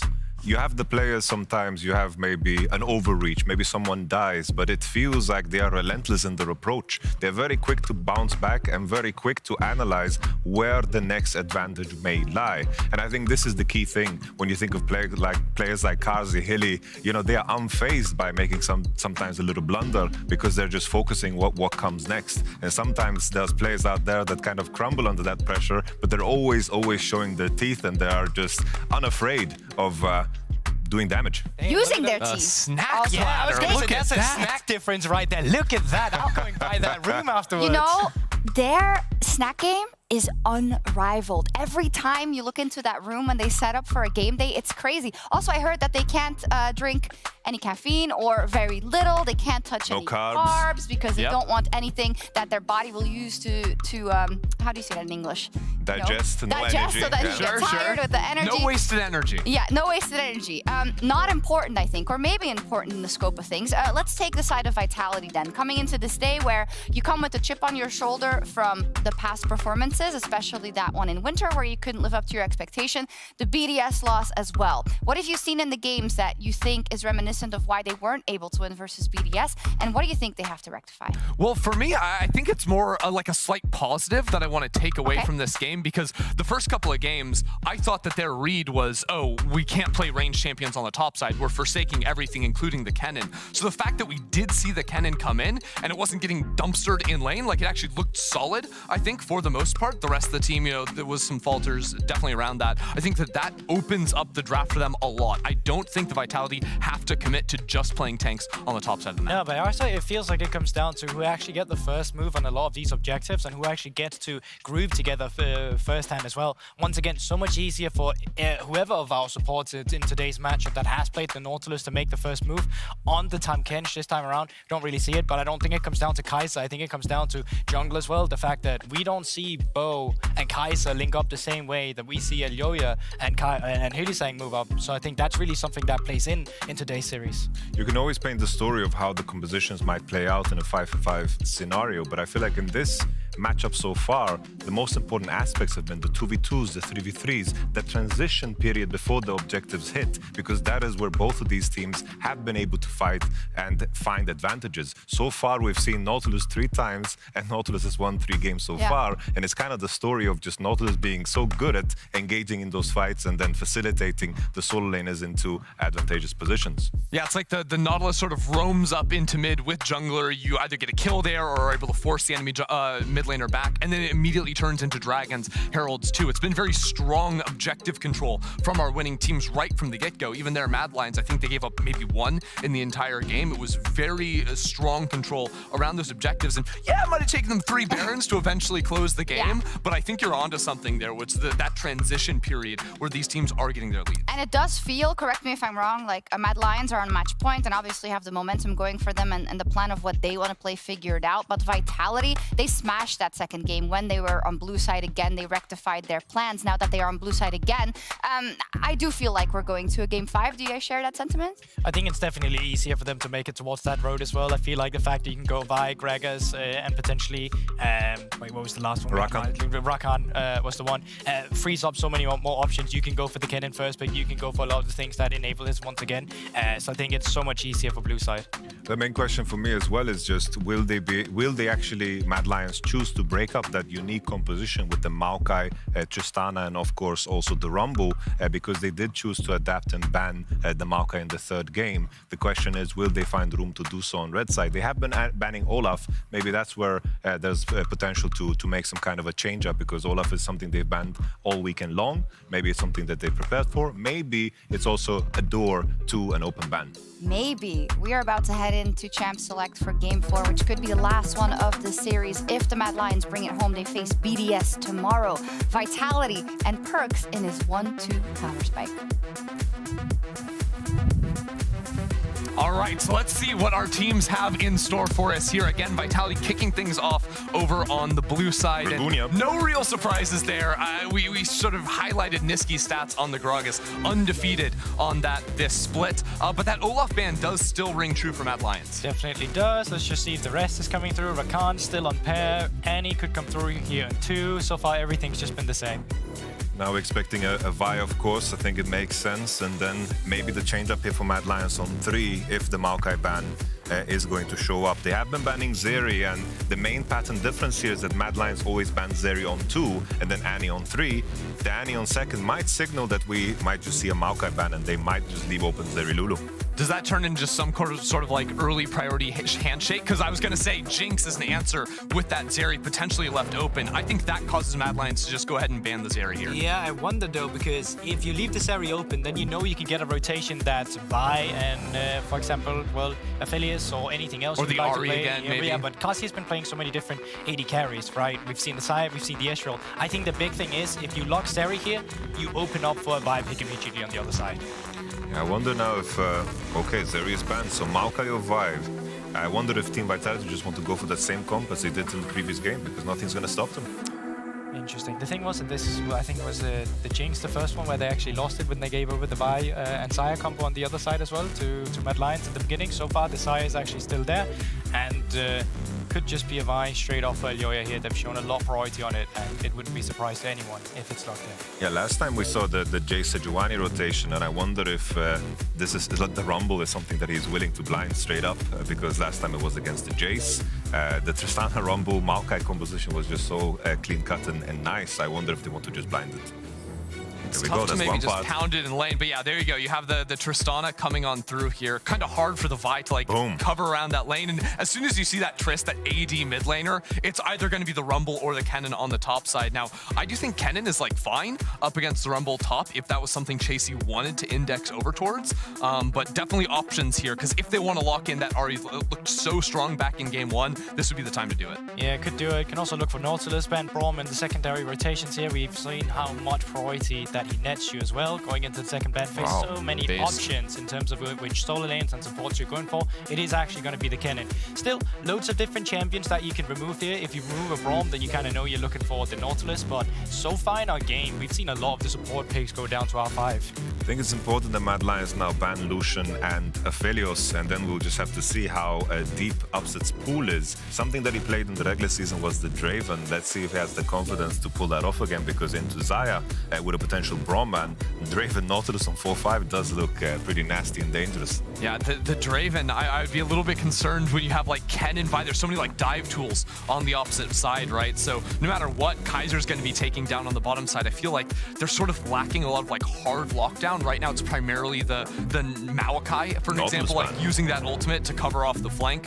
So now the Nautilus being removed, these hard engaged supports cut off the ability for Kennen to perhaps find a flank option. Now no Nautilus means it's much easier for Chasey to get in there. I think that's so interesting because you can just go Aphelios for Upset now. We know that he likes it. There's still loads of different options that can be paired with it. Thresh perhaps? Thresh as well. We haven't really seen it much from Kaiser, but all the options still stand.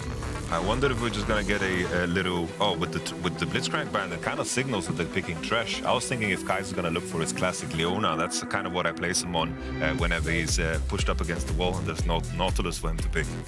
It's like, do you trust more in Kaiser there to be on the Leona, or do you just want every protection tool for Upset? Because I think this is a pretty dead giveaway that it is going to be that Thresh coming on through. So if Mad Lions steal it, that's fantastic. Yeah, I think when you see the Blitzcrank, you just go, okay, we just take it for ourselves here. Now on the side of Vitality, you have loads of options to play into. You can still go for an Aphelios Lulu if that's what you're looking for as well, or Renata.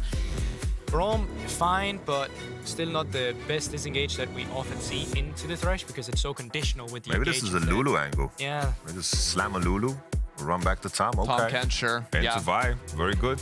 Against Vi, against the Kennen, makes a ton of sense here. So they kept this mid lane pick so late for Niski. Of course, it meant the Ahri got banned away. The Sylas was the answer previously, but I know, Yamada, you were not a fan of that pick.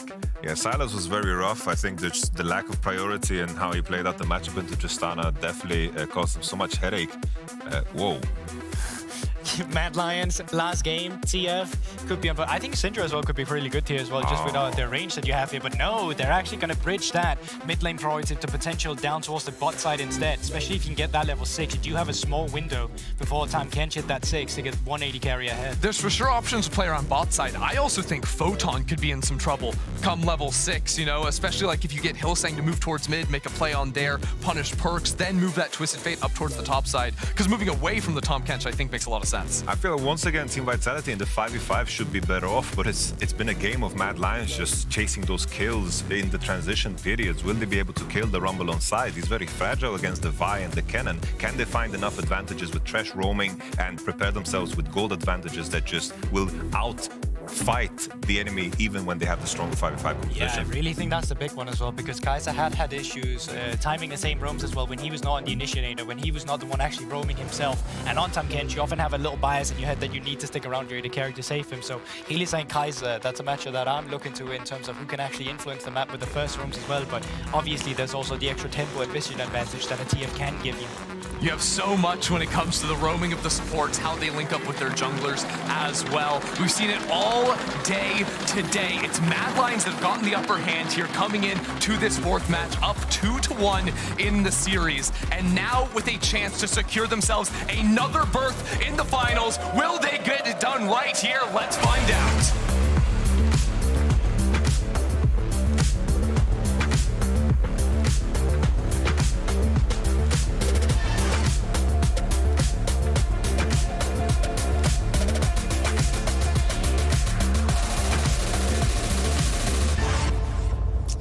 Welcome to Summoner's Rift, what could be the last game of the day. The winner will advance to face Team BDS in game number 2. On the blue side, Bo showed up on Maokai. Games 1 and 3, Bo was a no-show. And if Vitality lose this game, they will look like bozos, as they will be eliminated, placing third, the highest ever placement for the organization. Trevor. That was 5 years since then. I am so sad the camera went down. You get one joke and you're just like, I have to force this in. I must. Both Dagda and Vedius shook their head. I must force my jokes in, whether they like it or not. It was a factual statement. Was it? That is, yes. They will look like it, you know? Anyway, Nisqy going to get that first ward, which means that he's going to get level 2 first.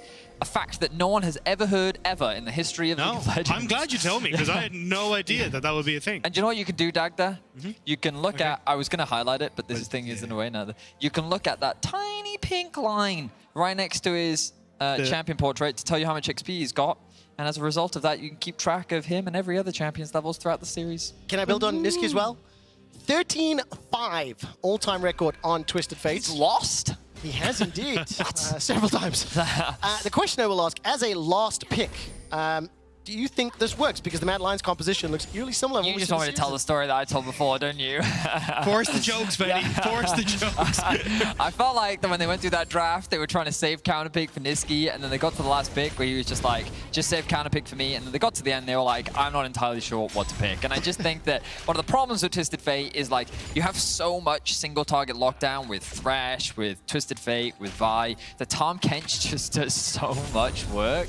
And you have so much range as well that I think it's going to be difficult to get full value. In this early game, you're going to get bullied same way that the Silas was in the previous time that they met up. We're going to see a similar situation where Perkz is going to have so much control over the lane. It's going to be difficult for Nisqy to find those roam windows. And that's the big one for me, is the fact that you do have this Tristana who should be able to continuously shove in. But also, if you try to pick the Tristana, she just buffers the jump and gets away anyway. So it's not like it's an easy task here for Mad Lions to even try and play her in the mid lane. For the record, Tristana used to be a counter pick in 2TF because every time he roamed, she would take his tower. Like, you would run the, I forget the name of the rune. The Demolish rune, yeah. And you would just siege. So every time he tried to move into Fog, you just start chipping away at that objective. So you have early push in the early game. So it was quite surprising to see Nisqy pick the champion. You heard the desk having mixed opinions on how good the pick was. And we'll see if Nisqy's able to make it work out. But once again, as our observers were just highlighting, push in top lane for Vitality, push in mid, but Eljoya already looking for a gank, and the Vision is going to spot him out. So Vitality covering for Perkz very well. And for fans of Vitality or fans of Game 5, you're going to be hoping that Perkz can channel his inner Umayan once more. Game 2 was absolutely fantastic, both from him as well as Photon on that Rumble. And actually, you know what, looking at it, Kennen and Rumble, top lane, 2016. Horror memories of old metas at international tournaments. Both of those champions having a significant impact. But I think for one of the other angles, Hylissang and the rest of Mad Lions have done such a great job this entire series of applying pressure to Perkz, of consistently ganking Perkz, of consistently giving Nisqy the advantages. Level 3 roam already. Nisqy is being backed up by Hilly. Actually huge, the fact they managed to push Perkz off. Both though, this is the LPL special. I've seen these before. Flash is available for Chase. Hang on a second. Can we just take a second to appreciate that he flashed over the wall and he didn't wait. He just ran straight into Vision. So his flash effectively became pointless anyway. I'm not going to lie, that's at the end of the LPL as well. It like came across as this big Giga Brain play, but in reality, it didn't really do much. So, Bono flash. He's not even our next flash. Yeah. Yeah, that's all I got. Eljoya. Oh, Observer's going to show us the Vision toggle, and he's stuck around. He's done this so many times as well. He's going to sneak in. Also, look at the HP bars. Photon is so low. Flash and Ignite. Chasey, 280 hit points. Photon is going to need to play this one well. Photon can kill Chasey. He's got the shield, flashes forward, didn't get the Ignite. Yes, he did. First blood secured by Chasey. Tick, and not going to find it. The level up was so crucial there for Chasey. That would have been a kill. I saw the same play that Photon did where he was like, actually, I have the damage. I'm in the perfect zone for my heat where I can do so much damage. Flash, damage, good. But the level up. I said damage like 4 times in a row there. At least Elyoya didn't get any damage off. Trenton, he didn't get an assist, so it is only going to be the kill going over towards Chasey. Bo, though, will respond with the answer in the bot side. I think, though, the big one is the fact that Niski actually managed to get the reset off because of Hilly's roam. Means that he'll hit the level 6 off these next waves, and then will be in a position where maybe he can look to make some plays, but wants to do it already. There's everyone in bot lane right now except for Chasey. 3 members of Mad Lions surrounded by 5 of Vitality. Death Sentence connects, it's only level 5 on Photon. Hilly's already flashed away. Photon's overheating, the shield's done so much. Mad Lions are running for their lives. Wild cards flying. Hylissang starting to get burned down. Flame Spitter just out of range. The Tongue Latch connects. The Harpoon, one lost auto. Perks gets the kill. That's the first for Vitality. They got the Dragon as well. Should get pushed for Chasey in this top side, though. Might actually be able to get a turret play for himself. Photon is not running the TP, so this would be a little bit of time for the Kennen in that top side. But nice job by Vitality to find the Dragon and those picks. It's not exactly fair to say this, but in Game 2, where Mad Lions did lose, they committed to that Rift Out fight at 8 minutes. They committed to that Dragon fight a little later in the game. Both times where Vitality had better positioning and placement. This time around, Mad Lions get surrounded by 5 members and get taken out. They do still have that minor gold lead, however, and this is going to be a replay here from Chasey's perspective. So we're just showing the fact that the TP investment into the top lane with Photon making his way down bot. They wanted to guarantee that numbers advantage. They saw that Mad Lions were contesting, and Photon looking to collapse onto Perks with Kaiser immediately following up. Perks dives in, upset on the backside. Bo is prioritizing securing the Dragon, and the rest of Mad Lions are forced to flash away. Really nice play here from Hylissang to create a bit of space between his bot lane and Perks. But unfortunately for him, no flash available means that he does lose his life, and the kill gets handed over to the Vitality mid laner. And you'd be very happy with that as Vitality as well, because as you said, if you ever have this TF leaving the lane, but then the Tristana is going to be able to do a lot of work. Noon Quiver now picked up for Perks is going to make things easier. Also, just in keeping that wave pushed in, so Niski has less time to roam. It feels like Elyoya has to try and make a play now with Perks not having flash available, see if they can just buy space for Niski to actually get the roam. And I think importantly, Niski's got the Destiny available. No flashes on anyone on Vitality. Chasey's got the ult, Elyoya's got the ult. So if Niski is able to combo or work with, at least the mobility summoners are down. On the minimap, Bo is coming up from the river. Equalizer used just to clear the wave, and I think Photon doing a good job there respecting the potential. He backed away, now that Bo's in range. Nature's Grasp is available for him. Hex Flash, a sentence between the uprights. Would have been a goal. It was football, and Bo... You don't win this. Kitty Cat's down, but here comes Perks, by the way. Slowly forward. Remember, there's no equalizer. Oh, now moving forward. Niski, Destiny, Gate, Gold Card and Wild Card, slicing Maelstrom on the reply. Buster shot used backwards, and Mad Lions, they get the kill. Now Photon and Perks running for their lives. And that's why I said you don't win this. It doesn't matter that Perks has roam. You've got a TF on the other side. So immediately they get to turn. You have no ultimate on Photon, and now Perks is caught. Well, Perks is going to get in so much trouble. Able to use that rocket jump away to safety, but Mad Lions, they get the kill, they get the Herald, and they get themselves nearly a 2,000 gold leads. The only bright side for Vitality is that with Hylissang roaming up to mids to offer some support, Kazi was forced to base, and Upset could get himself 2 plates, so he'll get himself a decent amount of gold. Will equalize the overall gold a little bit, but you can see Mad in a pretty significant advantage thanks to the early kills that they've been able to get. Level 6s for both of Mad Lions bot lane. Oh, Hilly is committing to The this. Lantern Ignite comes out, Cleanse used already, no flash, remember. Kazi was exhausted, he held on to the Feather Storm. That's all Sum's gone. Supports, here comes Bo. But no ultimate. Backwards, no, so he backs away. It's just there in case any further shenanigans was afoot. The Mad Lions don't find the kill, but they do force Vitality back. I think the logic behind the trade is to try and guarantee the push in the wave. You know, they wanted to make sure that this got underneath the tower so they could get the bounce back. Now that Elyoya is hovering around, they'll look to secure another wave for themselves. Perks. But you can see the pings coming down from Niski in the mid lane saying mid laner missing, and the vision control as well being set up. Very nicely done overall by Vitality. They have good control wards pretty much littered throughout to offer some protection and try and cover their bot lane to mitigate what this Twisted Fate can do. A bit of it will be cleared out by the Mad Lions bot lane, but this is something that you need to do when playing against a Twisted Fate to make sure that his early game impact is mitigated. I think the big question, though, is what they're going to do with this Rift Herald, because I think they're just waiting for Niski's the Destiny to come back up and available so they can try and make a play off the TF ult. There is an opportunity to go for top and just, hey, look, slam some more gold into Chasey. He's already 1.2k ahead, looking very good with the 2 kills that he's managed to pick up for himself. But honestly, I think trying to shut down Upset is probably going to be your best bet here. If you can get the ultimate from the Vi with the TF, you force them away from the tower. You know, you won't probably get the kill because of Kaiser, but at least you can get some more gold into Karzi and just spread that gold across the map. Now Mad Lions, nearly 2,000 gold up. Just a quick reminder that whoever wins here faces off against BDS tomorrow. Winner of the finals will be the #1 seed. For EMEA and MSI, G2 will be the #2 seed. Lions eliminated them. And just as another little tidbit, even though the last time BDS lost the game, look at the bottom left-hand side of your screen. 32 days, 21 hours ago, they're on a 10-game winning streak. Team BDS are over waiting. a month ago. Over a month, that's how dates work. Yeah. 14-2 in spring, the young team on the block. First time in finals, first time in top 4. And they'll be either looking to face down Mad Lions or Vitality. Right now, looks to be Mad Lions as they're starting off the Dragon. We'll be able to secure this one relatively uncontested. Destiny is available. Perks stepping backwards, still got the flash, still got the rocket grab. Death Sentence connects. The Abyss will dive forward, Devour still up, and Bo is going to be eaten up by Kaiser, now running for their lives. Gold card is primed, captures out Maokai, feathers fly, and the one more auto should just about do it. Perks has had a lot of time to attack, but he doesn't have the damage. Moonlight Vigil falls short. Kazi should about be popped. He does! There's the rocket jump forward once again. Perks looking to get another onto Niski. All of a sudden, Vitality with a breath of alive. 2 kills for Perks, 1 kill for Upset. Perks saved that play massively. Bo again overextending on this Maokai. Thinks he's tankier than he is. But with Perks there, managed to jump around the fight, gets the kill onto Karzi, follows up onto Niski, and Vitality actually managed to turn that one back around. Credit to Bo, buying as much time as he can, utilizing that Twisted Advance. The Hex Slash over the wall from Hilly will not result in anything as Perks picks himself up a plate. Once again, good damage onto Elyoya, and Perks is slowly starting to become a menace.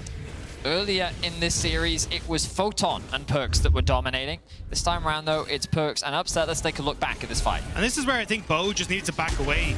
He ends up trying to Twisted Advance forward, whereas I think he can Twisted Advance back onto the Raptor camp and flash out of there, but decides to commit with Kaiser, and with not much of the CC landing, Kaiser has to go forward to try and save him.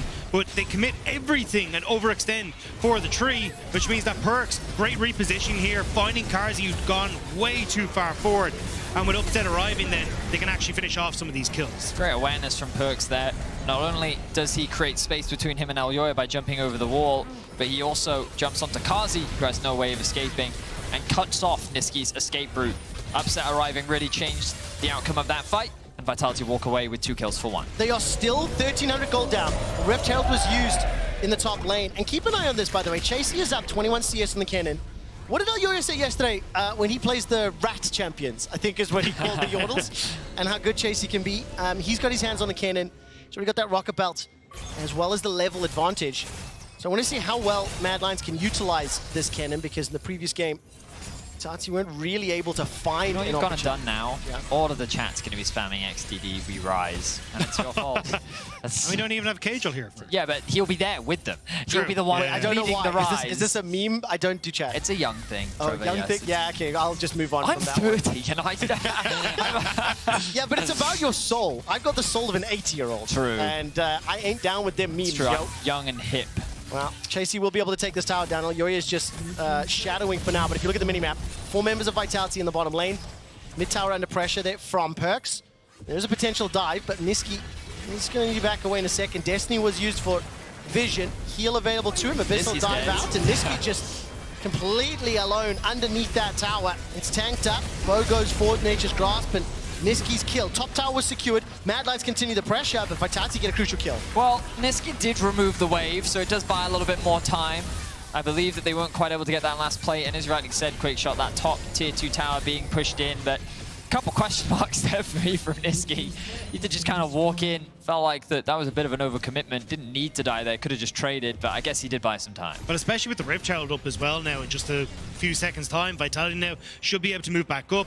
They did end up committing the Maokai ultimate, which does hurt a little bit, but I still think with the fact that they just should be on the objective first, should be able to find that ultimate with Photon, they should be in a relatively good spot, but looks like they're not entirely sure either as they're taking their time to try and come across here. No one's pushing out mid-wave, which is kind of necessary for them to try and contest this. Wow, Chasey is a lot stronger than I expected. Obviously, securing all those plates and that tower really does help, but the gold illustrating, he's 1,000 gold over upset or thereabouts. He has the rocket belt completed alongside with the large rods, and he is going to be a serious threat as Perks jumps on Haley. All right, Perks gets a couple autos, and you were talking about goal differences. Could I just draw everyone's attention to the scoreboard?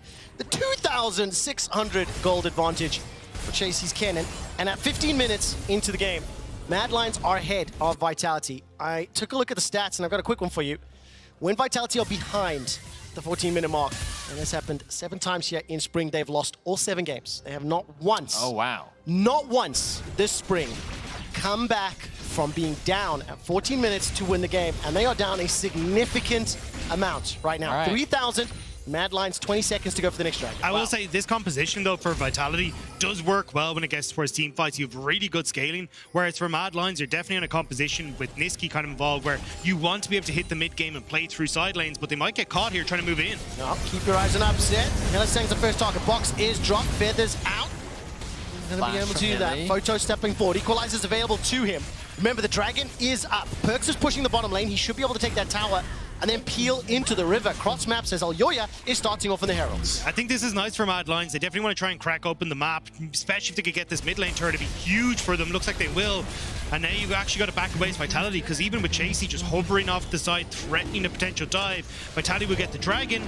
And maybe, no, actually there's a Destiny from Niski. Nice job to cover the pressure on bot lane. Now this is an interesting situation because for Vitality, despite being behind, they are still getting objectives. They got the tower, they got themselves the dragon, they're still stacking towards it. The only thing I am starting to get nervous about, down 4,000 gold, yes, the 2 kills on each of Perks and Upset is good, but it's going to be scary when you have a Vi and a cannon diving onto you. The big one for me is just how open the map now is. Like, Mad Lions want to try and find opportunities to, hey, can we work with Niski and Hilly and Alyoya to find these picks so we never actually have to face off in a 5v5 versus Vitality. With top tier 2 down, with the opening of mid lane, with essentially bot lane going to fall with Niski pushing here, it becomes very easy then for Niski to disappear into Fog of War, to look for picks, to follow up with Alyoya's flash engage, and continue to put the pressure onto Vitality. As long as you're working away from Kaiser, you should be completely fine to go for these plays. Tense situation as we get closer to 20 minutes. Our Lions slowly gaining more control over the map. Why are you staring at me? Those very contemplative thoughts there. I just like to slow the cast down with, as the game slows down, you slow down the casting. It's like golf, like gets up to the putter. Looks it's a good drive at the ball.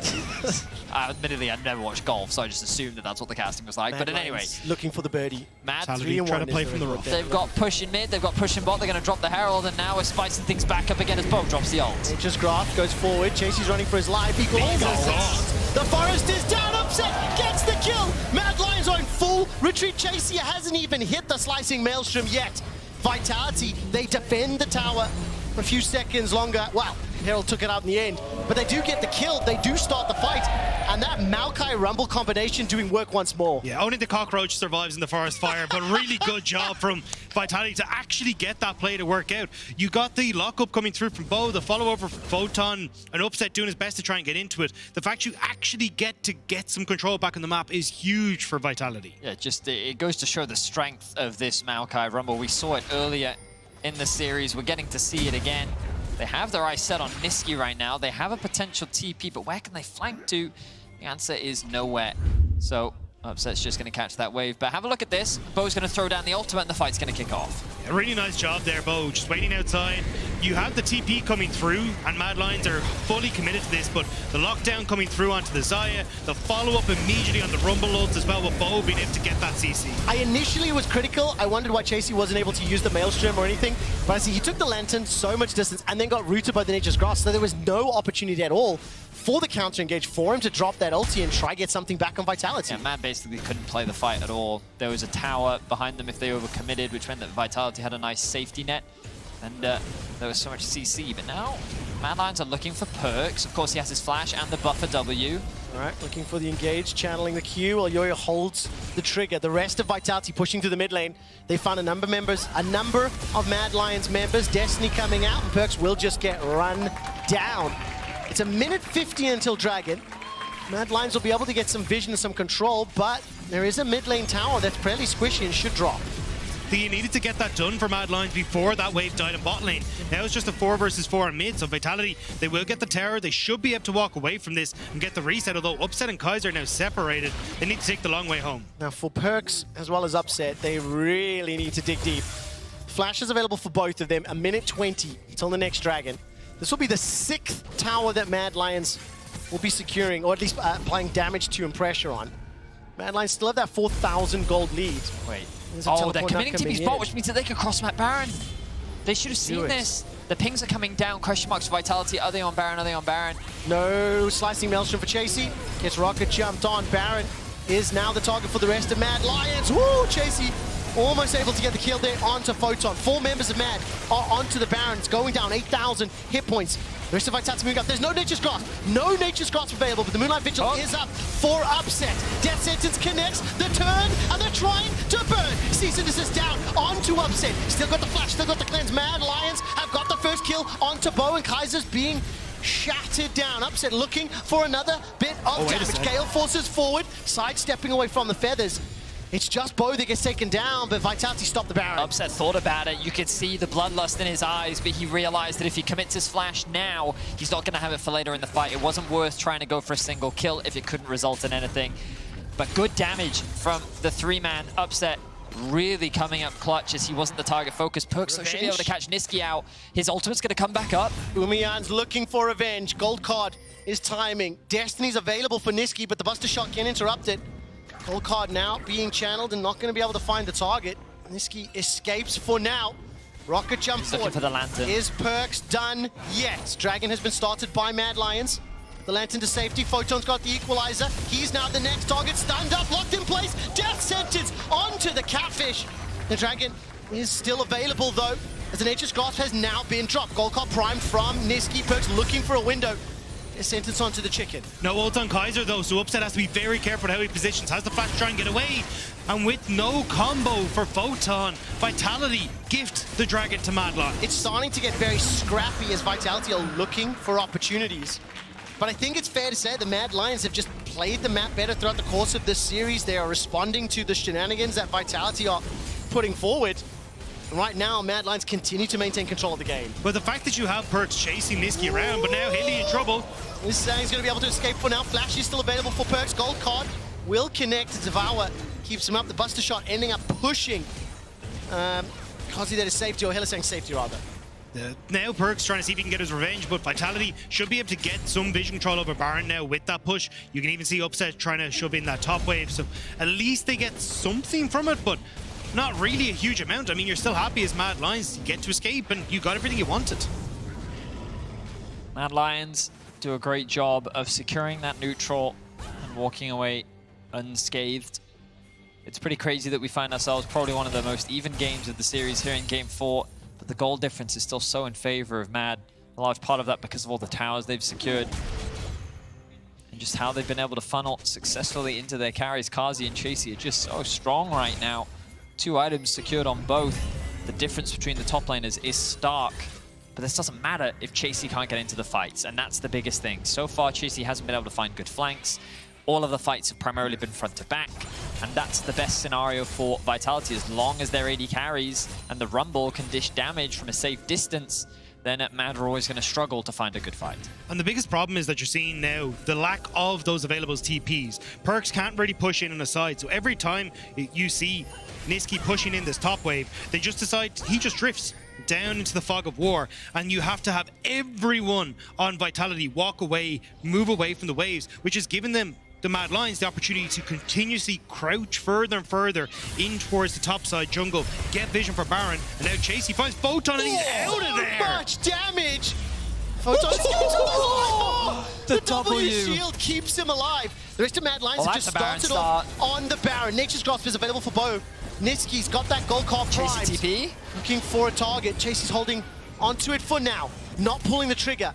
Mad Lions, once again in a situation they're in control. One more win will send them to the final. Same story as the Winter Split. Lower bracket run.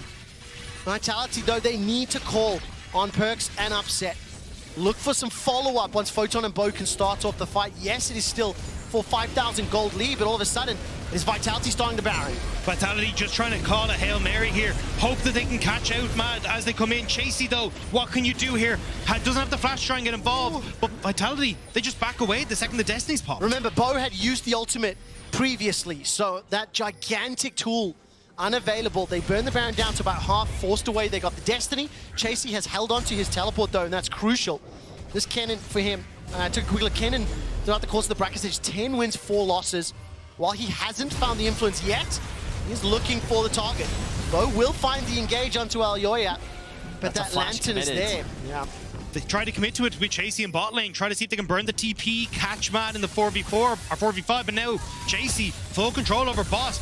And there's nothing that Vitality can do. Mad are playing the map all the time. They're pinging the Baron again, Dagda. You can see they have one member mid with Perks. They've sent a Felios over to the Baron. There is a ward here that can still spot them out. And the collapse once again from Mad. They're trying to get this TP out from Chasey. Teleport from Perks going north of the river. Teleport into the pit from Chasey. Baron's down to 5,000. Vitality been pushed away. Chasey's looking for the opportunity. Perks is instantly exhausted. The equalizer's dropped down. A Mad are being burned. The Moonlight Vigil is thrown out. Baron is starting to reset the gold card. It's caught. Chasey! He's done it! Chasey finds the slicing maelstrom. Mad Lions have got themselves 2 kills. They're looking for the third. Mad Lions are looking for the third Nexus. Are looking for another final, and it will stop by picking up this Baron. And Chasey is finally able to bring the thunder. He's able to land a multi-man ultimate and rip apart the hopes of Vitality. They're looking to make the same run they did in winter. They're looking to make a return appearance to the finals, and they're looking to knock Vitality out once more. Wow. Vitality were thunderstruck. I mean, it's Vitality disconnect here. Bo caught in the pit, nothing he can do. Perks immediately exhausted by Niski with the Summoner Spellbook. And Upset, I saw these chakrams and I was like, maybe you can do it, but again, Niski with the CC, it's done and dusted and sets up for Chasey to come on through. Kaiser using his ultimate to get Bo out to safety was so massive because then it wasn't available for Upset. He was playing in a position of confidence without the same safety that he's had for so long. You can see how impactful Chasey's cannon was. 0 damage by Kazi. It is crazy how little damage Kazi did, but frankly, the fight was outside of he his did no range. damage. Oh man, Mad Lions get their third dragon. 9,000 gold up. They've got Baron, and they just need one more Nexus to make it to the finals once more. I did not at all expect Mad Lions to be in this position. I did not expect them to beat G2. I did not expect them to handily be in control of Vitality. Mad Lions are looking to face BDS tomorrow. Whoa, Perks. And looking for a shot to go to MSI. And I tell you what, Alyoya this series, along with the rest of Mad, but Alyoya in particular, has just stepped up to the plate. This bro wants to go to MSI. I mean, he wants to try and get a championship for himself as well. Niski unable to get an immediate championship for himself, denying Upset his opportunity potentially here to move forward as well as Mad Lions start to stream in towards the base. Have Vitality faltered once more. The base is open, inhibitors down, in top and middle. Nature's Grasp for the equalizer is huge! They've got themselves at least one instant reply, however, as Bo and Perks now down to inhibitor being focused out. Gold card connects. Where's the follow-up? Devour by some time. 3 inhibitors down. This Baron power play might just end the game. It's all up to Upset to hold the line for now. Photon with no ultimate. He used it in the last fight. I don't think Vitality have the wave clear. Kazi and Niski chipping away at the towers. Vitality have faltered once more. They failed to live up to expectations. Mad Lions find the stun, find the connect. Perks is down. Mad turn their attention to upset. Cease, desist, feathers fly. Upsets down. The lower bracket legends do it once more. Mad Lions take down Vitality and advance to the Spring Split Finals.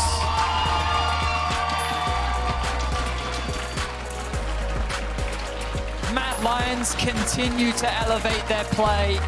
They continue to improve. And they make the exact same run that they did last split. They will return to the finals once more. And what a way to do it. In exactly the same scoreline, 3-2, 3-1, 0-3 was the results last split. 3-2, 3-1. Could it be a different result this time round as BDS is lying in wait to face the hungry Mad Lions? Just saw on stage there, Mac and Kaiser giving each other a hug at the end, while celebrating here for Mad Lions in the run that they've done once again. Vitality, on the other hand, 0-3 to BDS, 1-3 to Mad Lions. Vitality once again eliminated. And it's heartbreaking stuff for Vitality. Once more at third place, the highest the organization has achieved. They get knocked out once again, but for Mad Lions, now stepping back into that final spot is going to be incredible to see. 2-1 so far in their finals across their entire organization. It's a decent scoreline to be going in with. We'll have to see if they can try and fight back against BDS. And I mean, for these players, they have so much that they want to prove, right? Like, especially with the criticism, the fan sentiment, the doubt that's been put around them throughout the splits. For them to be stepping up when it matters most is all that matters to these players. And I loved hearing in that interview yesterday where Yoya said he wants to earn that spot for himself. The winner of the split between BDS and Mad Lions will be EMEA's first seed going to MSI, and it's down to their performance on the day that will determine who will make it to that event. And I was going to say for Yoya, phenomenal performance throughout today. The fact that he managed to control the early game so well against Bo, working with Niski through the mid lane, dictating the entire early game every single time.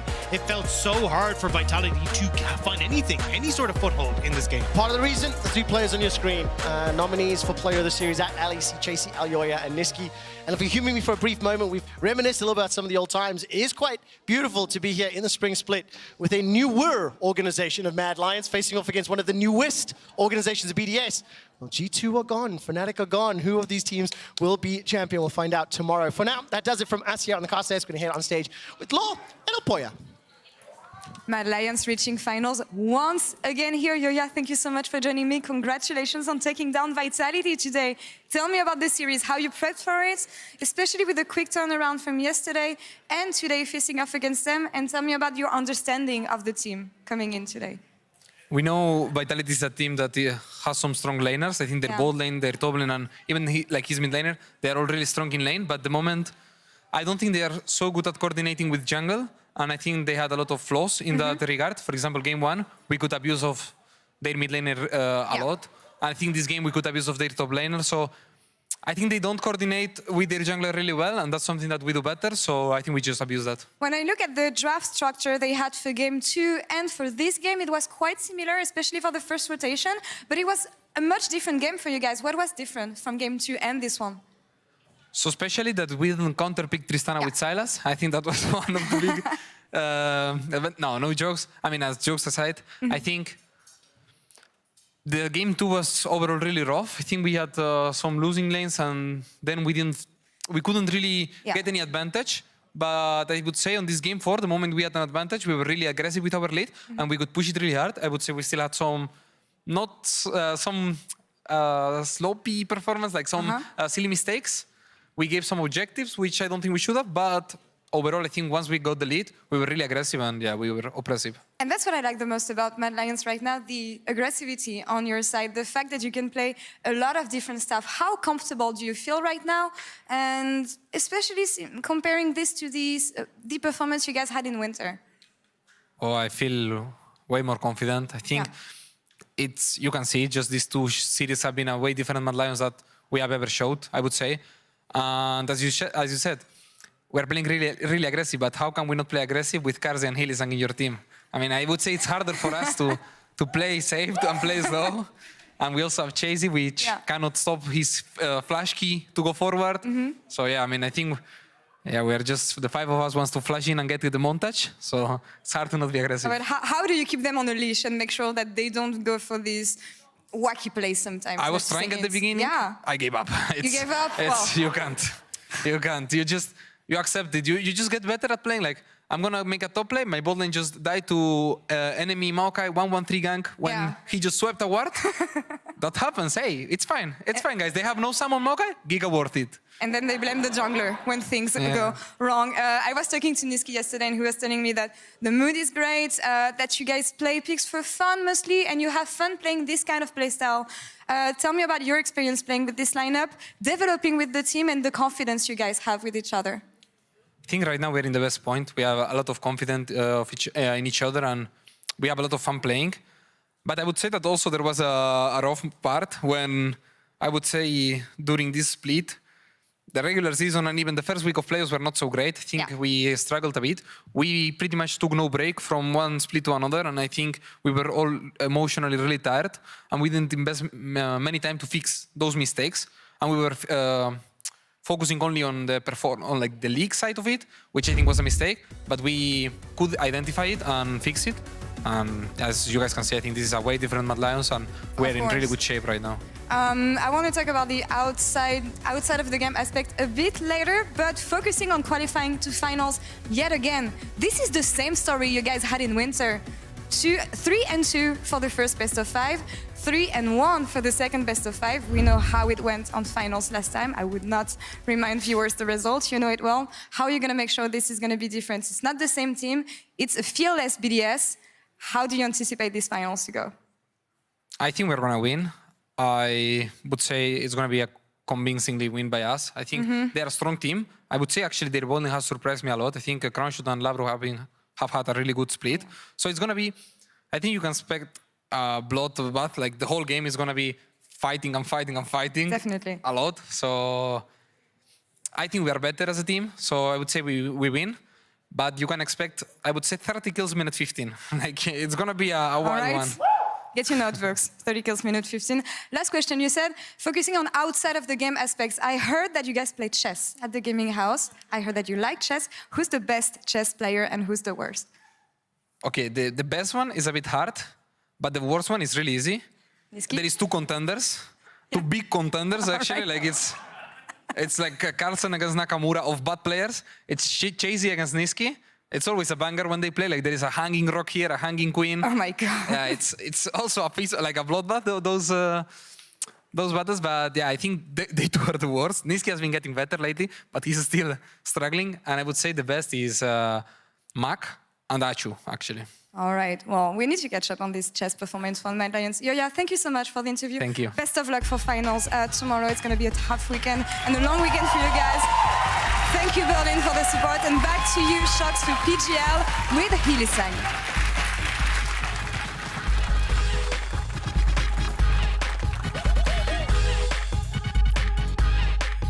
Thank you so much, Laura. Indeed, Healy is joining us for PGL together with Goldberg and Yamato to wrap up the day. Healy, congratulations.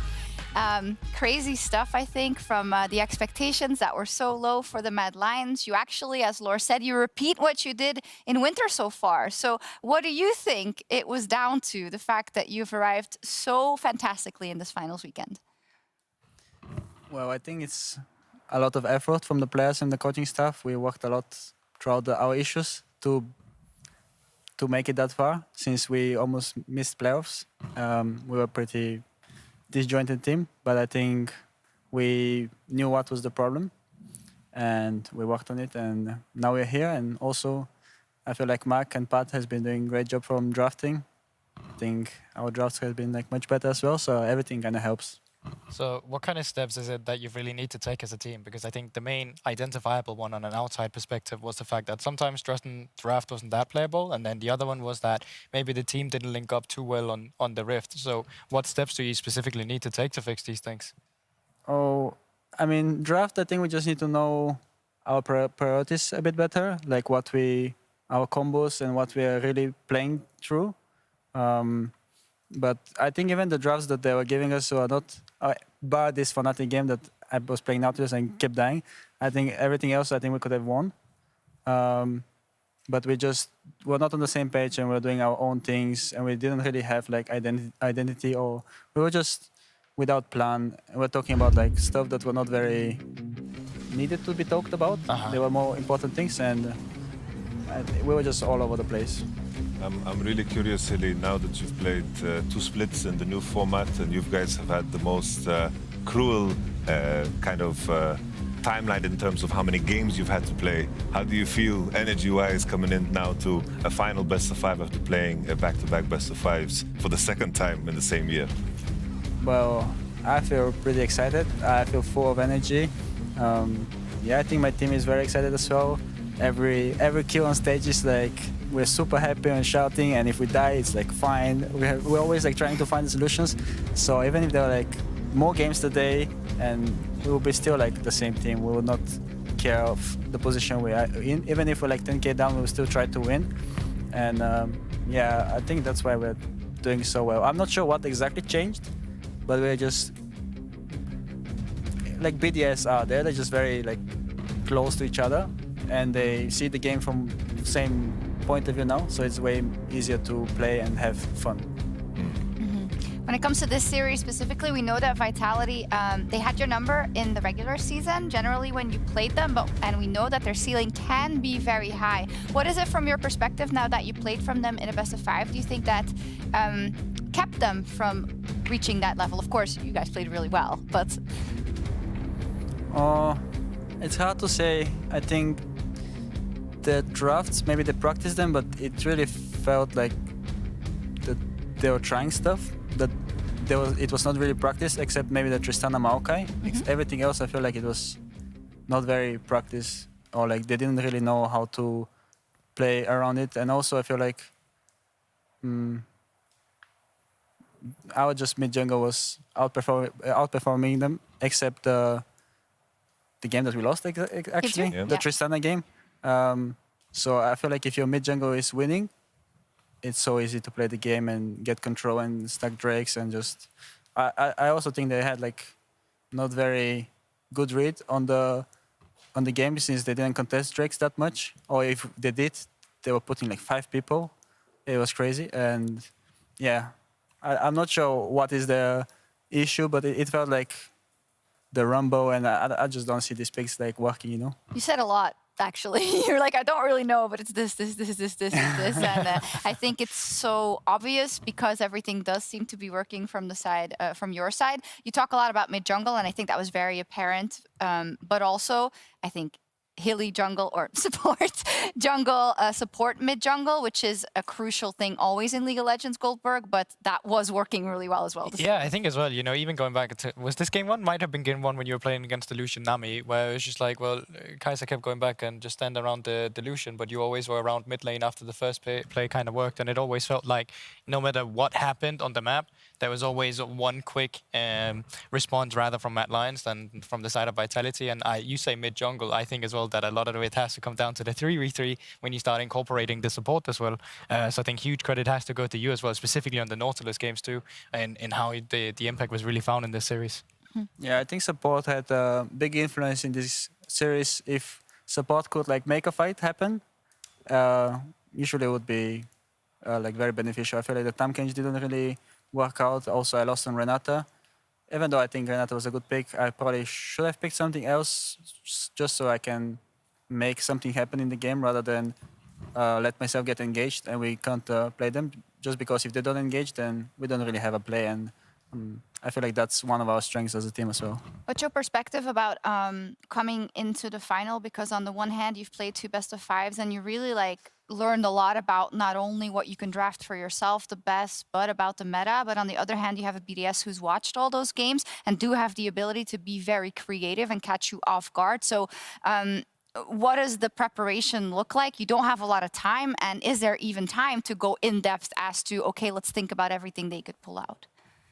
Yeah, I mean, it's really hard because you said it, like they know everything that you're doing. If they like paid attention to our games, they can see like our habits and like where we're warding and how we're positioning and like what our priorities are. And we don't really have that much information. But we're coming with like momentum, and I think we're very, very hungry to like win actually. And I think BDS is like quite a good team, so it would not be easy. But I think we'll try our best, and I think it'll be a fun match tomorrow. Yamato, that's the million-dollar question, right? You and me were wrong, actually, on Ready Check the first day. They have already won a best-of-5 together, BDS. In fact, it was just last week. It was on Monday versus Vitality. But I guess we can reset it in terms of arriving in your first final together. Someone also reminded me that the trio that played in the LFL actually lost their finals when they played back in the LFL. So you know, there is going to also have to be evolution from there. And as Hilly says, the momentum. You can't warm up into that. It's going to take you that game 1. It's going to take you maybe that game 2. I think the key underlying difference, right, is that the 3-0 Vitality was very smooth sailing. And I think that when things become challenging, let's say you drop a game, how do you bounce back from that? That is the key thing. How will they react to what Mad Lions is going to throw at them? Mad Lions so far have shown that they are very, very sharp in the transition periods between the objectives spawning, while BDS is the team that has had very good setup around the objectives. I think that in between, that is where Mad Lions is going to challenge them and be very, very tough. And I think that is going to kind of put a different challenge to BDS and push them towards the wall, because this is not something that we saw in the regular split and also not in the group stage either. So how BDS react to these challenges, that is where the experience is going to kick in. Yeah, I think that's really the interesting thing about tomorrow's matchup, that you can go for player versus player and look at that if you want to. But for me specifically, I am really looking for that map movement. I am really looking for those objective setups. I think BDS had the best set plays around objectives in the way that they set it up. They were the first team to really figure out how much these dragons actually will give you in the meta currently. And I think Mad Lions, well, maybe you've realized it as well, the way that it's been played as well today, that a lot of it will come down to these objectives. So I think that's the key moment. Not necessarily the fight when it starts, but all the small intricacies that the players had set up before the fight starts will be the big thing in tomorrow's matchup. And who's better in the clutch? And I think it's a beautiful final we're going to have tomorrow. Not one that a lot of people would have predicted, and you know it as well as I. Not a lot of people would have put you in the final. You said it already. We're feeling good. We're feeling prepped and primed. Elyoya even said that he feels like they're going to win. So I know you don't want to go that far, because I believe we had you on PGL also at the same spot in winter before you ended up heading to that final. What is for you, for Hilly, the personal thing that you want to do better than in that winter final to make sure that not only you lift the trophy, but you go to MSI for EU? It's a tough question. I didn't really think about it, but I think at winter we were not as strong mentally team as we are right now. And I feel like this might be their issue as well, since they haven't dropped that many games and they haven't been challenged in best of 5, and we have. So I think we have an edge on them on that. So I think if as long as I help my team as much as I can in the game and outside the game, I think I'll do more than last winter, since I was probably not the best at that. So I think I'm much better now. Okay. I wasn't blaming you for your winter performance. It was a team problem. I remember talking to Hilly after the match, and I remember watching that series. I felt like there was this lack of confidence in some of the decisions you guys were making, but watching you guys play, it feels like when someone makes a decision, he actually has 4 teammates behind him, and I think that makes such a big difference. I feel like whether it's a good decision, bad decision, doesn't matter. If a decision is made, it seems like, you know, if you're going in, everybody's going in, and no one gives a damn about the outcome. They just try to make the most out of it, and that's such a big difference maker, I feel, and it just shows in how you guys are playing. And the other way around, if Elyoya kicks the enemy into the team, you're going to finish him off. The MasterCard play of the day is Elyoya's Lee Sin kick on upset to seal the deal in Game 3. Goldberg did not believe.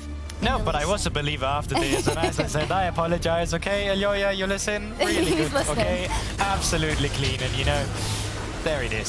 There's not much more to say about it. And I thought it was going to be tricky because, like, oh, here's a Syndra. There's, you know, Tahm is fine because if Tahm eats you, then you just kick the guy that he eats and you get 2 for 1. But I still thought that would be difficult. But, you know, that's the last time I underestimated Lee Sin. You say it. Wow. It's, you The know. Syndra flash was sick, actually. She would die as well. Yeah. I like the fact that I imagine for Ups it must have been rough, because the Tahm eat was always forced before anything happened, and then all of the other tools would just collapse on his head. The Tahm just eat one person. In the past, his W was his eat, and now his champion is reversed. it's interesting to see this champion in play. I feel like only Korea can play it, really. We heard it also in the voice comms. We played like a little snippet from Vitality, and every clip was like, "Can you eat? Can you eat?" And every time, "No, I don't have it. No, I don't have it. It's not up. It's not up." And that was the story of the game, unfortunately. We were actually forcing around Tam Ud a lot, because if Tam doesn't have Ud, they're kind of playing like without 1 or 2 persons, because not even affiliates can walk up against like Vi, Nautilus. It's really hard. We were like forcing around Nash and stuff, and I think for them was quite hard to do anything about it unless they like 50-50 the Nash. But we were also ready for that, so I think we played quite well around Nash.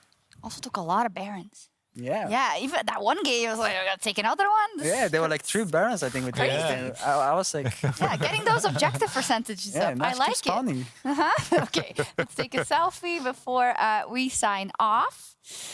All right. Shall we stand? Yeah, let's do it. Better for the height difference, because then I can stand like here and then... Oi. Oh, sorry. Get the, you wanna, yes, of course. Okay. Fantastic. So we'll be back tomorrow for our spring split final between Team BDS and the Mad Lions. See you for Ready Check at 5:30. Have a great night.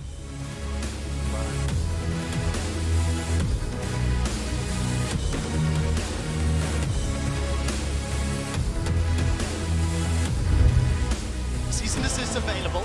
Hilly's coming around behind the chicken camp. Bo is at the blue buff, so the engage is now coming. Cease and desist connects, charm perfectly timed, and once again, a very good dive. Nice, can we kill them all? Kill them all. Dive. I go. Ruin is KD. I will kill him. Oh, don't give me more kills. Don't go. They're going to re-aggress Mad Lions. They have to retreat. Nyan cat catches onto Hilly. Dredgeline backwards, another kill, upset securing. Dredgeline will connect Bo by some time. Photon gets caught out by the mine. Devour used. Alyoya finds the kick! Upset is taken down! Alyoya setting it up. Alyoya has got the ult available, stepping in. Kaiser the first focus. Biskin buying some time. Upset still takes the auto from Hilly. Alyoya follows the Lee Syndrome, but the Devourer is up, and it's interrupted. That's the first kill of the ball. The second secured. Both of them going to Kazi. Okay, we're going. Look at Jace. It's fine. You're fighting. I will get the trick. Good Silas. Okay, yeah, look this way.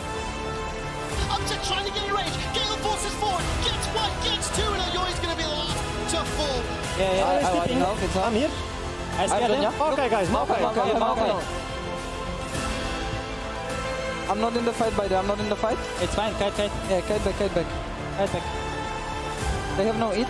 Oh, so f***ing good, Chasey. Let's go. Play. Holy Chasey. Jesus Christ. So f***ing good, Jesus Christ, Chasey. Holy. The lower bracket legends do it once more. Mad Lions take down Vitality and advance to the spring split finals.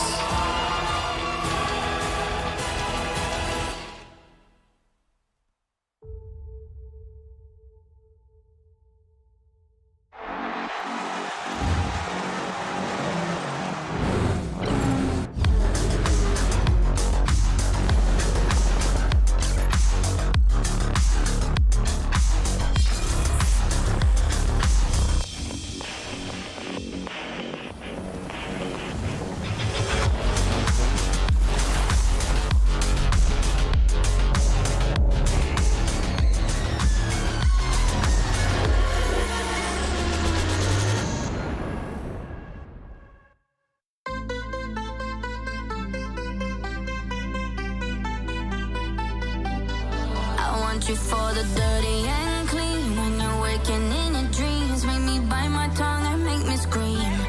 See, I got everything that you need. Ain't nobody gonna do it like me. We are burning at a high degree. And you make me feel like it burns and it hurts. Baby, this part of the rush. This is us. What is love? Baby, don't hurt me no more. What is love? Baby, don't hurt me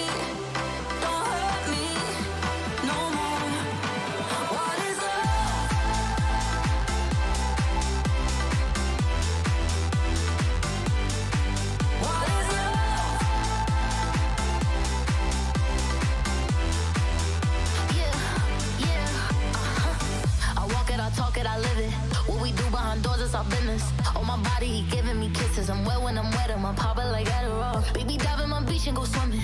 Let's go deep, cause you know there's no limits. Nothing stronger than you when I'm sipping. I'm still gonna finish, I'm drunk, I